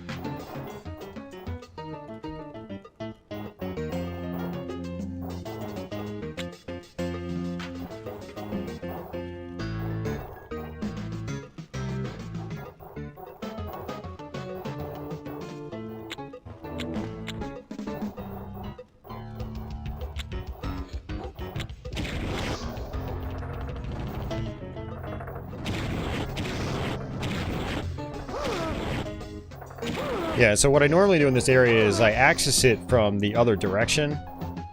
But one thing that's kind of cool is you can come down here, and there is a teleporter. And you can actually get this vessel, which is just a white vessel. Let's see...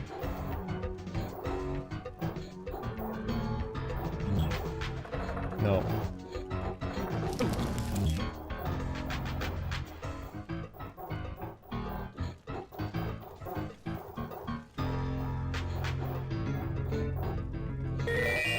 There we go.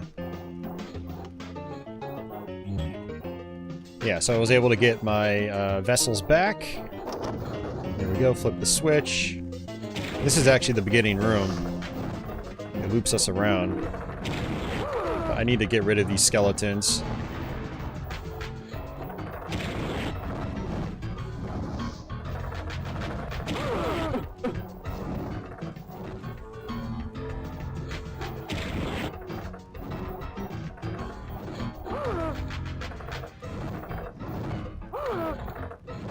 Don't even know what's hitting me. Okay. Gonna go ahead and use my vessels again. since I picked up the white vessel.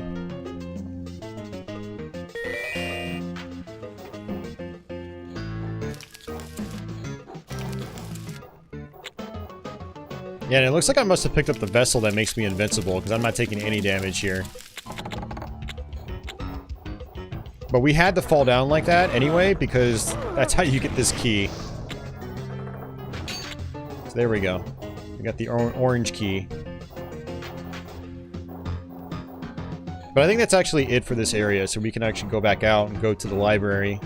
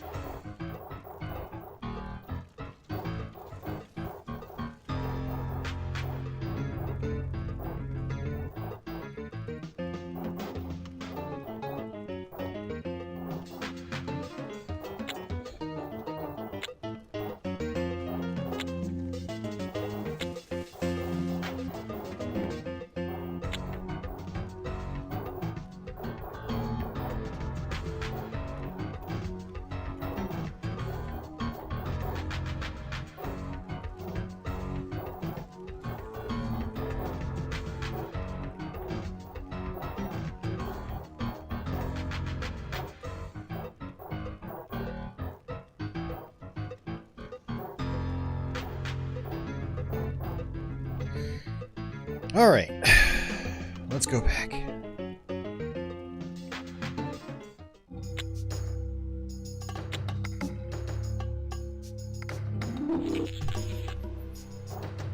Alright, so what I need to do is get back up top.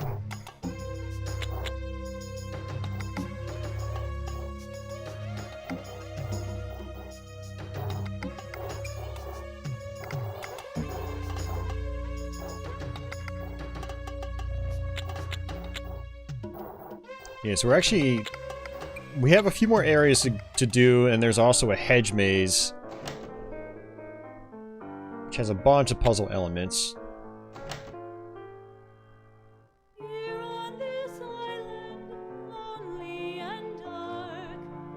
But thankfully, since I've done the hedge maze multiple times between this version and the PC version, we should be able to go through it pretty easily.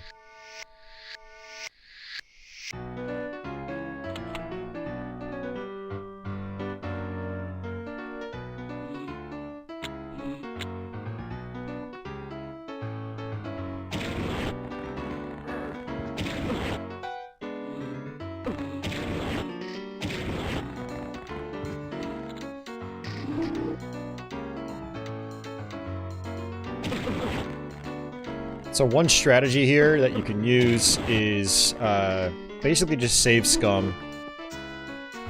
I'm not going to actually do it right now because I've got vessels active. But when you save and load a game, you know, it takes moments for the enemies to spawn back in. And they won't attack you while they're spawning in, so you can actually use that chance to get a kind of a head start on attacking them.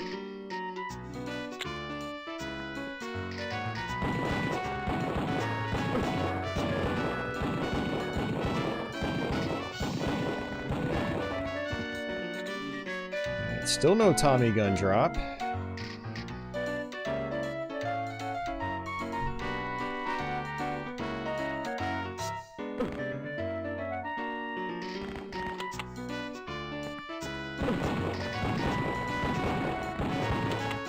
There we go. There it is. The Tommy gun's more powerful, but it uses 3 bullets at a time.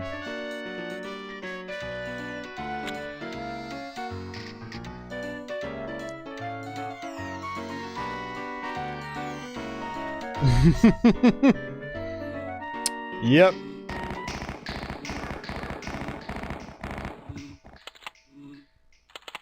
Yeah, with games like Twisted Metal and Wipeout, I'm surprised this 5 FPS frame rate...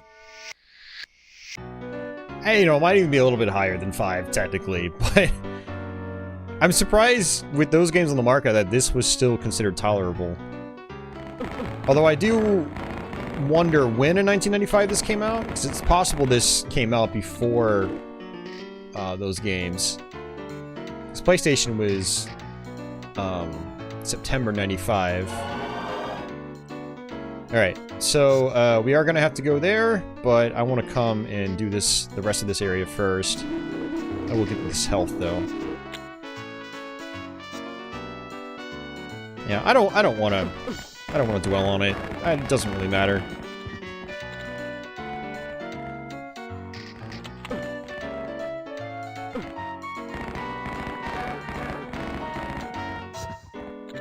You know, platforms in general, not just systems like 3DO, you just kind of accept them for what they are.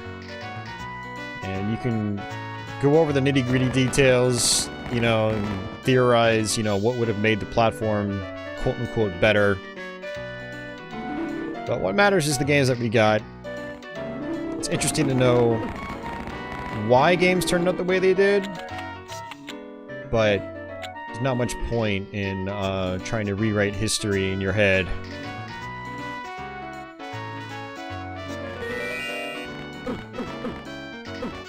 Alright, so one of my vessels just wore off. And, god damn it, man. I don't even know what I was getting hit by. The killing time was August 1995. Interesting. So that was actually before the PlayStation's launch. So I would guess... Well, I mean, Saturn was out by that point, but Saturn wasn't really much of a success. It's interesting. Yeah, I wonder if Killing Time had come out a few months later. If it would have been viewed a little more harshly. Performance issues, you know, and whatnot. Alright, so I want to try this again.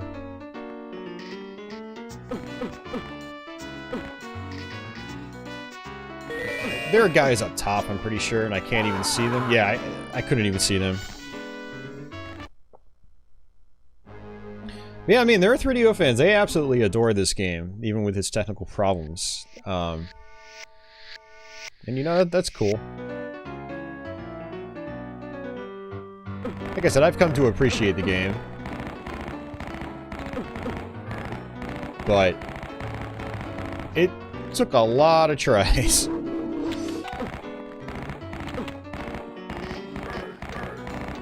Yeah, by the way, I really don't like the Tommy gun against hit-scan enemies. It really just doesn't work all that well. You're better off using something like the flamethrower.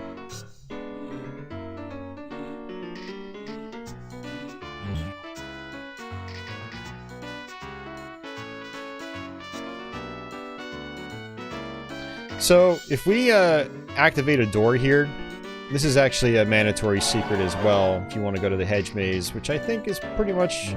Man, might be mandatory. We've got bugs here.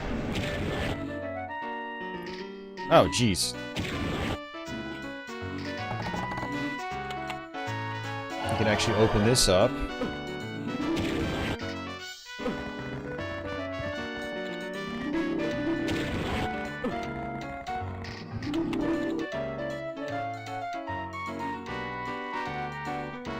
And there's a vessel.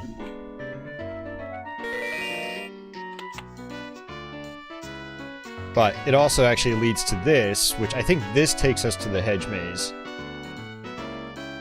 So I actually don't want to do this yet. But I'll come out here just to show you. I think it probably is Lower Arts Guy. Every playthrough on YouTube is on easy. And enemies don't dish out nearly as much damage. And from what I understand, some keys are a little less cryptic to find. Oh, there's another green key. I know where to get that. So we do have to go to the other area before we can even access the Hedge maze. But, I mean, I don't know, man. So, with medium, the medium difficulty, I mean, if you know where to go and you kind of know how to play the game and you actually use your vessels, I think it's fine. But it has a steep learning curve. Because for one, you have to understand how the vessels work. And you have to understand that you can use them more than once per game. You can use them quite a few times, actually, if you find the white vessels. But But that's not going to all click on your first playthrough. You know, there's a major learning curve with this game in that regard. But I mean, there's also just a learning curve with just like the AI's difficulty. You know, all the hit scan enemies in the beginning are just really rough to deal with. Very rough to deal with.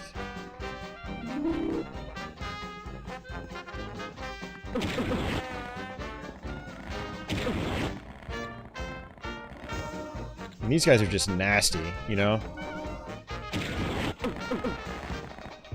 Look at all my health just being depleted like crazy.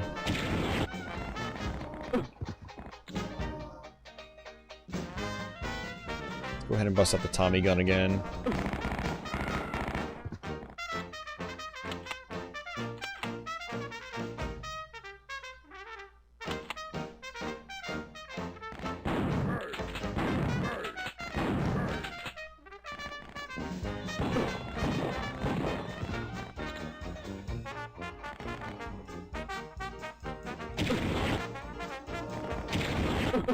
Oh, I killed myself.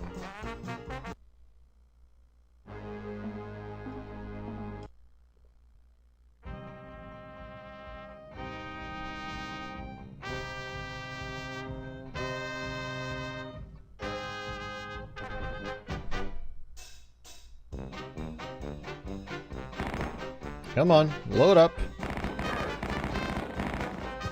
See, that's what I was talking about. See, if I wanted to, I could save it, and now I could reload my game. And it's gonna have to take time to reload the characters back in.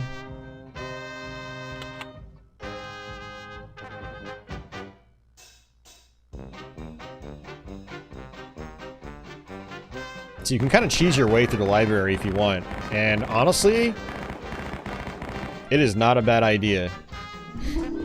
It really isn't a bad idea at all.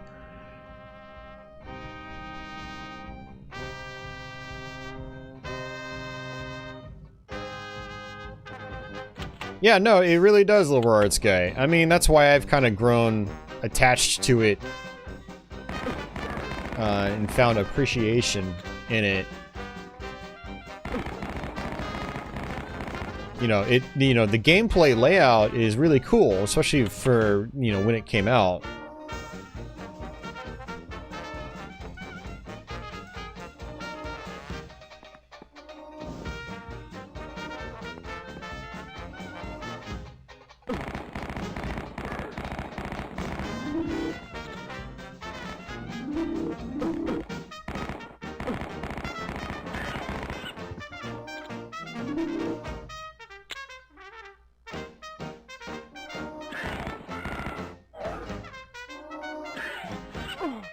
Alright, more floating heads.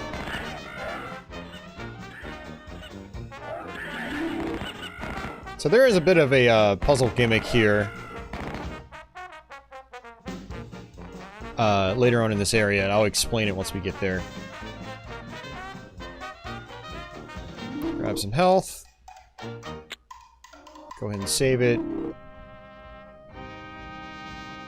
Yeah, so the fiery area is really tough for obvious reasons. This is also really tough because of all the hit scan enemies. And, you know, the hit scan enemies aren't as bad if you're on the same playing field, but with this part, you've always got sections that are above or below you. And it's very difficult to actually see them, because, I mean, look at the draw distance. It becomes dark very quickly. But they can still hit you, even though you can barely see them. By the way, another secret right here. So you're just taking constant damage from these guys. It's very, very tough to deal with.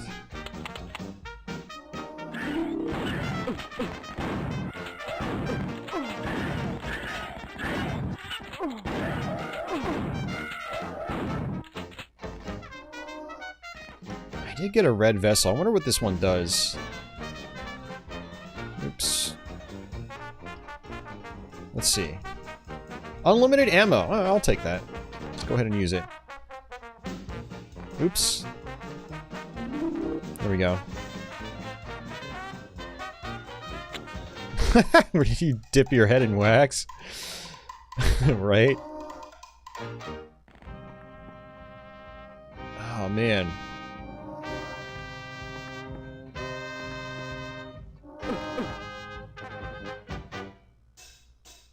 What game was that? Was that Dark Souls 3?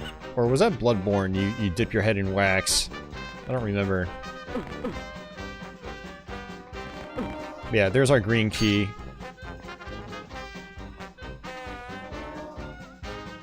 And I wanted to just aim down to kill enemies below, but I couldn't see them. I'm still taking damage. But yeah, Lower Arts guy, I wanted to also comment, like, yeah, the game's got a lot of charm, you know, with its layout and theme and all that stuff. You know, there is the PC version of the game. A lot of that's retained, you know, you've got that non-linear gameplay and whatnot, which is really awesome. But I feel like the PC version, you know, as a fan of 90s FPSs,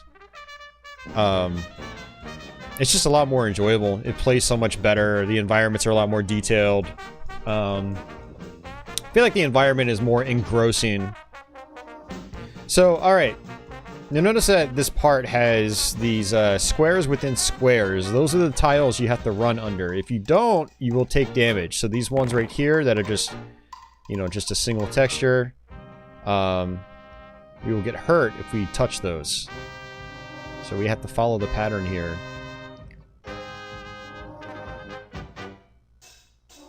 When I first got to this room, I just kept taking damage and I kept dying. I was like, what is happening? Am I missing enemies?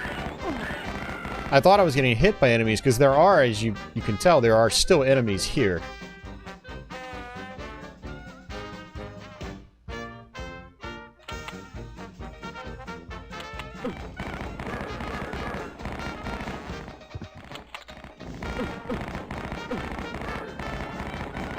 Okay, I need to be super careful. God damn it. Yeah, it is Dark Souls 3. That's right. Okay. See, that was my fault. I was playing dumb. I should have used the flamethrower. Oh, so you try the PC version? Hell yeah, man. It's good to hear. Definitely want to spread the PC killing time love. Some 3DO fans will crap on it, but yeah, don't listen to them. There's a comment on YouTube. I respond. There's a comment on YouTube I saw on PC version gameplay. I was looking for. God damn it! What was I looking for? There we go. Can't remember. I stumbled upon it for some reason.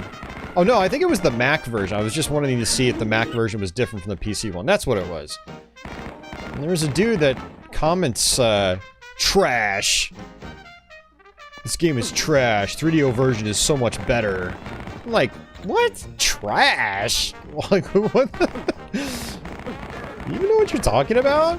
And it's just, it felt like it was very, the kind of comment that was just, not very well thought out. And, I don't know, I think there was another comment down below, like, they tried to have some reasoning, and it was like, oh, the atmosphere is so much better in the 3DO version, and, the full motion video looks better, and it's like, yeah, I don't know about the atmosphere part, personally. Yes, there are some things definitely better in the 3DO version, but they're such minor things, like, in my opinion. I just don't understand where these people are coming from. It's like, I don't know. If you want to be engrossed in atmosphere, just go out and walk around in the woods in the middle of the night. There you go. But, yeah, I don't know. The PC version is just better in just about every other way. That's just my 2 cents. And, you know, by saying that, I'm not saying you can't find enjoyment in the 3DO version. I'm just saying it's, I think it's a much greater acquired taste than the PC version.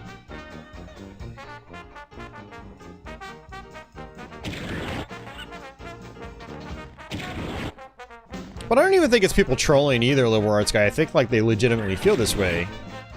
But I do feel it's very reactionary, and,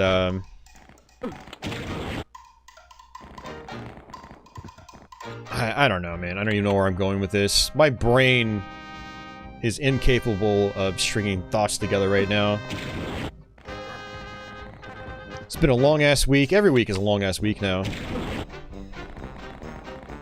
And then trying to stream on top of it. Especially long games like this. I don't know. I stopped trying to take people's opinions seriously a long time ago. However, I do wonder why people think the way they do in regards to opinions. Like, why is this guy gonna randomly say the PC version's trash? Is it lack of experience? Is it disappointment that it's just not the exact identical game that he's used to? Is he judging it without even giving it a chance? You know, does a couple of, like, nice traits really carry a game? Like the 3DO version. Like, oh, I can get past the poor frame rate because of the atmosphere. And the... whatever else. I don't know. I just, you know, I like to understand why people think the way they do. And... you know, I can definitely make assumptions. I do feel like with some people it is lack of experience, and it is lack of open-mindedness.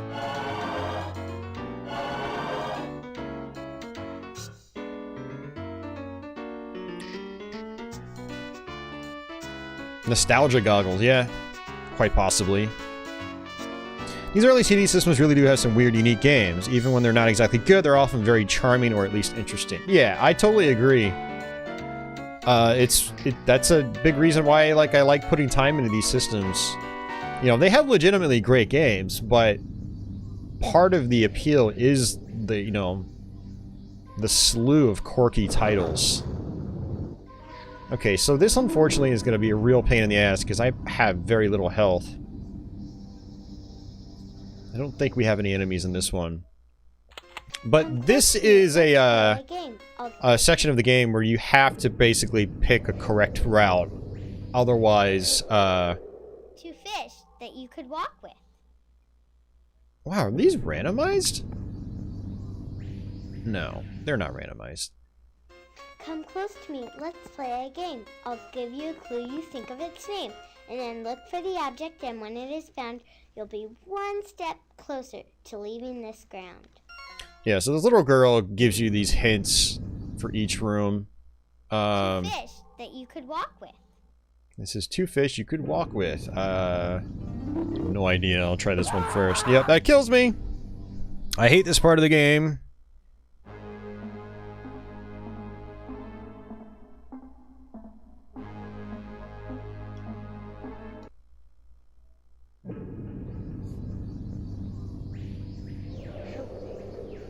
What genre would I say is 3DO's bread and butter? Honestly, I'm gonna go out on a limb and say sports games. It has a lot of really good sports games, actually. Like Madden Football, FIFA Soccer, Slam and Jam, Foes of Ali, which is a boxing game. It's got a shit ton of golf games. Yeah, not gonna lie, like, sports is probably its strongest genre. But outside of that, I'd also say probably first-person shooters, because it has actually quite a few.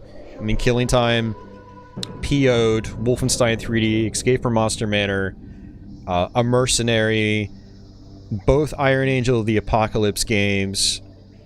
I think it's got 1 or 2 in Japan. I think Belzerion might be one. It's got both Dungeons & Dragons, Slayer, and Deathkeep, which are both first-person, you know, Western-style role-playing games. Cyberdillo.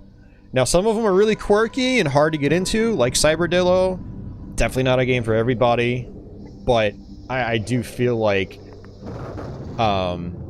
it's got a lot of them. 2 fish that you could walk with.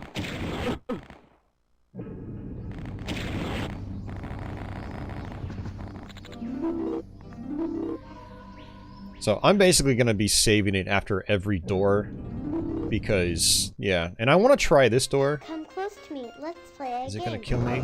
It's not going to kill me. Some of these doors don't kill you, but they take you to optional areas.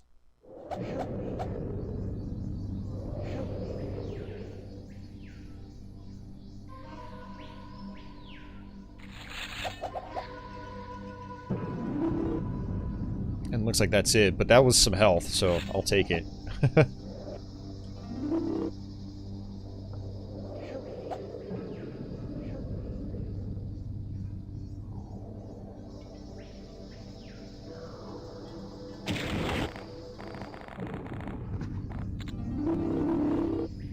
Alright, good. Lots of health back. Board games? No, you're thinking the CDI monolith. And Timu, what's going on, man? Alright, so this one you have to do the palm trees. But I want to try one of these other doors. Because there's the potential to get a lot of health back. I think there's a teleporter in here. Yep.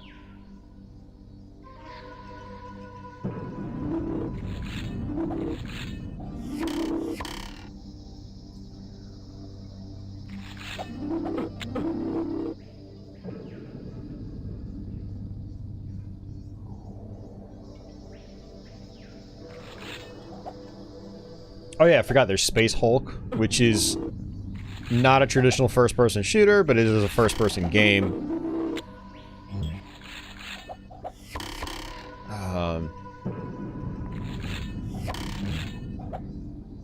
D is an adventure game, but it plays from a first-person perspective. Russian Fire Megados is a Japanese shooting versus game that plays in first person. There's actually a lot of first person stuff on 3DO, and some of you guys know I'm a huge fan of like early 90s FPS quirks and all. I love it. Very experimental. Yeah, 3DO's got quite a bit of that. It's also a Japanese versus game called Insector War. Not very good at all. It runs a lot like Killing Time does, but, and again, it's also first person. Harmless animals for each leg of your journey.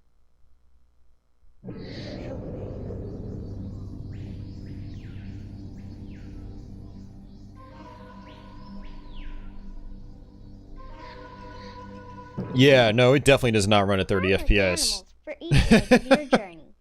Yeah, see, and that's just someone with their head in the sand, and, you know, they just, I feel like they just don't know better, and I guess that's fine, but at least be open to the idea that you might be wrong.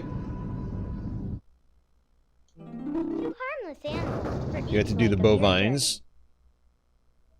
And this should take us into our next area. Yeah, you'll notice that we only need one more key, and I think it's at the end of this hedge maze. And then we also only need one more vessel, and I feel like it's in that one part that we skipped out on earlier on in the game, which I think I'm going to try to go ahead and do. Because that's actually the one part of the game I haven't finished. I went ahead and just beat the game the other night without finishing that area.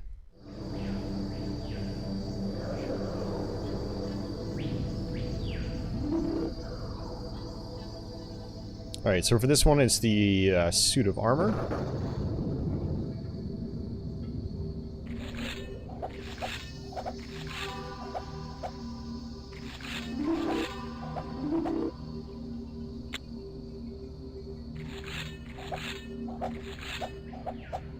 I do think some things are definitely subjective, hero, like that guy that was in here earlier, like, you know, spouting off his elite programming skills, which...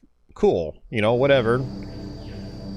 But saying like a particular platform is underpowered or so on and so forth. I don't know. I think it's all relative. To hold your own. You know, if you look at it in the grand scheme of things, yeah, it was underpowered compared to competing platforms that came out a couple of years later, but at the time of its release, you know, it seemed like it made sense. And you put it into that kind of perspective, and it kind of changes things, if you ask me. Yes, it would have been nice if it was stronger and it could do more, but I mean, it is what it is.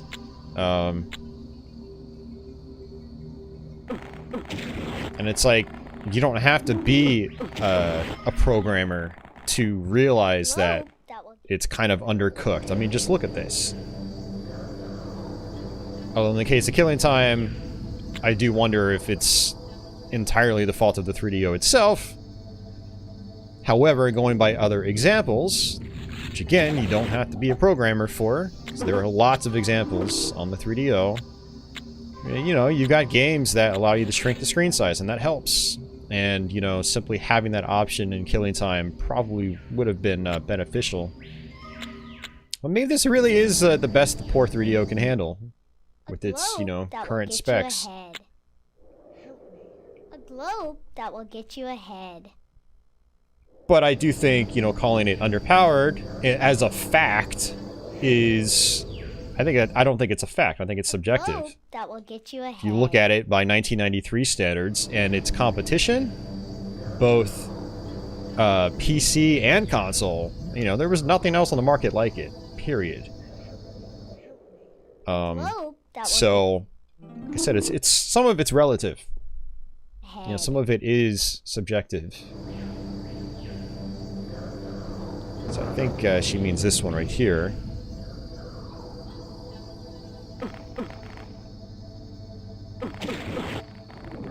I mean, that's a whole other topic, liberal arts guy.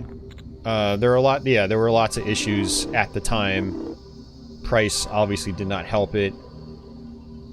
I also think, you know, the marketing of it probably wasn't the best in the beginning. It was, you know, marketed as a multimedia device, more like a set-top box that did everything, as opposed to being targeted specifically towards the video game market.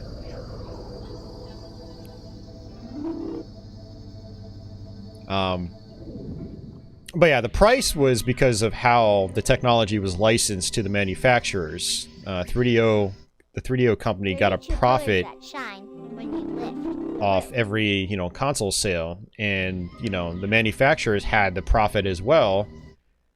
Thus, they had to set the prices really high. We have to do the teeth.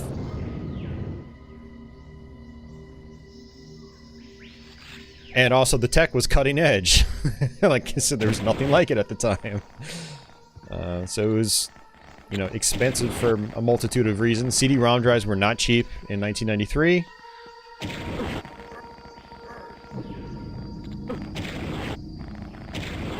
So yeah, lots of different reasons why it, you know, didn't take off the way we would have liked. And then by the time, you know, the PlayStation hit, Saturn, less so. Okay, that was the wrong one. You know, those systems were clearly more impressive. I think they were a little more accessible as well. But, you know.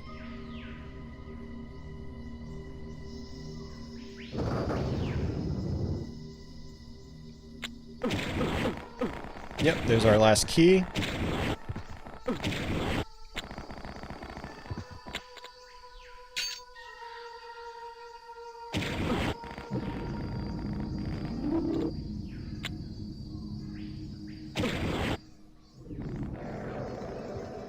Hey, John, I'm glad you're enjoying, you know, the run. And I'm glad to be able to show off the game. Because it is, you know, I never would have said this, like, you know, 10 years ago. Or even 3 weeks ago before learning how to beat the game. The game is pretty cool, honestly.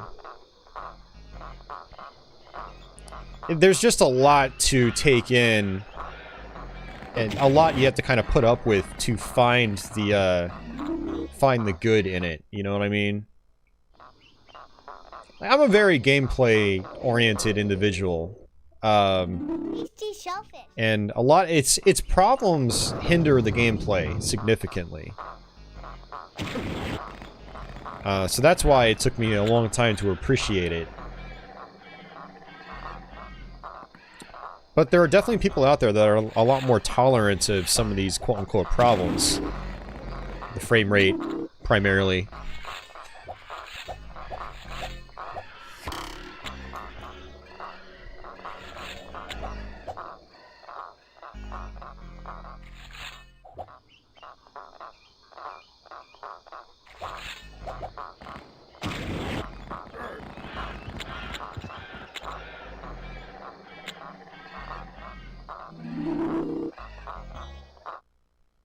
A box in which you might take heart.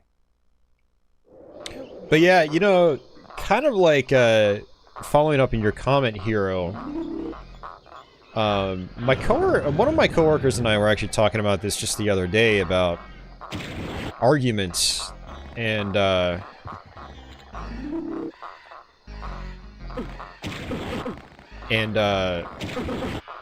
think he said something along the lines of like,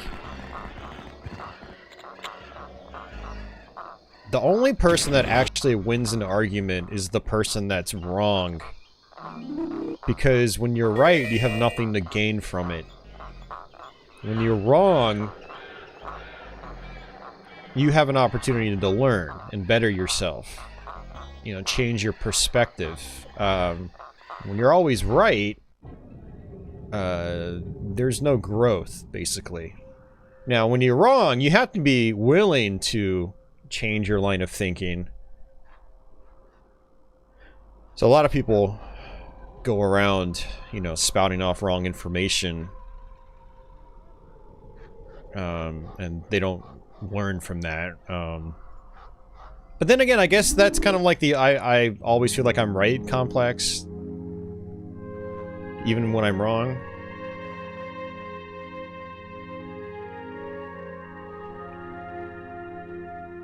Looks better than the Doom Saturn port?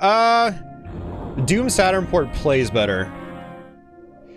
And Doom Saturn port actually has parts of the game that run a lot better than anything in Killing Time. It just depends on the area. Some of the Episode 4 levels are just horrendous in Saturn Doom. Alright, actually, I don't... Alright, you know what I'm gonna do is, wait, I have all the vessels. What the hell? Huh. Interesting. Alright, I actually do want to come back here so I can... I think I left a white vessel behind. I definitely want to pick that up. Alright, see ya, Mark. Take care, dude.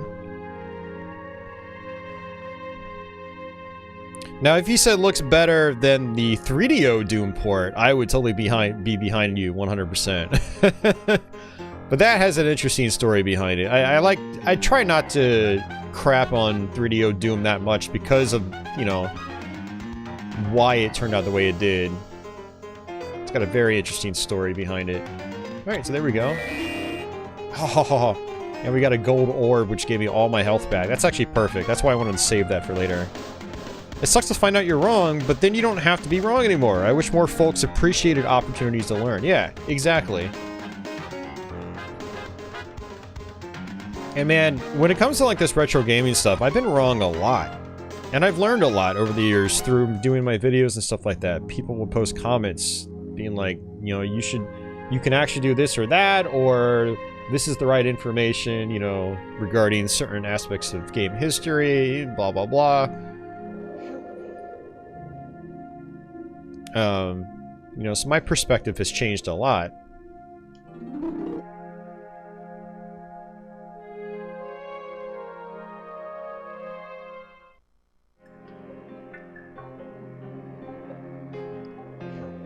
Alright, so I'm gonna go ahead and try to do this area because I've never actually finished it. Tess, I'm sick of Tess! I've lived my... But there are a lot of teleporters here.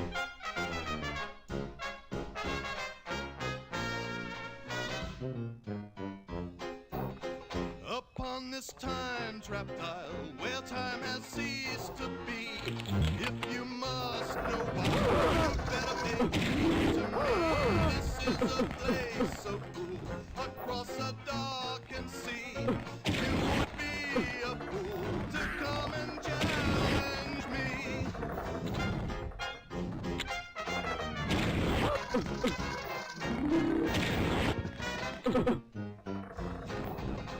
This is the end for you.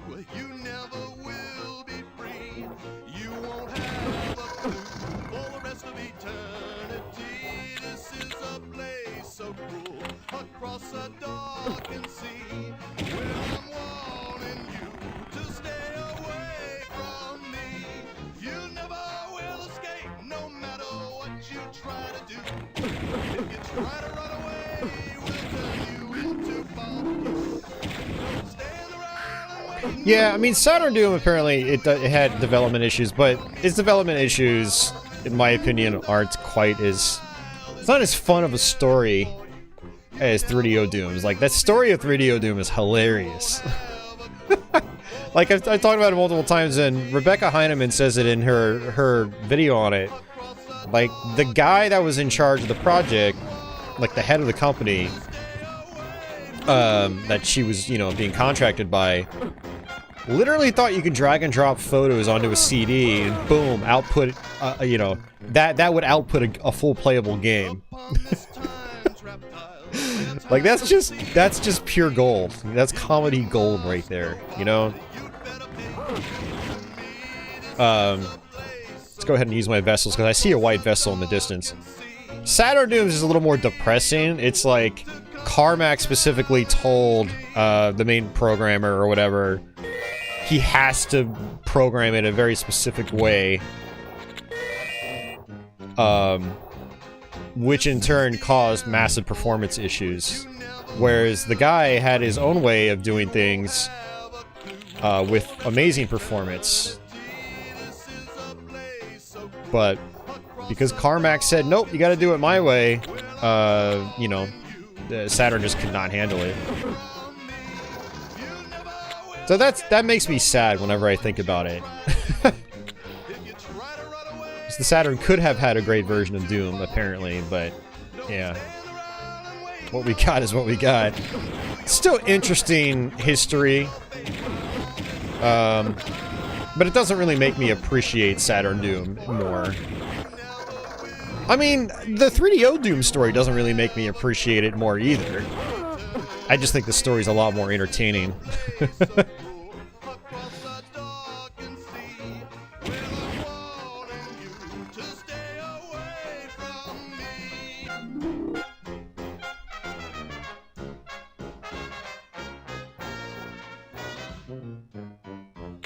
Yeah, I mean, if that guy is even still around, I wonder what...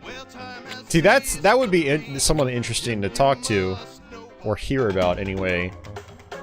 It's like, has his mindset changed in the last, you know, 25 years?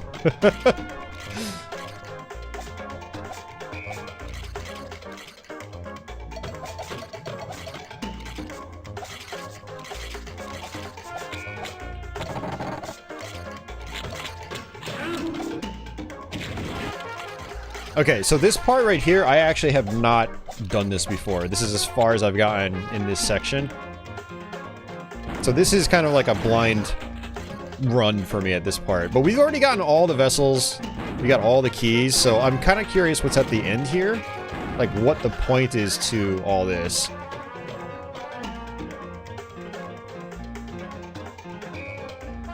Let's switch back to the Tommy gun.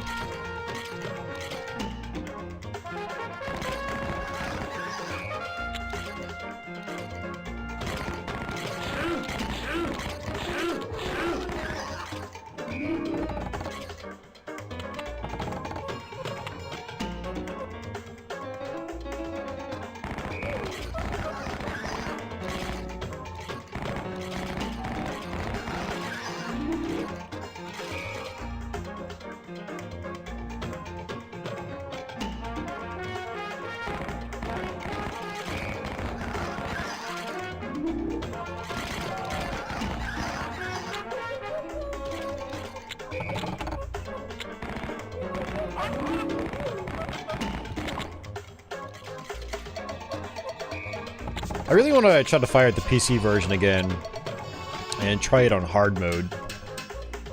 Might have to do that one day on my vacation.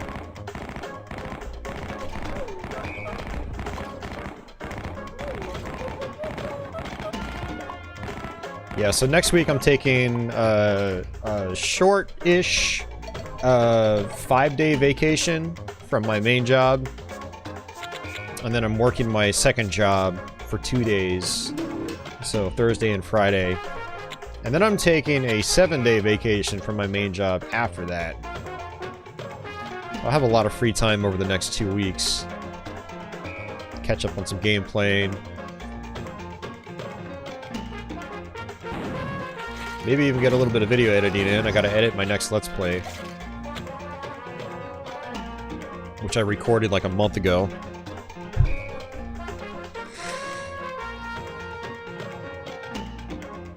Yeah, I heard about the legal trouble, Liberal.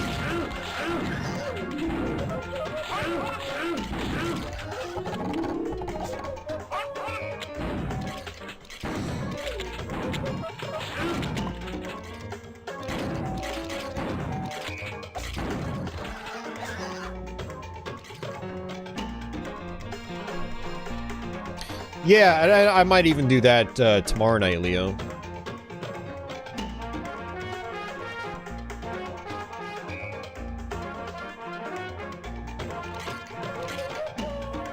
Yeah, I mean, tonight I was originally gonna just do some Twitch, which might have led me to the Retron 77. That, or I was gonna use the 98 machine and try to install Virtuoso, which I received in the mail today. Which is a 3DO game that I used to think was complete garbage. And honestly, it's not... I wouldn't say it's a good game. It's definitely still in mediocre territory, but it's actually more fun than I originally gave it credit a long time ago.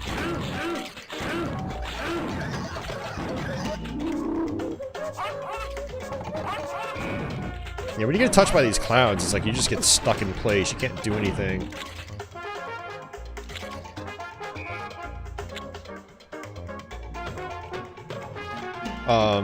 So yeah, playing the 3DO version of Virtuoso and actually putting some time into it made me want to try the PC version because, unlike Killing Time, the PC version looks to be identical. It just runs at an insanely, you know, good frame rate in comparison. So, yeah, I was either going to do that tonight or I was going to try the Retron 77.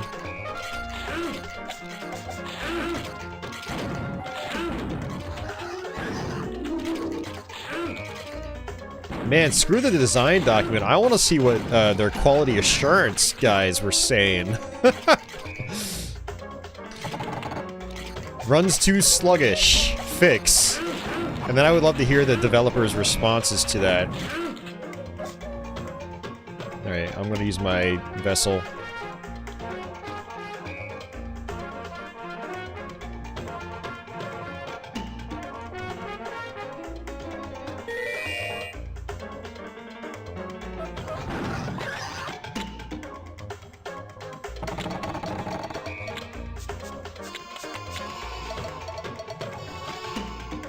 Yeah, Hero, it would be really cool to see what they were thinking. Because, like, you know, the 90s were definitely... At least the first half of the 90s in particular. Still very much a Wild West for, like, game design.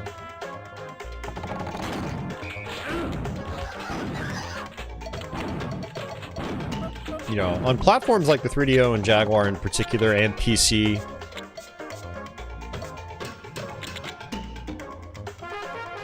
And, you know, in terms of 3D gaming, the, you know, nothing was really set in stone yet, you know? It was kind of like uncharted territory.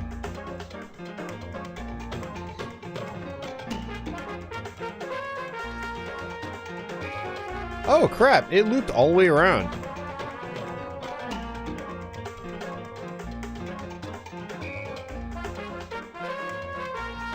Yeah, I don't think there was anything important, though. It's like, what was... Okay. So I'm leaving, man.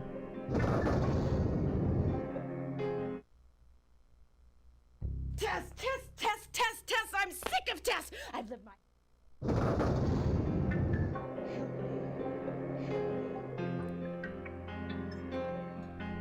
All right, well, let's go beat the game.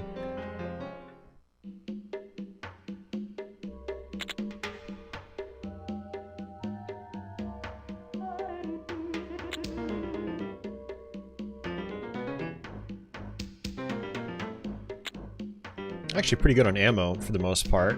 Yeah. Alright, let's see. I have to go up this way.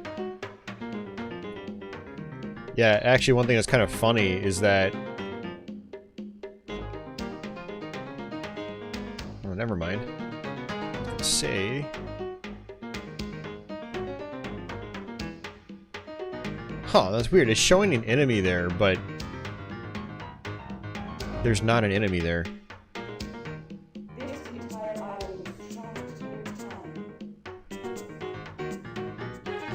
There's not a red orb, there's also not a teleporter. That is really weird. It shows an enemy in the map, but there's actually nothing there. Same with right here. Yeah, that makes no sense. Whatever.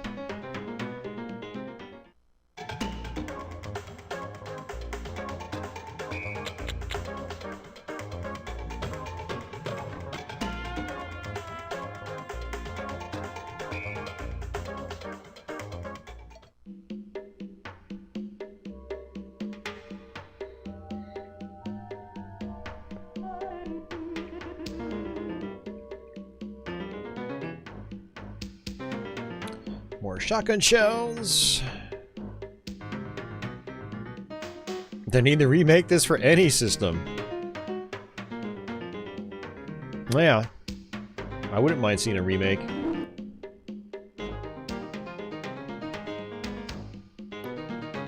I mean, technically, the computer versions back in the day were remakes. They were not straight conversions or ports. Darling, never leave my side.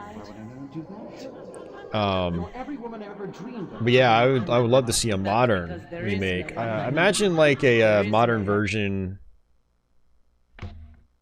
you know, much spookier, much more advanced, but the same kind of, you know, layout.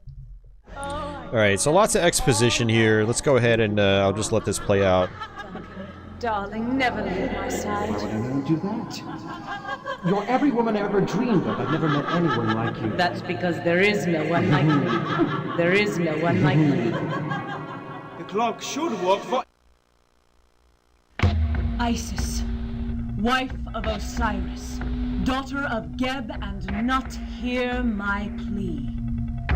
Take the essence from my body and transfer it into these symbols, just as the parts of Osiris were scattered throughout Egypt. Osiris traveled the Nile sealed in a chest. So goes my heart in a similar box. Hear my words. Leap like a mouse running in the field of reeds. He who is Khepri at dawn, Ra at noon, Atum at nightfall. All right. Oh, I could dance all night. This is so exciting, Byron. Just think, we'll never grow old. I was sort of relishing the idea of growing old with you. I've planned a grand party for tonight. You know, I don't think anyone understands me the way you do. I've hired a troupe of clowns to... Seen it. This will be the perfect base for our operations. Not too far from the mainland, but... It's the same Oh, woods. I could dance all night. Hold you in my arms. She was such a sweet child. I raised her. I kept her from harm. And now this rapscallion enters the picture and I'm swept aside after 20 years of service. This would have never happened if Dr. and Mrs. Conway were still alive. They should have never gone on that safari. Well, I can't live in the past.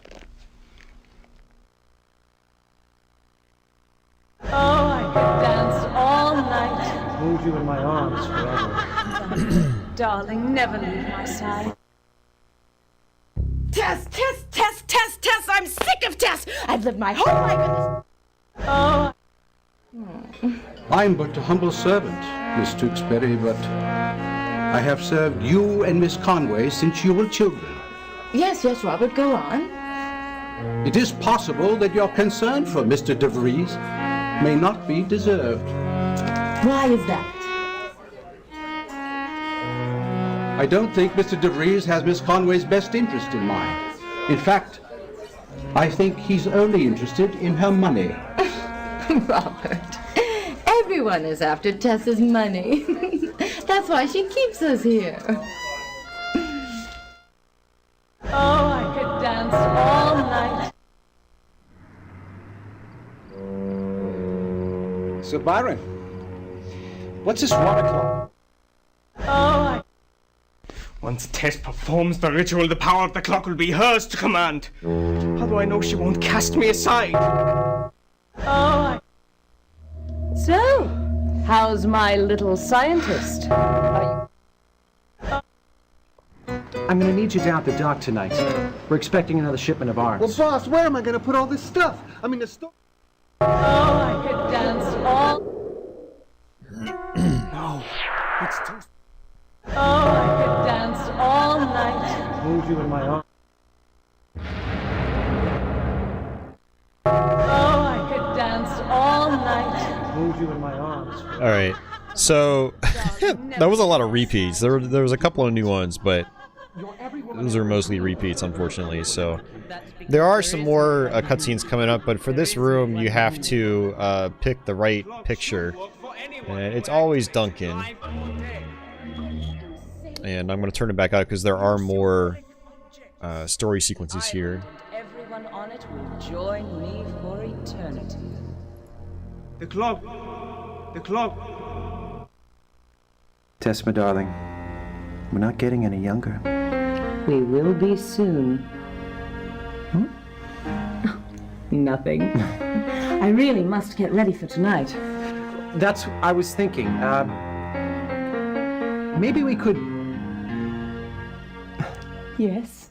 Could what? Maybe we could get married. Could get married. Married? Why on earth would I want to get married? You said you wanted to be with me for eternity. Eternity, yes, but not as your wife. I don't belong to anyone or anything. Well, what about our plans? We were going to build an empire. We were going to put this place on the map. To use up my fortune funding smugglers and gangsters? No, Duncan. Be realistic. You didn't seem to mind smugglers so much when they got you your precious clocks or your booze for your They parties. served their purpose, but that doesn't mean I'd marry one. It's not good enough for you, is that it? Oh, come on. Tess Conway and a scheming little bootlegger. You're hilarious. You know, sometimes I think you're actually serious. Be a dear and fetch me another gin and tonic. And I want you looking sharp tonight. Byron and I will be unveiling a little surprise.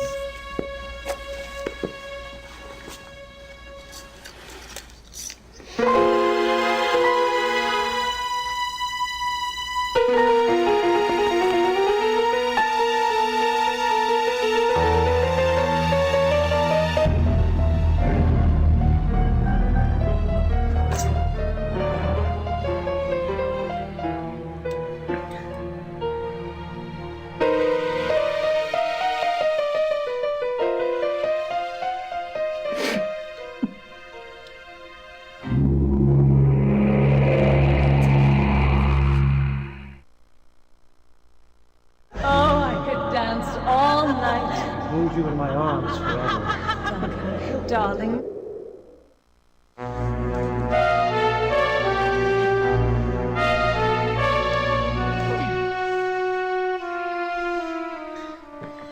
I place my last drop of life into this vessel.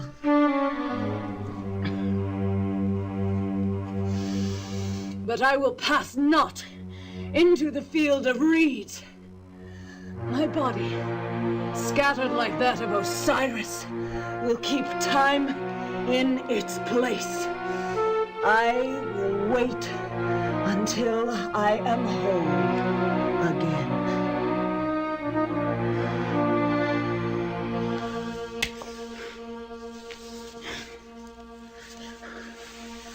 Let Duncan live! But let him be cursed by the evil of Seth. Let him feel the power he craves until it has driven him mad.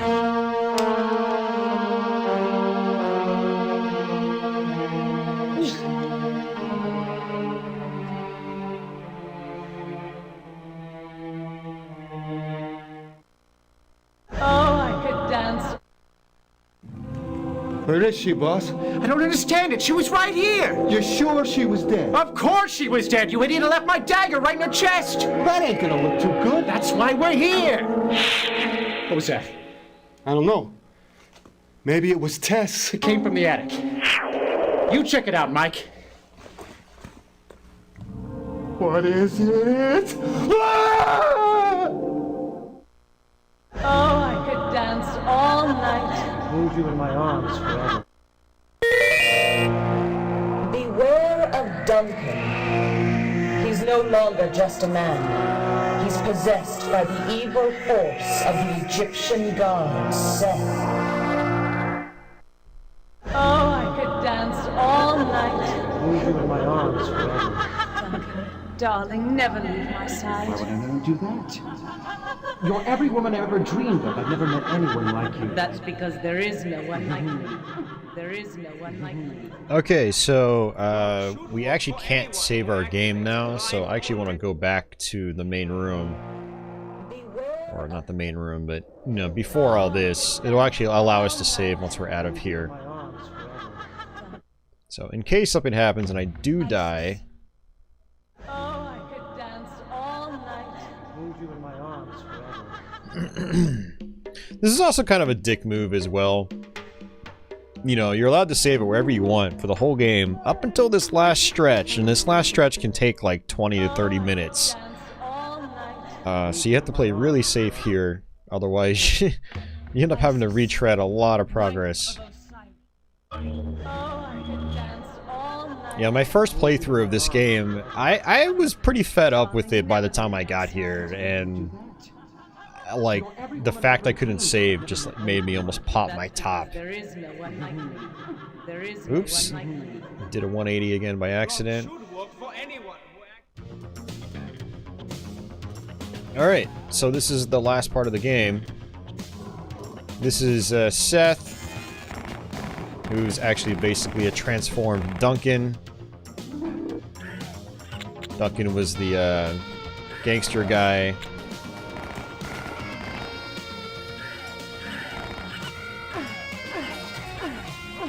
Alright, what the hell's going on? Oh. So this guy, you can't kill him permanently. He just constantly respawns.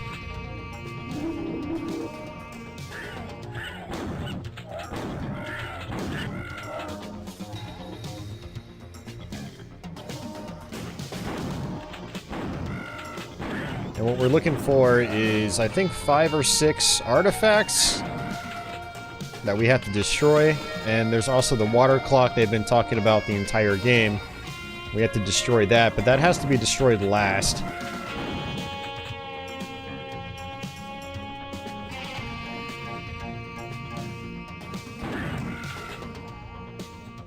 Yeah, and again, that's another improvement in the PC version of the game. The PC version, you can save all the way... there's no limitation to saving in that game, ever. So it's not like you get to the very end of the game and then it's like, oh, sit through 20 to 30 minutes without being able to save.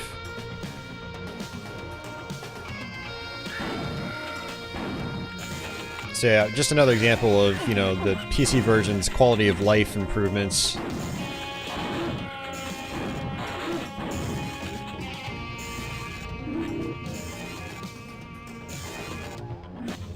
Yeah, in a lot of ways, you're better off just avoiding that guy instead of wasting ammo on him.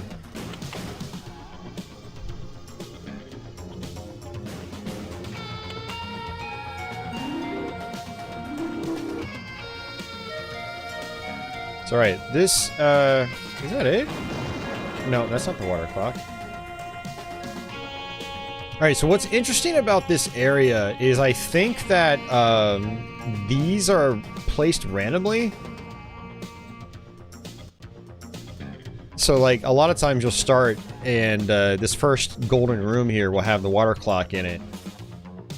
I'll recognize it when I see it.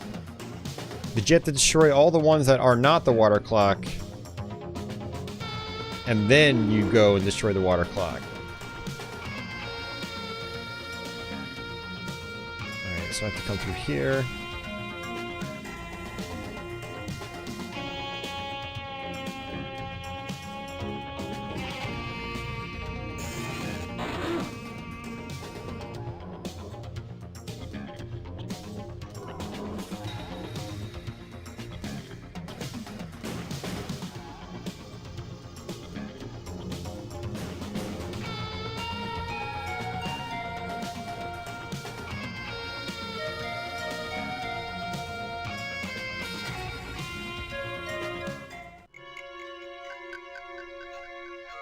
Alright, let me actually come back through here real quick.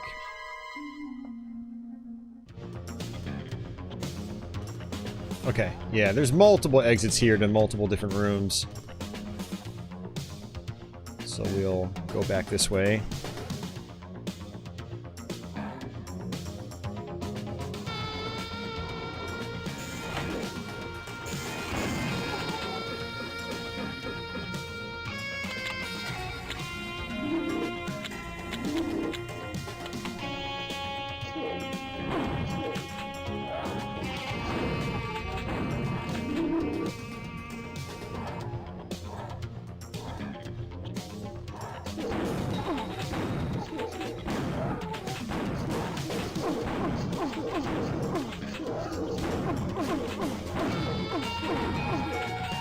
Jesus, man.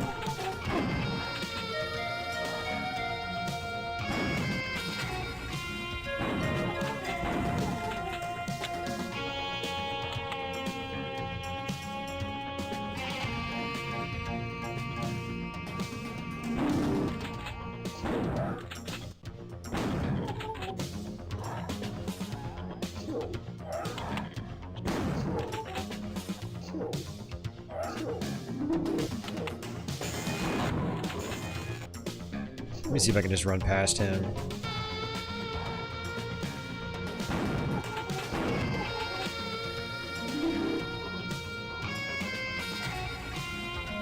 Alright, that I'm pretty sure is the water clock. Yep. If you try to shoot it right now, it actually damages you.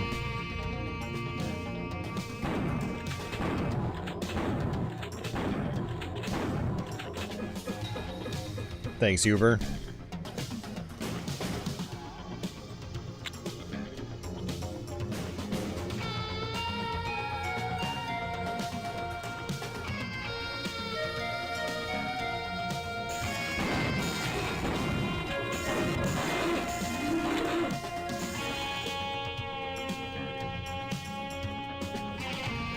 Yeah, I mean the attic is the last part of the game, so we're in the final stretch. I wasn't sure how long this playthrough was going to take. And let me actually come back here. I guess a little over 5 hours actually isn't that bad.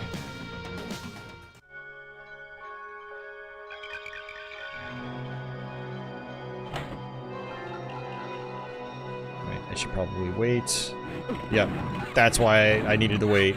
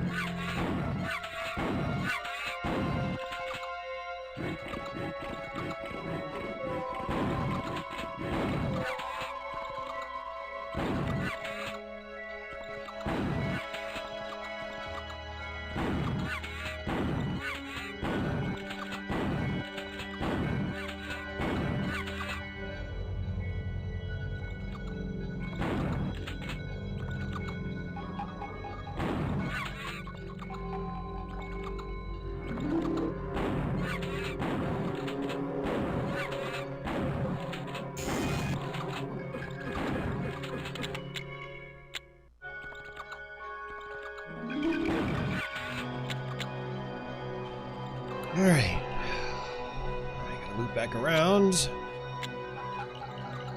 Thankfully, you know, while the placement of these artifacts seems to change, or like the order that they're placed in, it seems to change. The layout of the attic itself doesn't change. I'm gonna come around here to see what's here.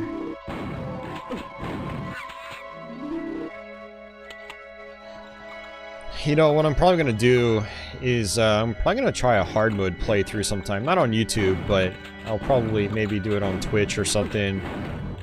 I'm just curious what the differences are in like vessel and key locations.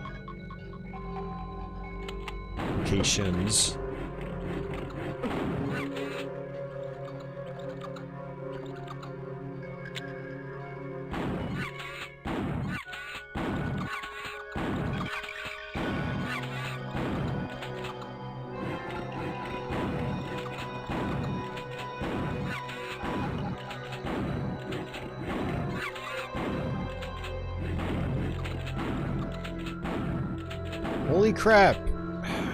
Come on, thank you. Auto aim just did not want to work.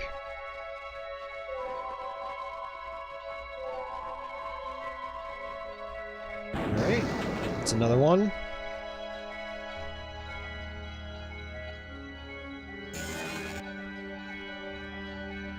I'll try to just run right past him.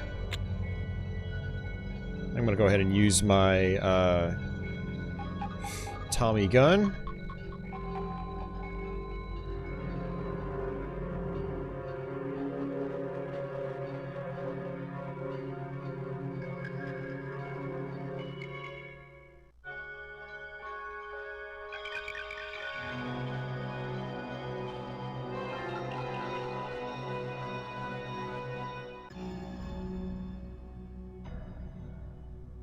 Alright, I'm gonna go ahead and wait. I'm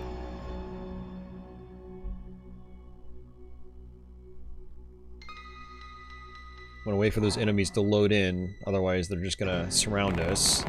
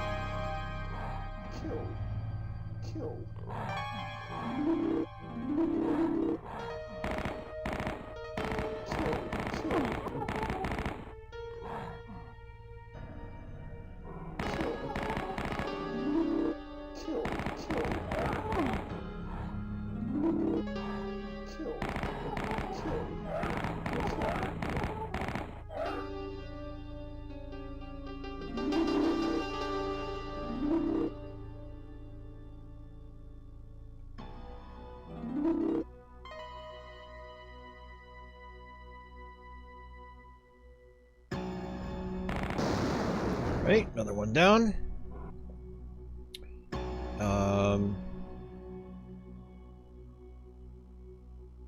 Okay, yeah, just gotta loop my way back around. No, I still have my vessels I can use too. Ah, you gotta be kidding me, man. Can't squeeze around him. And he starts taking more and more hits too.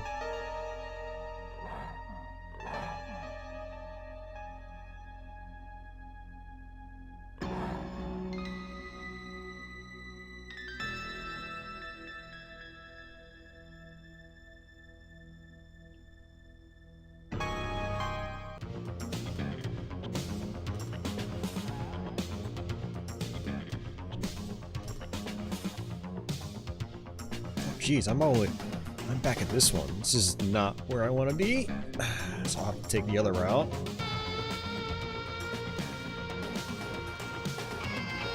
So the attic can be a little confusing, but each section has different music.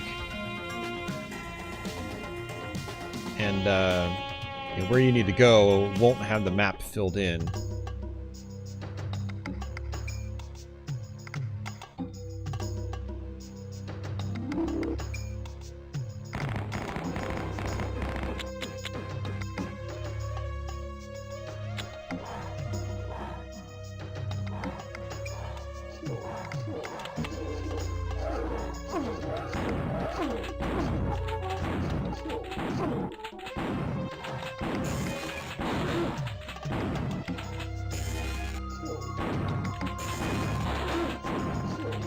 Dude, this hit detection is just so annoying. Or lack of hit detection.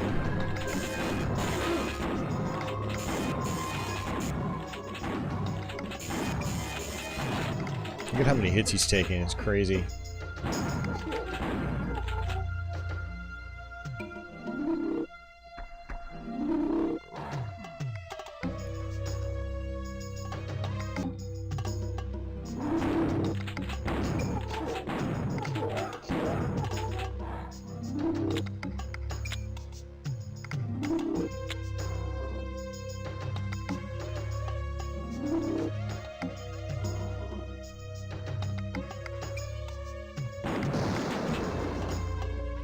I don't know if that's all of them.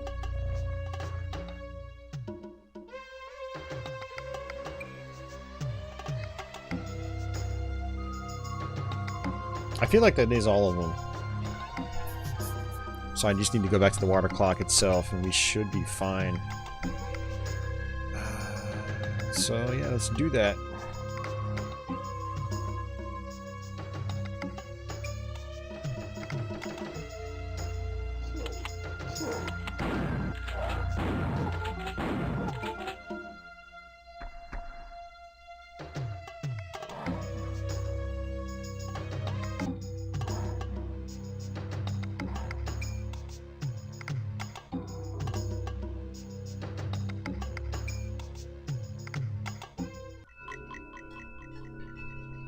Let's go back.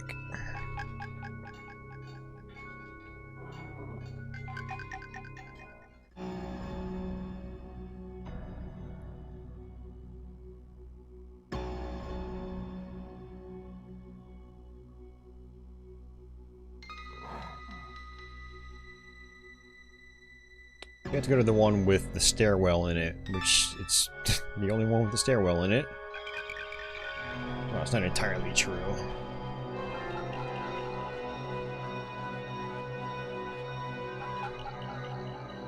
I don't remember which one it is. Might have been this way.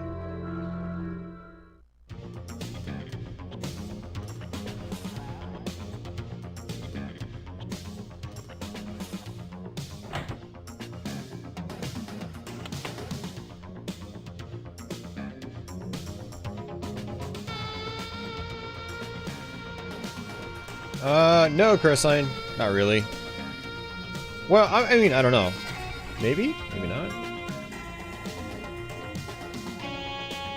I mean, gameplay-wise, it hasn't been very exciting.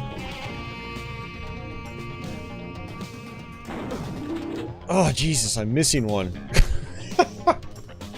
Come on. Yeah, I'm still missing one. I have to figure out where it is.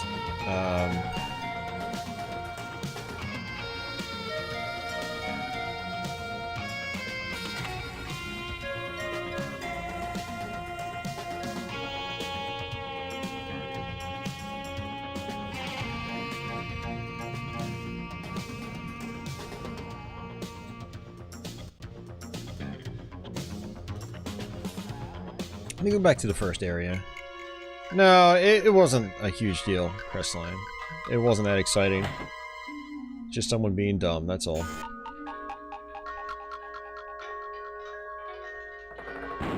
Oh, this is probably the last place.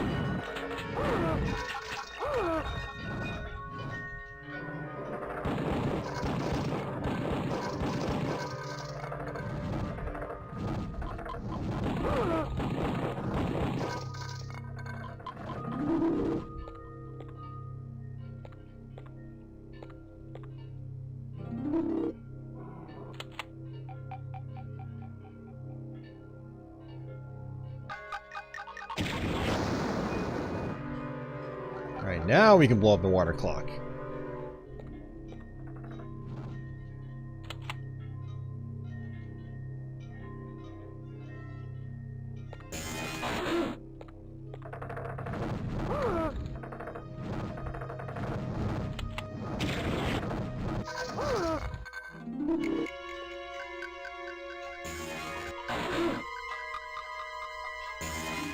No, it's all good, Crestline. I don't expect you to. I mean, I'm honestly surprised some people are even still here. It's super late for us. This is kind of like kicking it old school. Gameplay and talk stream-wise. Like, remember how I used to go live on Thursday nights? Yeah, 9 p.m. Thursday nights. And then we'd stream all night. That doesn't happen anymore.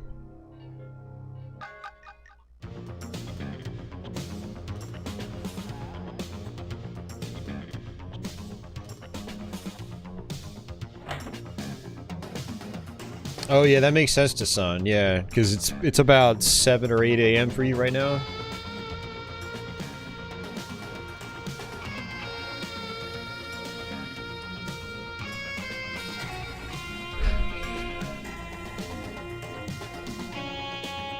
Gonna use my vessels. I've got unlimited ammo right now. That's one of the vessels.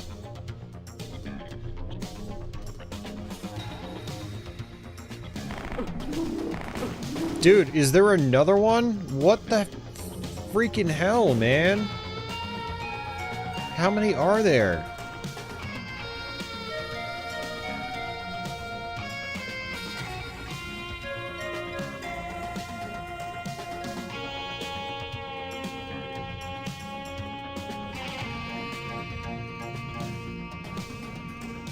Four days off, hell yeah. That sounds nice.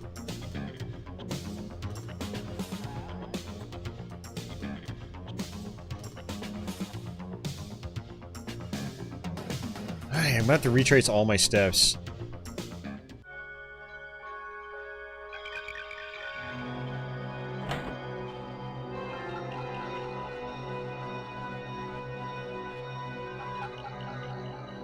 Nope.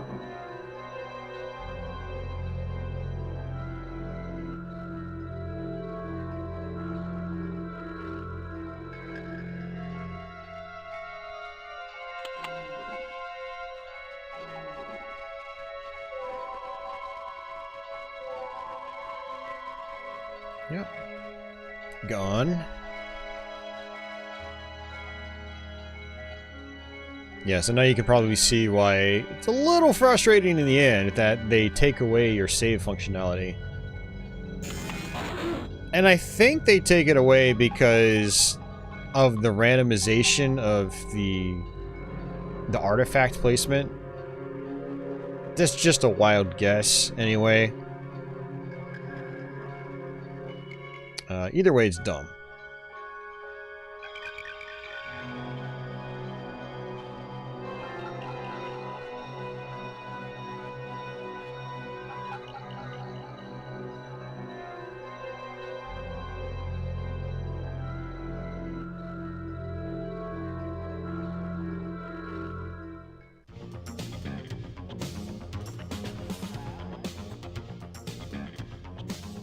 Maybe I haven't been here?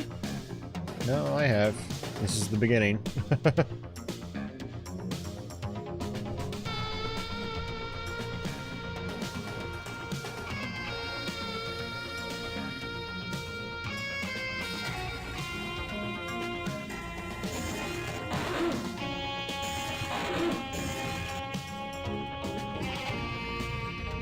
Yeah, unfortunately, because I thought that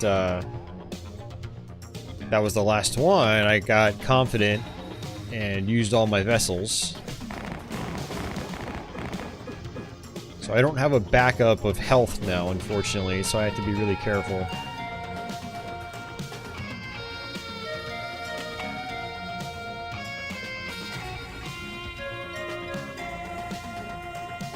Hey, Dustin, welcome back.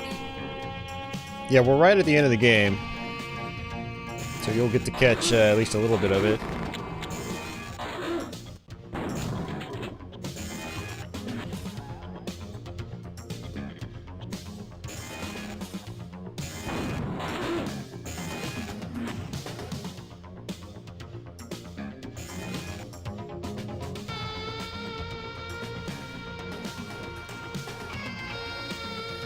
That was the first one I cleared out.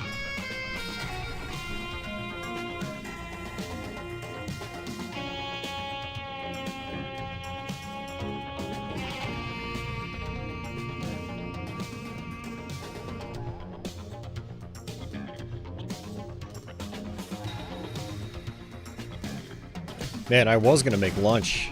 Not really lunch, but like a meal halfway through the stream, and I never did. So I'm starting to get really hungry too.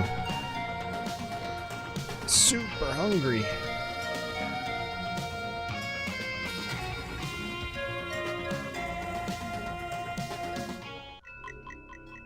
What do I think of the 3DO version? It's a long story. I mean, it was the first version I ever played. Okay, that's right, I remember these guys.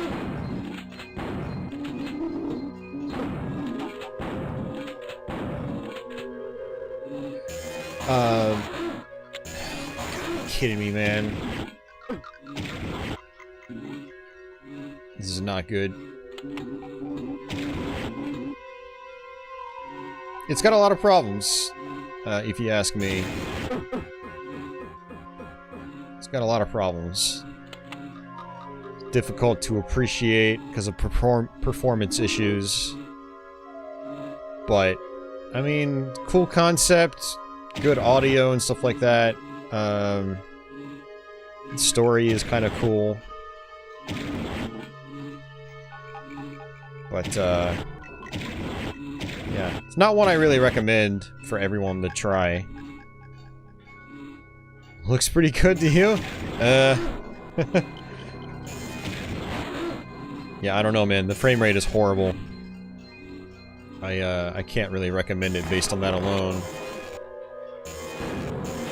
And now it's not letting me, kill this guy.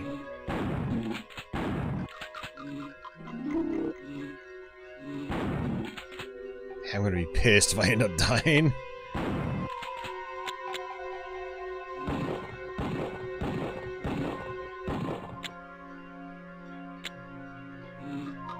I'm almost completely out of ammo.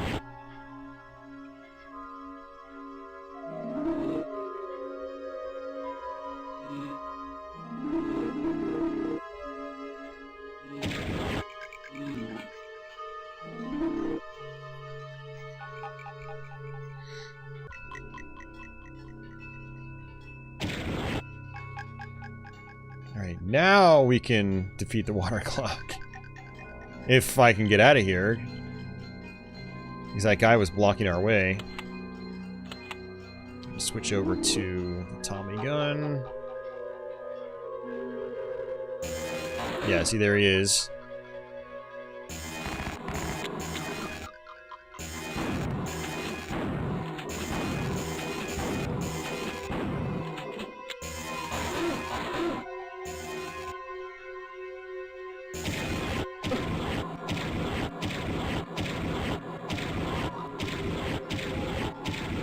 Yeah, the flamethrower is just not doing anything to him.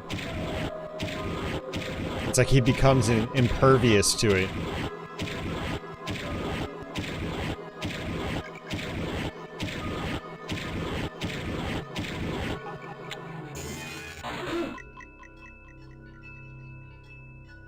Yeah, it's not gonna let me walk past him. You gotta be kidding me, man.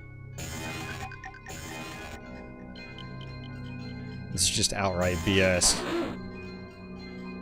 We're gonna have to do the whole section over again. Oh! Come on.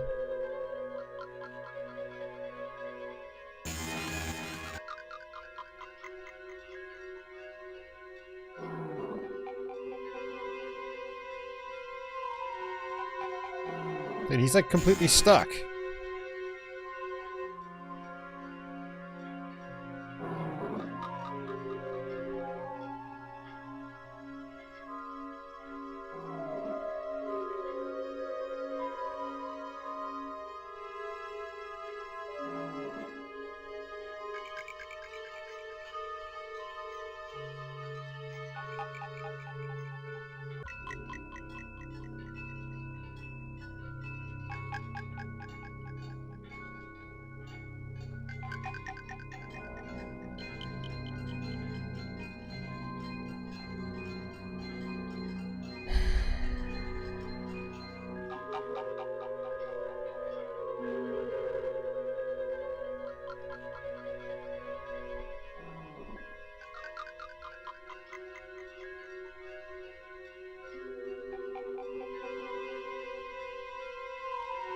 It also doesn't appear like there are any secrets or anything like that.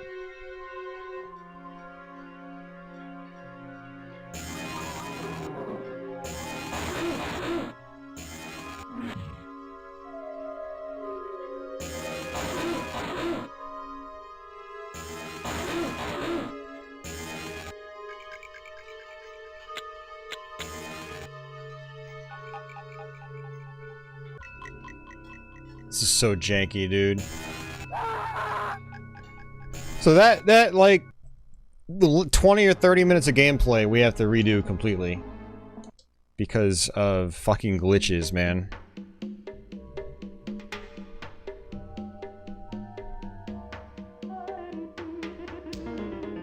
Oh, I could dance all night. Hold you in my arms forever. Darling, never leave my side. Why would anyone do that? God damn it, man. What a waste of time. Never met anyone like you. That's because there is no one like me. There is no one like me. The clock should work for anyone who activates. I had a feeling something like that was gonna happen with this. Will use symbolic objects.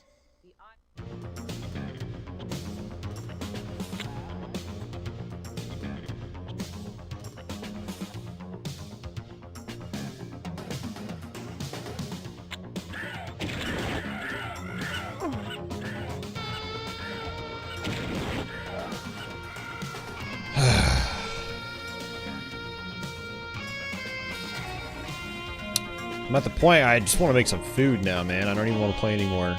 Especially after that bullshit. We had defeated all the artifacts except our last one. All I needed to do is just work my way back and then we would have had the game would have been finished. That was it. It takes you straight to an ending and then you're done.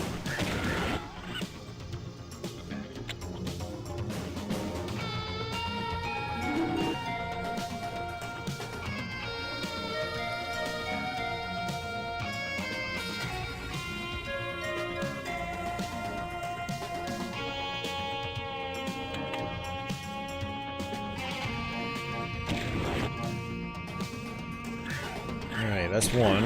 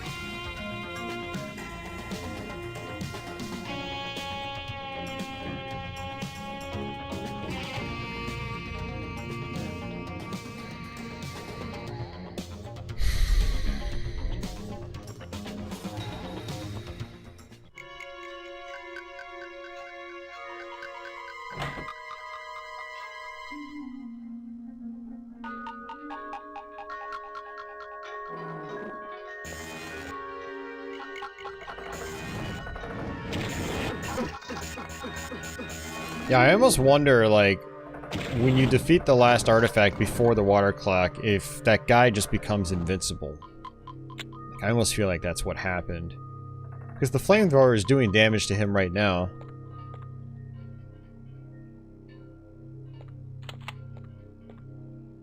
Unless he's just, like, completely resilient to fire only. But I don't think that's the case.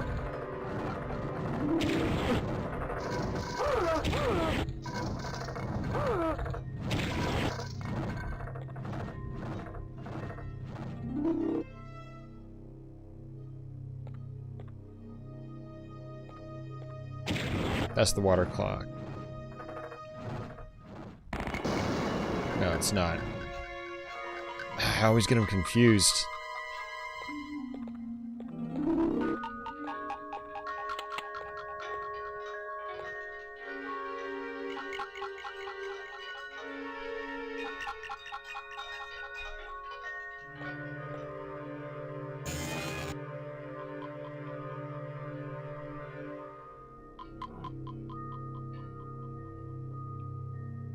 Hey, Grayness, how's it going, man?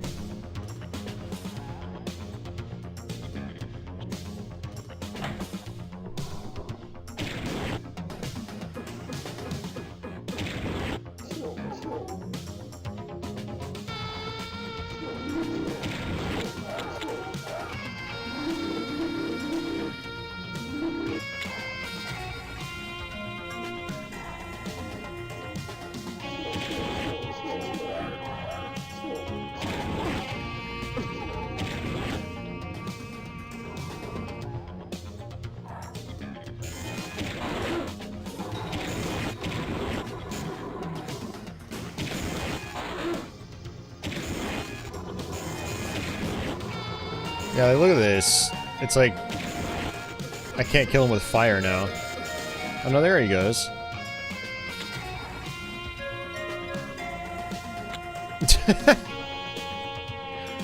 Sure, Timu, sure. I am gonna try the hardest difficulty, no joke.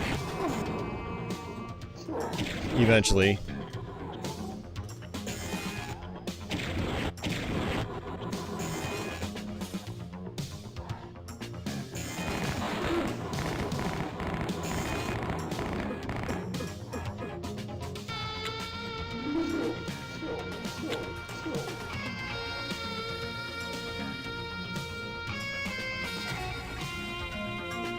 .3D printer, nice. Have you been printing anything cool?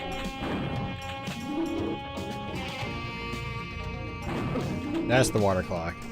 It's in the same spot, okay.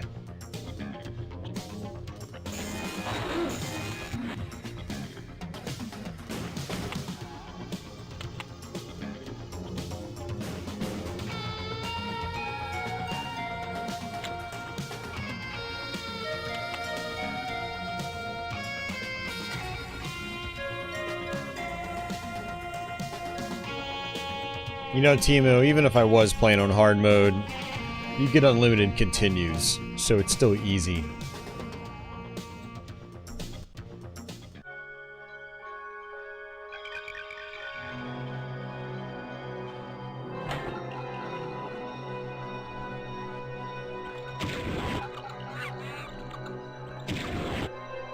I've even been trying, been toying around with Warhammer miniatures, etc. Oh, nice.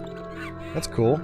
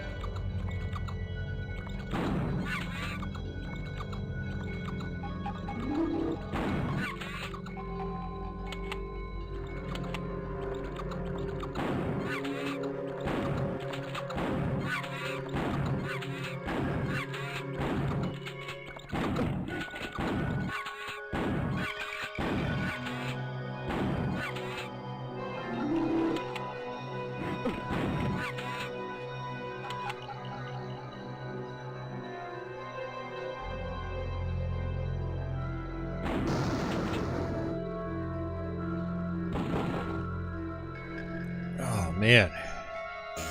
Switch too far.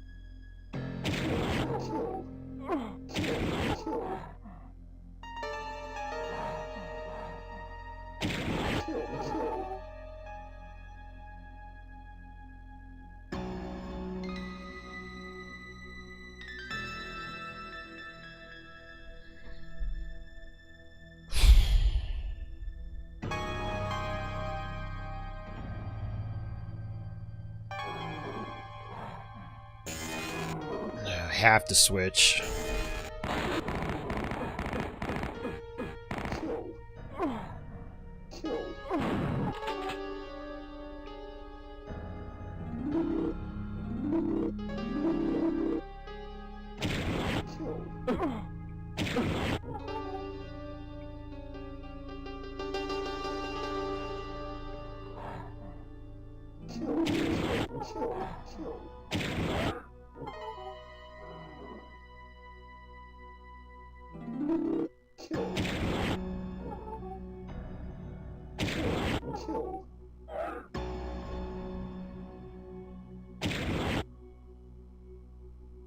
Alright, it's another one down.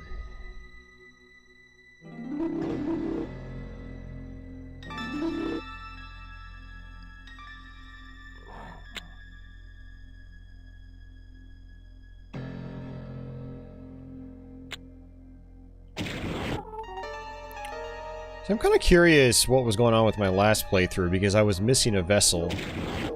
And the place I thought it was located, it wasn't actually located, so... Yeah. It is interesting, in the computer versions of the game, you have to find every vessel in order to beat the game.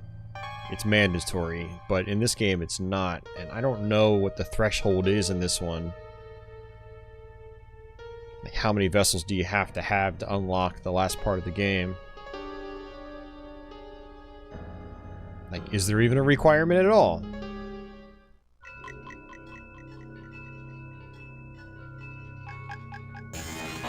Damn it.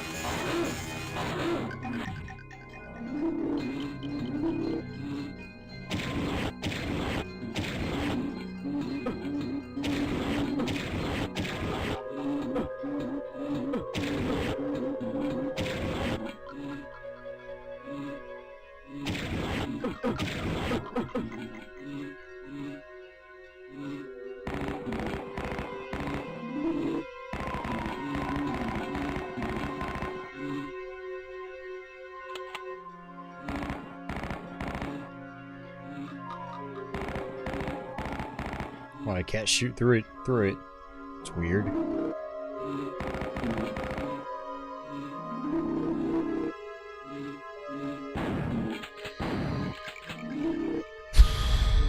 Man, I'm so tired right now.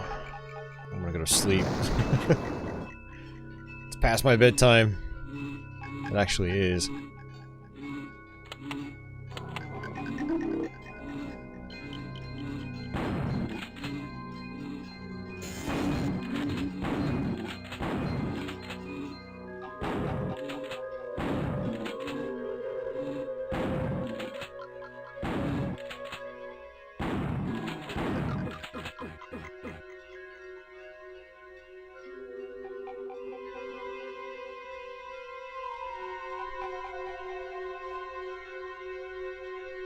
Well, I think this frame rate's put most people to sleep.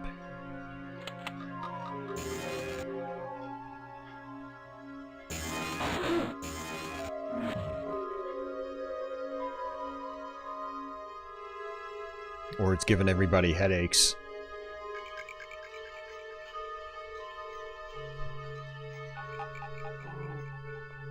Maybe both. Although I can never sleep with headaches. I have to take medication. Or I'm up all night.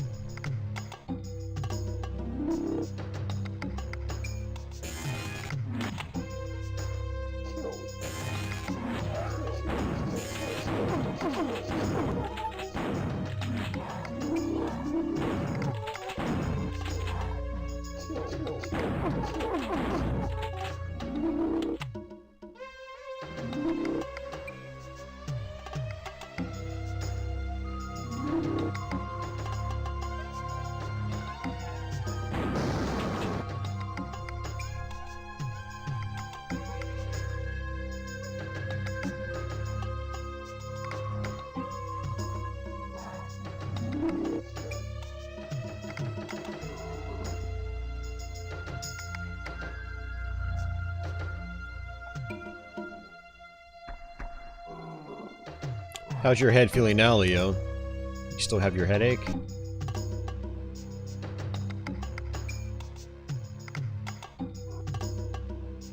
Yeah, I wonder what causes that, because I know you've mentioned that before.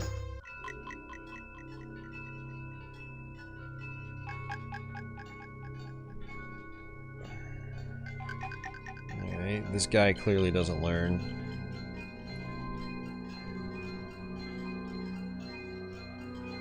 Uber, I wasn't sure if you were out there, so I took the initiative.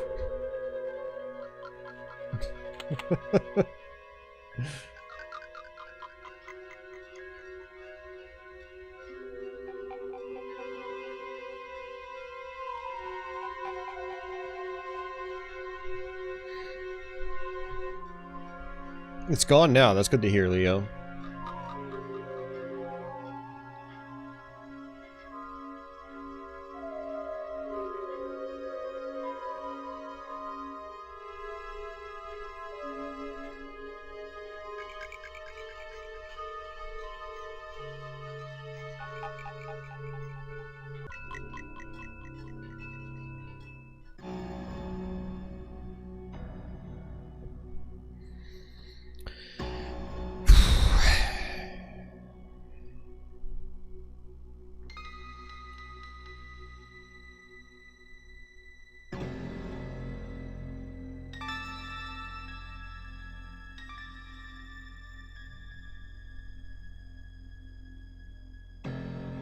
Where are the enemies at?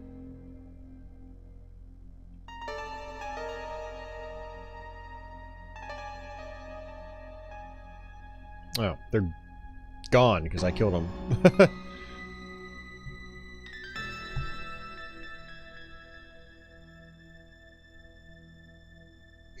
Interesting, Leo.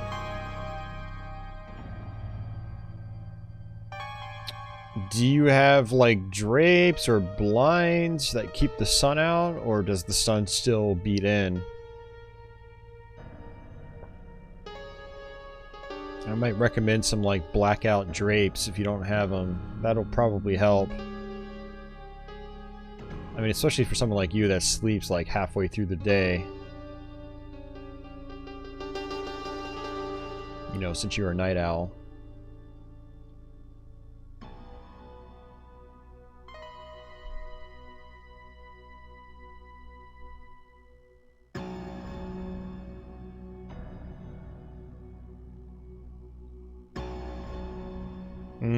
Gotcha. Yeah, working night shift for so long has taught me to never skimp on stuff like that.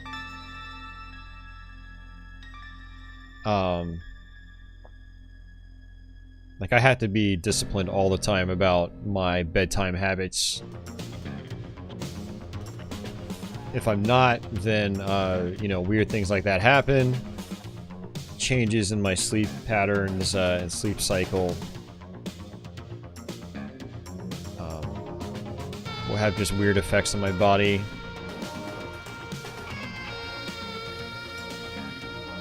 I feel like I'm missing one again, but I'm gonna... Oh, that's right, this is... We've already done this one. Duh. Yeah.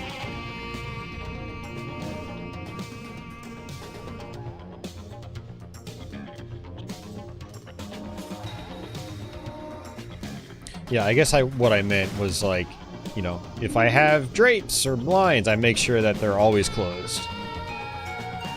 100%. Before I go to bed each night. That way, like, random, you know, sunlight doesn't wake me up.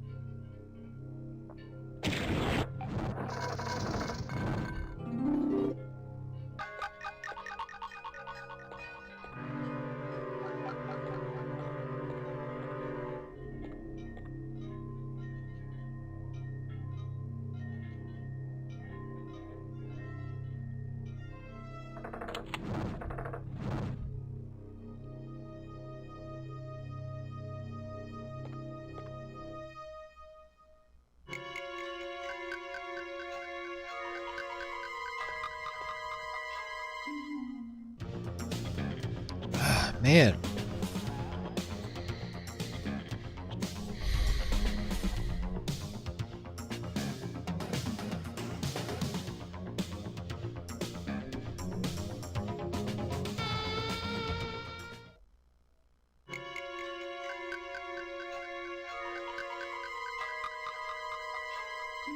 Getting stuck in the door.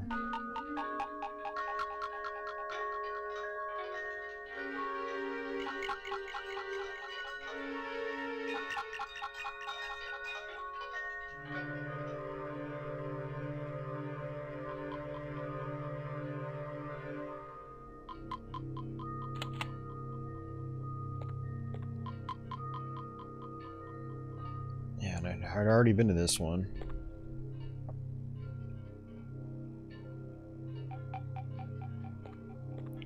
Man, in my playthrough the other day where I finished the game, it's like I just blazed right through the attic. I didn't have any trouble. And for some reason, I'm just running around in circles now.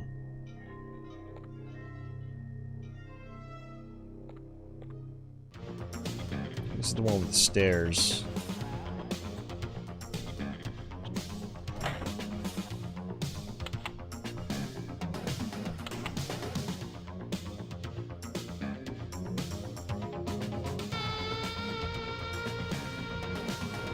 Yeah.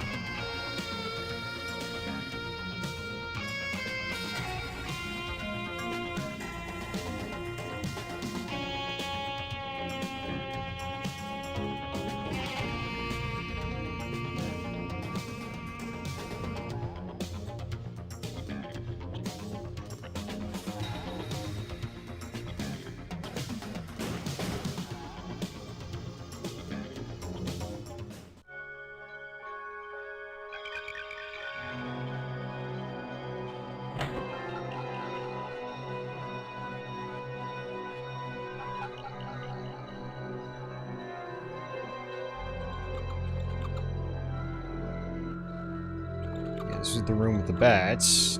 I know we've done this one. Yep, it's gone.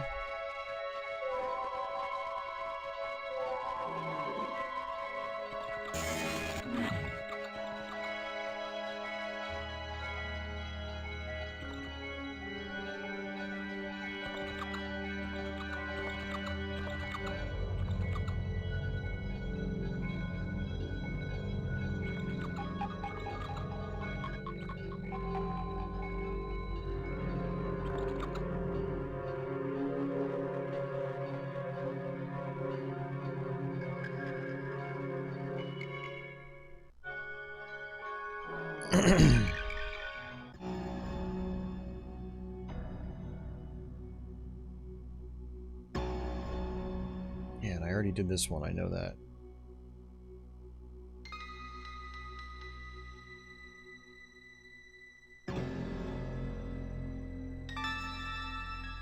Because everything's dead.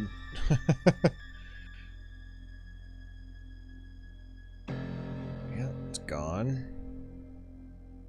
Process of elimination.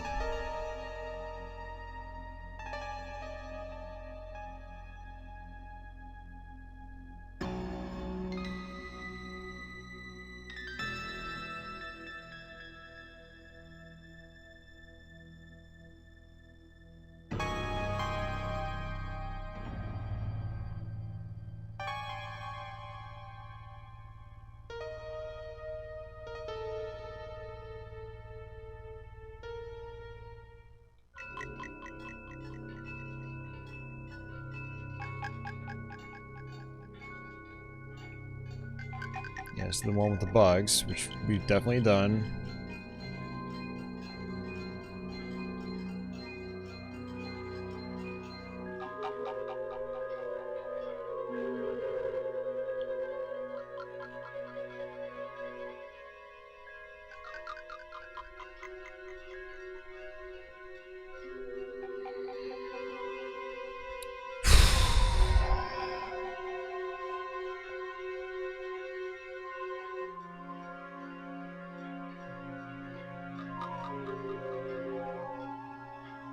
Man, it's gotten really chilly outside too. I feel like I should probably check the weather, but I'm guessing a cold front has come in.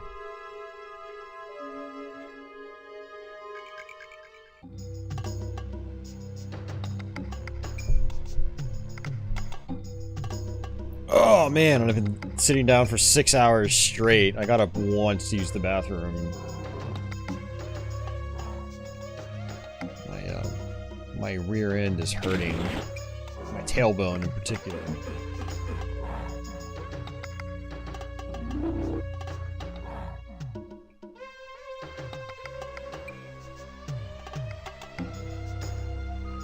Yeah, we already did this one. What the hell, man? Alright, let's go back to the water clock, try it again.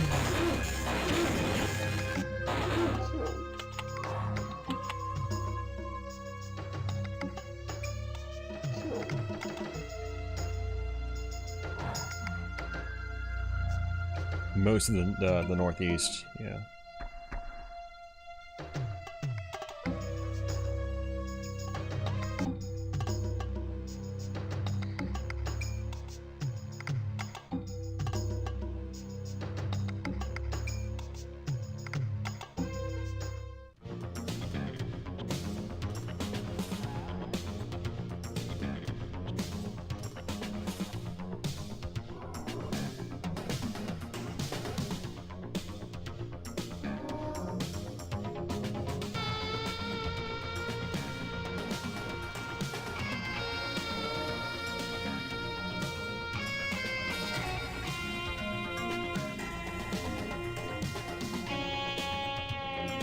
You know, I'm gonna go back to the beginning. I don't think there's anything there, but I need to check.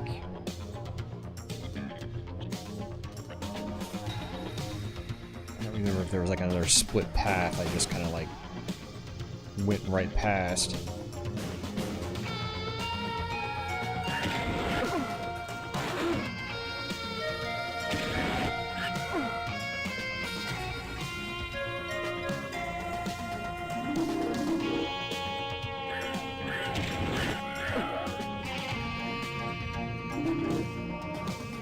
No, it just takes me right back here.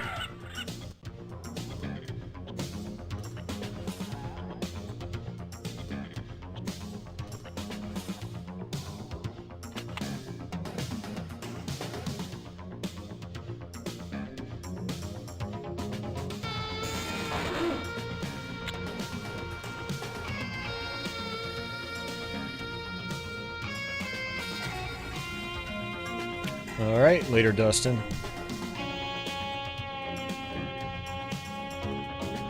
Yeah, honestly, this stream should have ended half an hour ago. My brain could have certainly used it.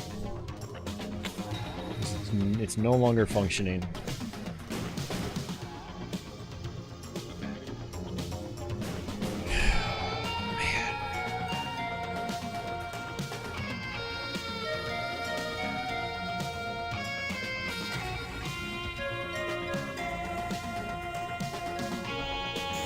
And it's like, damn, it's like 3:15 now. I don't even know if I'm gonna be able to make food after this. I wanted to bake some broccoli, but that's gonna, it takes like 30 to 40 minutes to do, so. By the time I eat, it'll be like after 4 a.m. And then I have to try to get to bed after that. Ugh.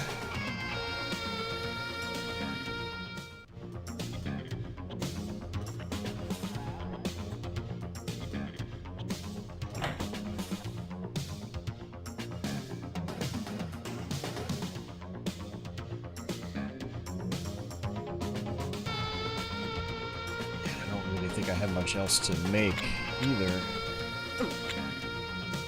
Oh, I know I'll beat it. I've already beaten the game. You don't have to pepper me, man. Oh, look, we did it. That was the last one. Good.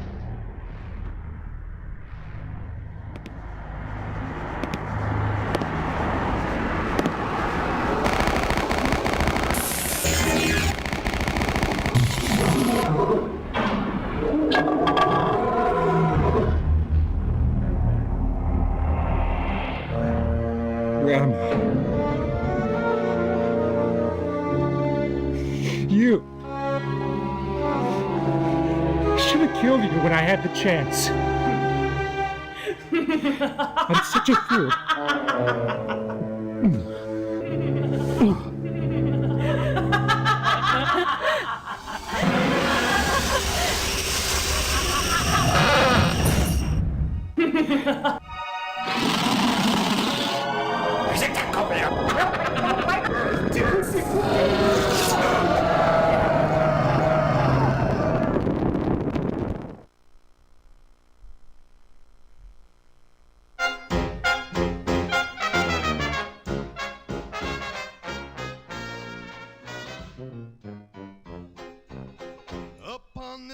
Stop getting a drink. It's okay, Leo. You can YouTube it.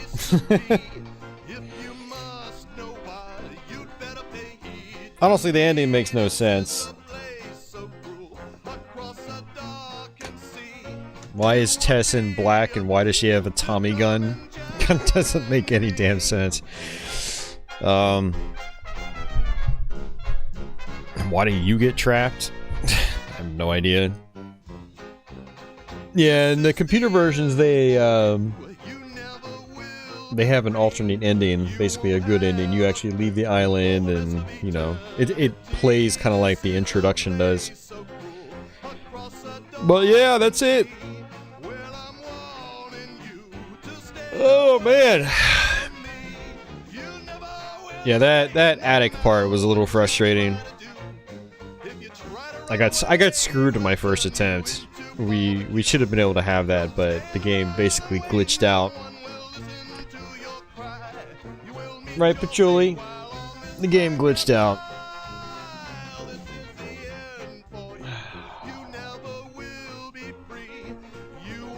Oh man.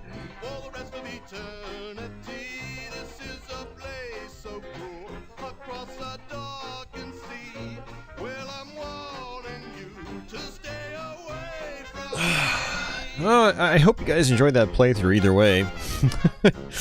Kind of an unexpected stream tonight, but, you know, I wanted to do this game last night on YouTube, and,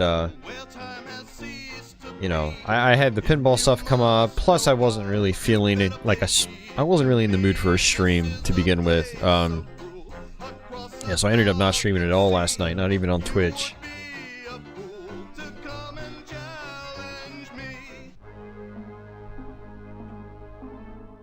But yeah,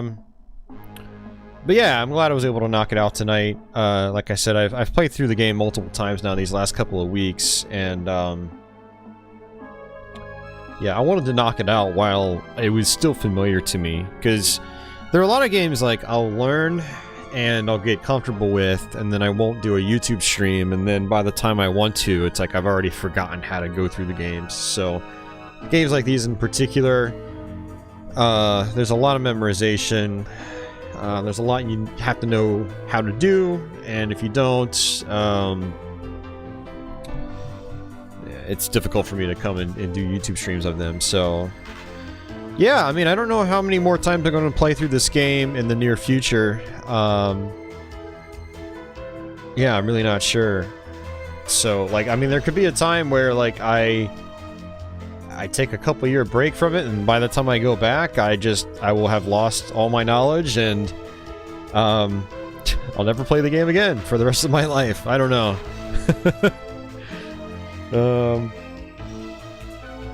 So yeah, I wanted to knock it out while I still had it fresh in my mind. So, but yeah, that's killing time for the 3DO, ladies and gentlemen. Thanks for everyone that hung out tonight. Not a huge turnout tonight. Not a ton of chat activity. It's usually how it goes for surprise streams. But I'm also streaming at a pretty different time now compared to my usual Wednesday streams. So, yeah, just a reminder, this upcoming Saturday, Ronnie's going to be joining me for, I think, probably a late afternoon stream. That's what I'm guessing. My brother should be joining me as well, so there'll be 3 people here, and it should be a good time. Ronnie wants to play some Blake Stone and Wolfenstein 3D, so that could be fun. Ugh. So yeah, watch out for that. That should be a good time. Then next Wednesday, I might be back with a stream. We'll see how I feel. It's the day after my birthday on Wednesday, so I don't know. It depends on what I do Tuesday night and how functional I am on Wednesday. But yeah, I will try to have the archive of this up tomorrow. It'll probably take a while to process since we're over 6 hours on the stream. So, but yeah, archive should go up sometime, hopefully in the next day or so. And yeah, and I'm burnt out. I'm gonna blah. See, I can't even talk. Like, and I have to intentionally slow my words down. When I try to talk really fast, it's just like I stumble. So I am going to go get some sleep, and I'm gonna go pass out. And whew, yeah. But yeah, I'm out of here, guys. I don't know what else to say. But I guess until the next one, take it easy.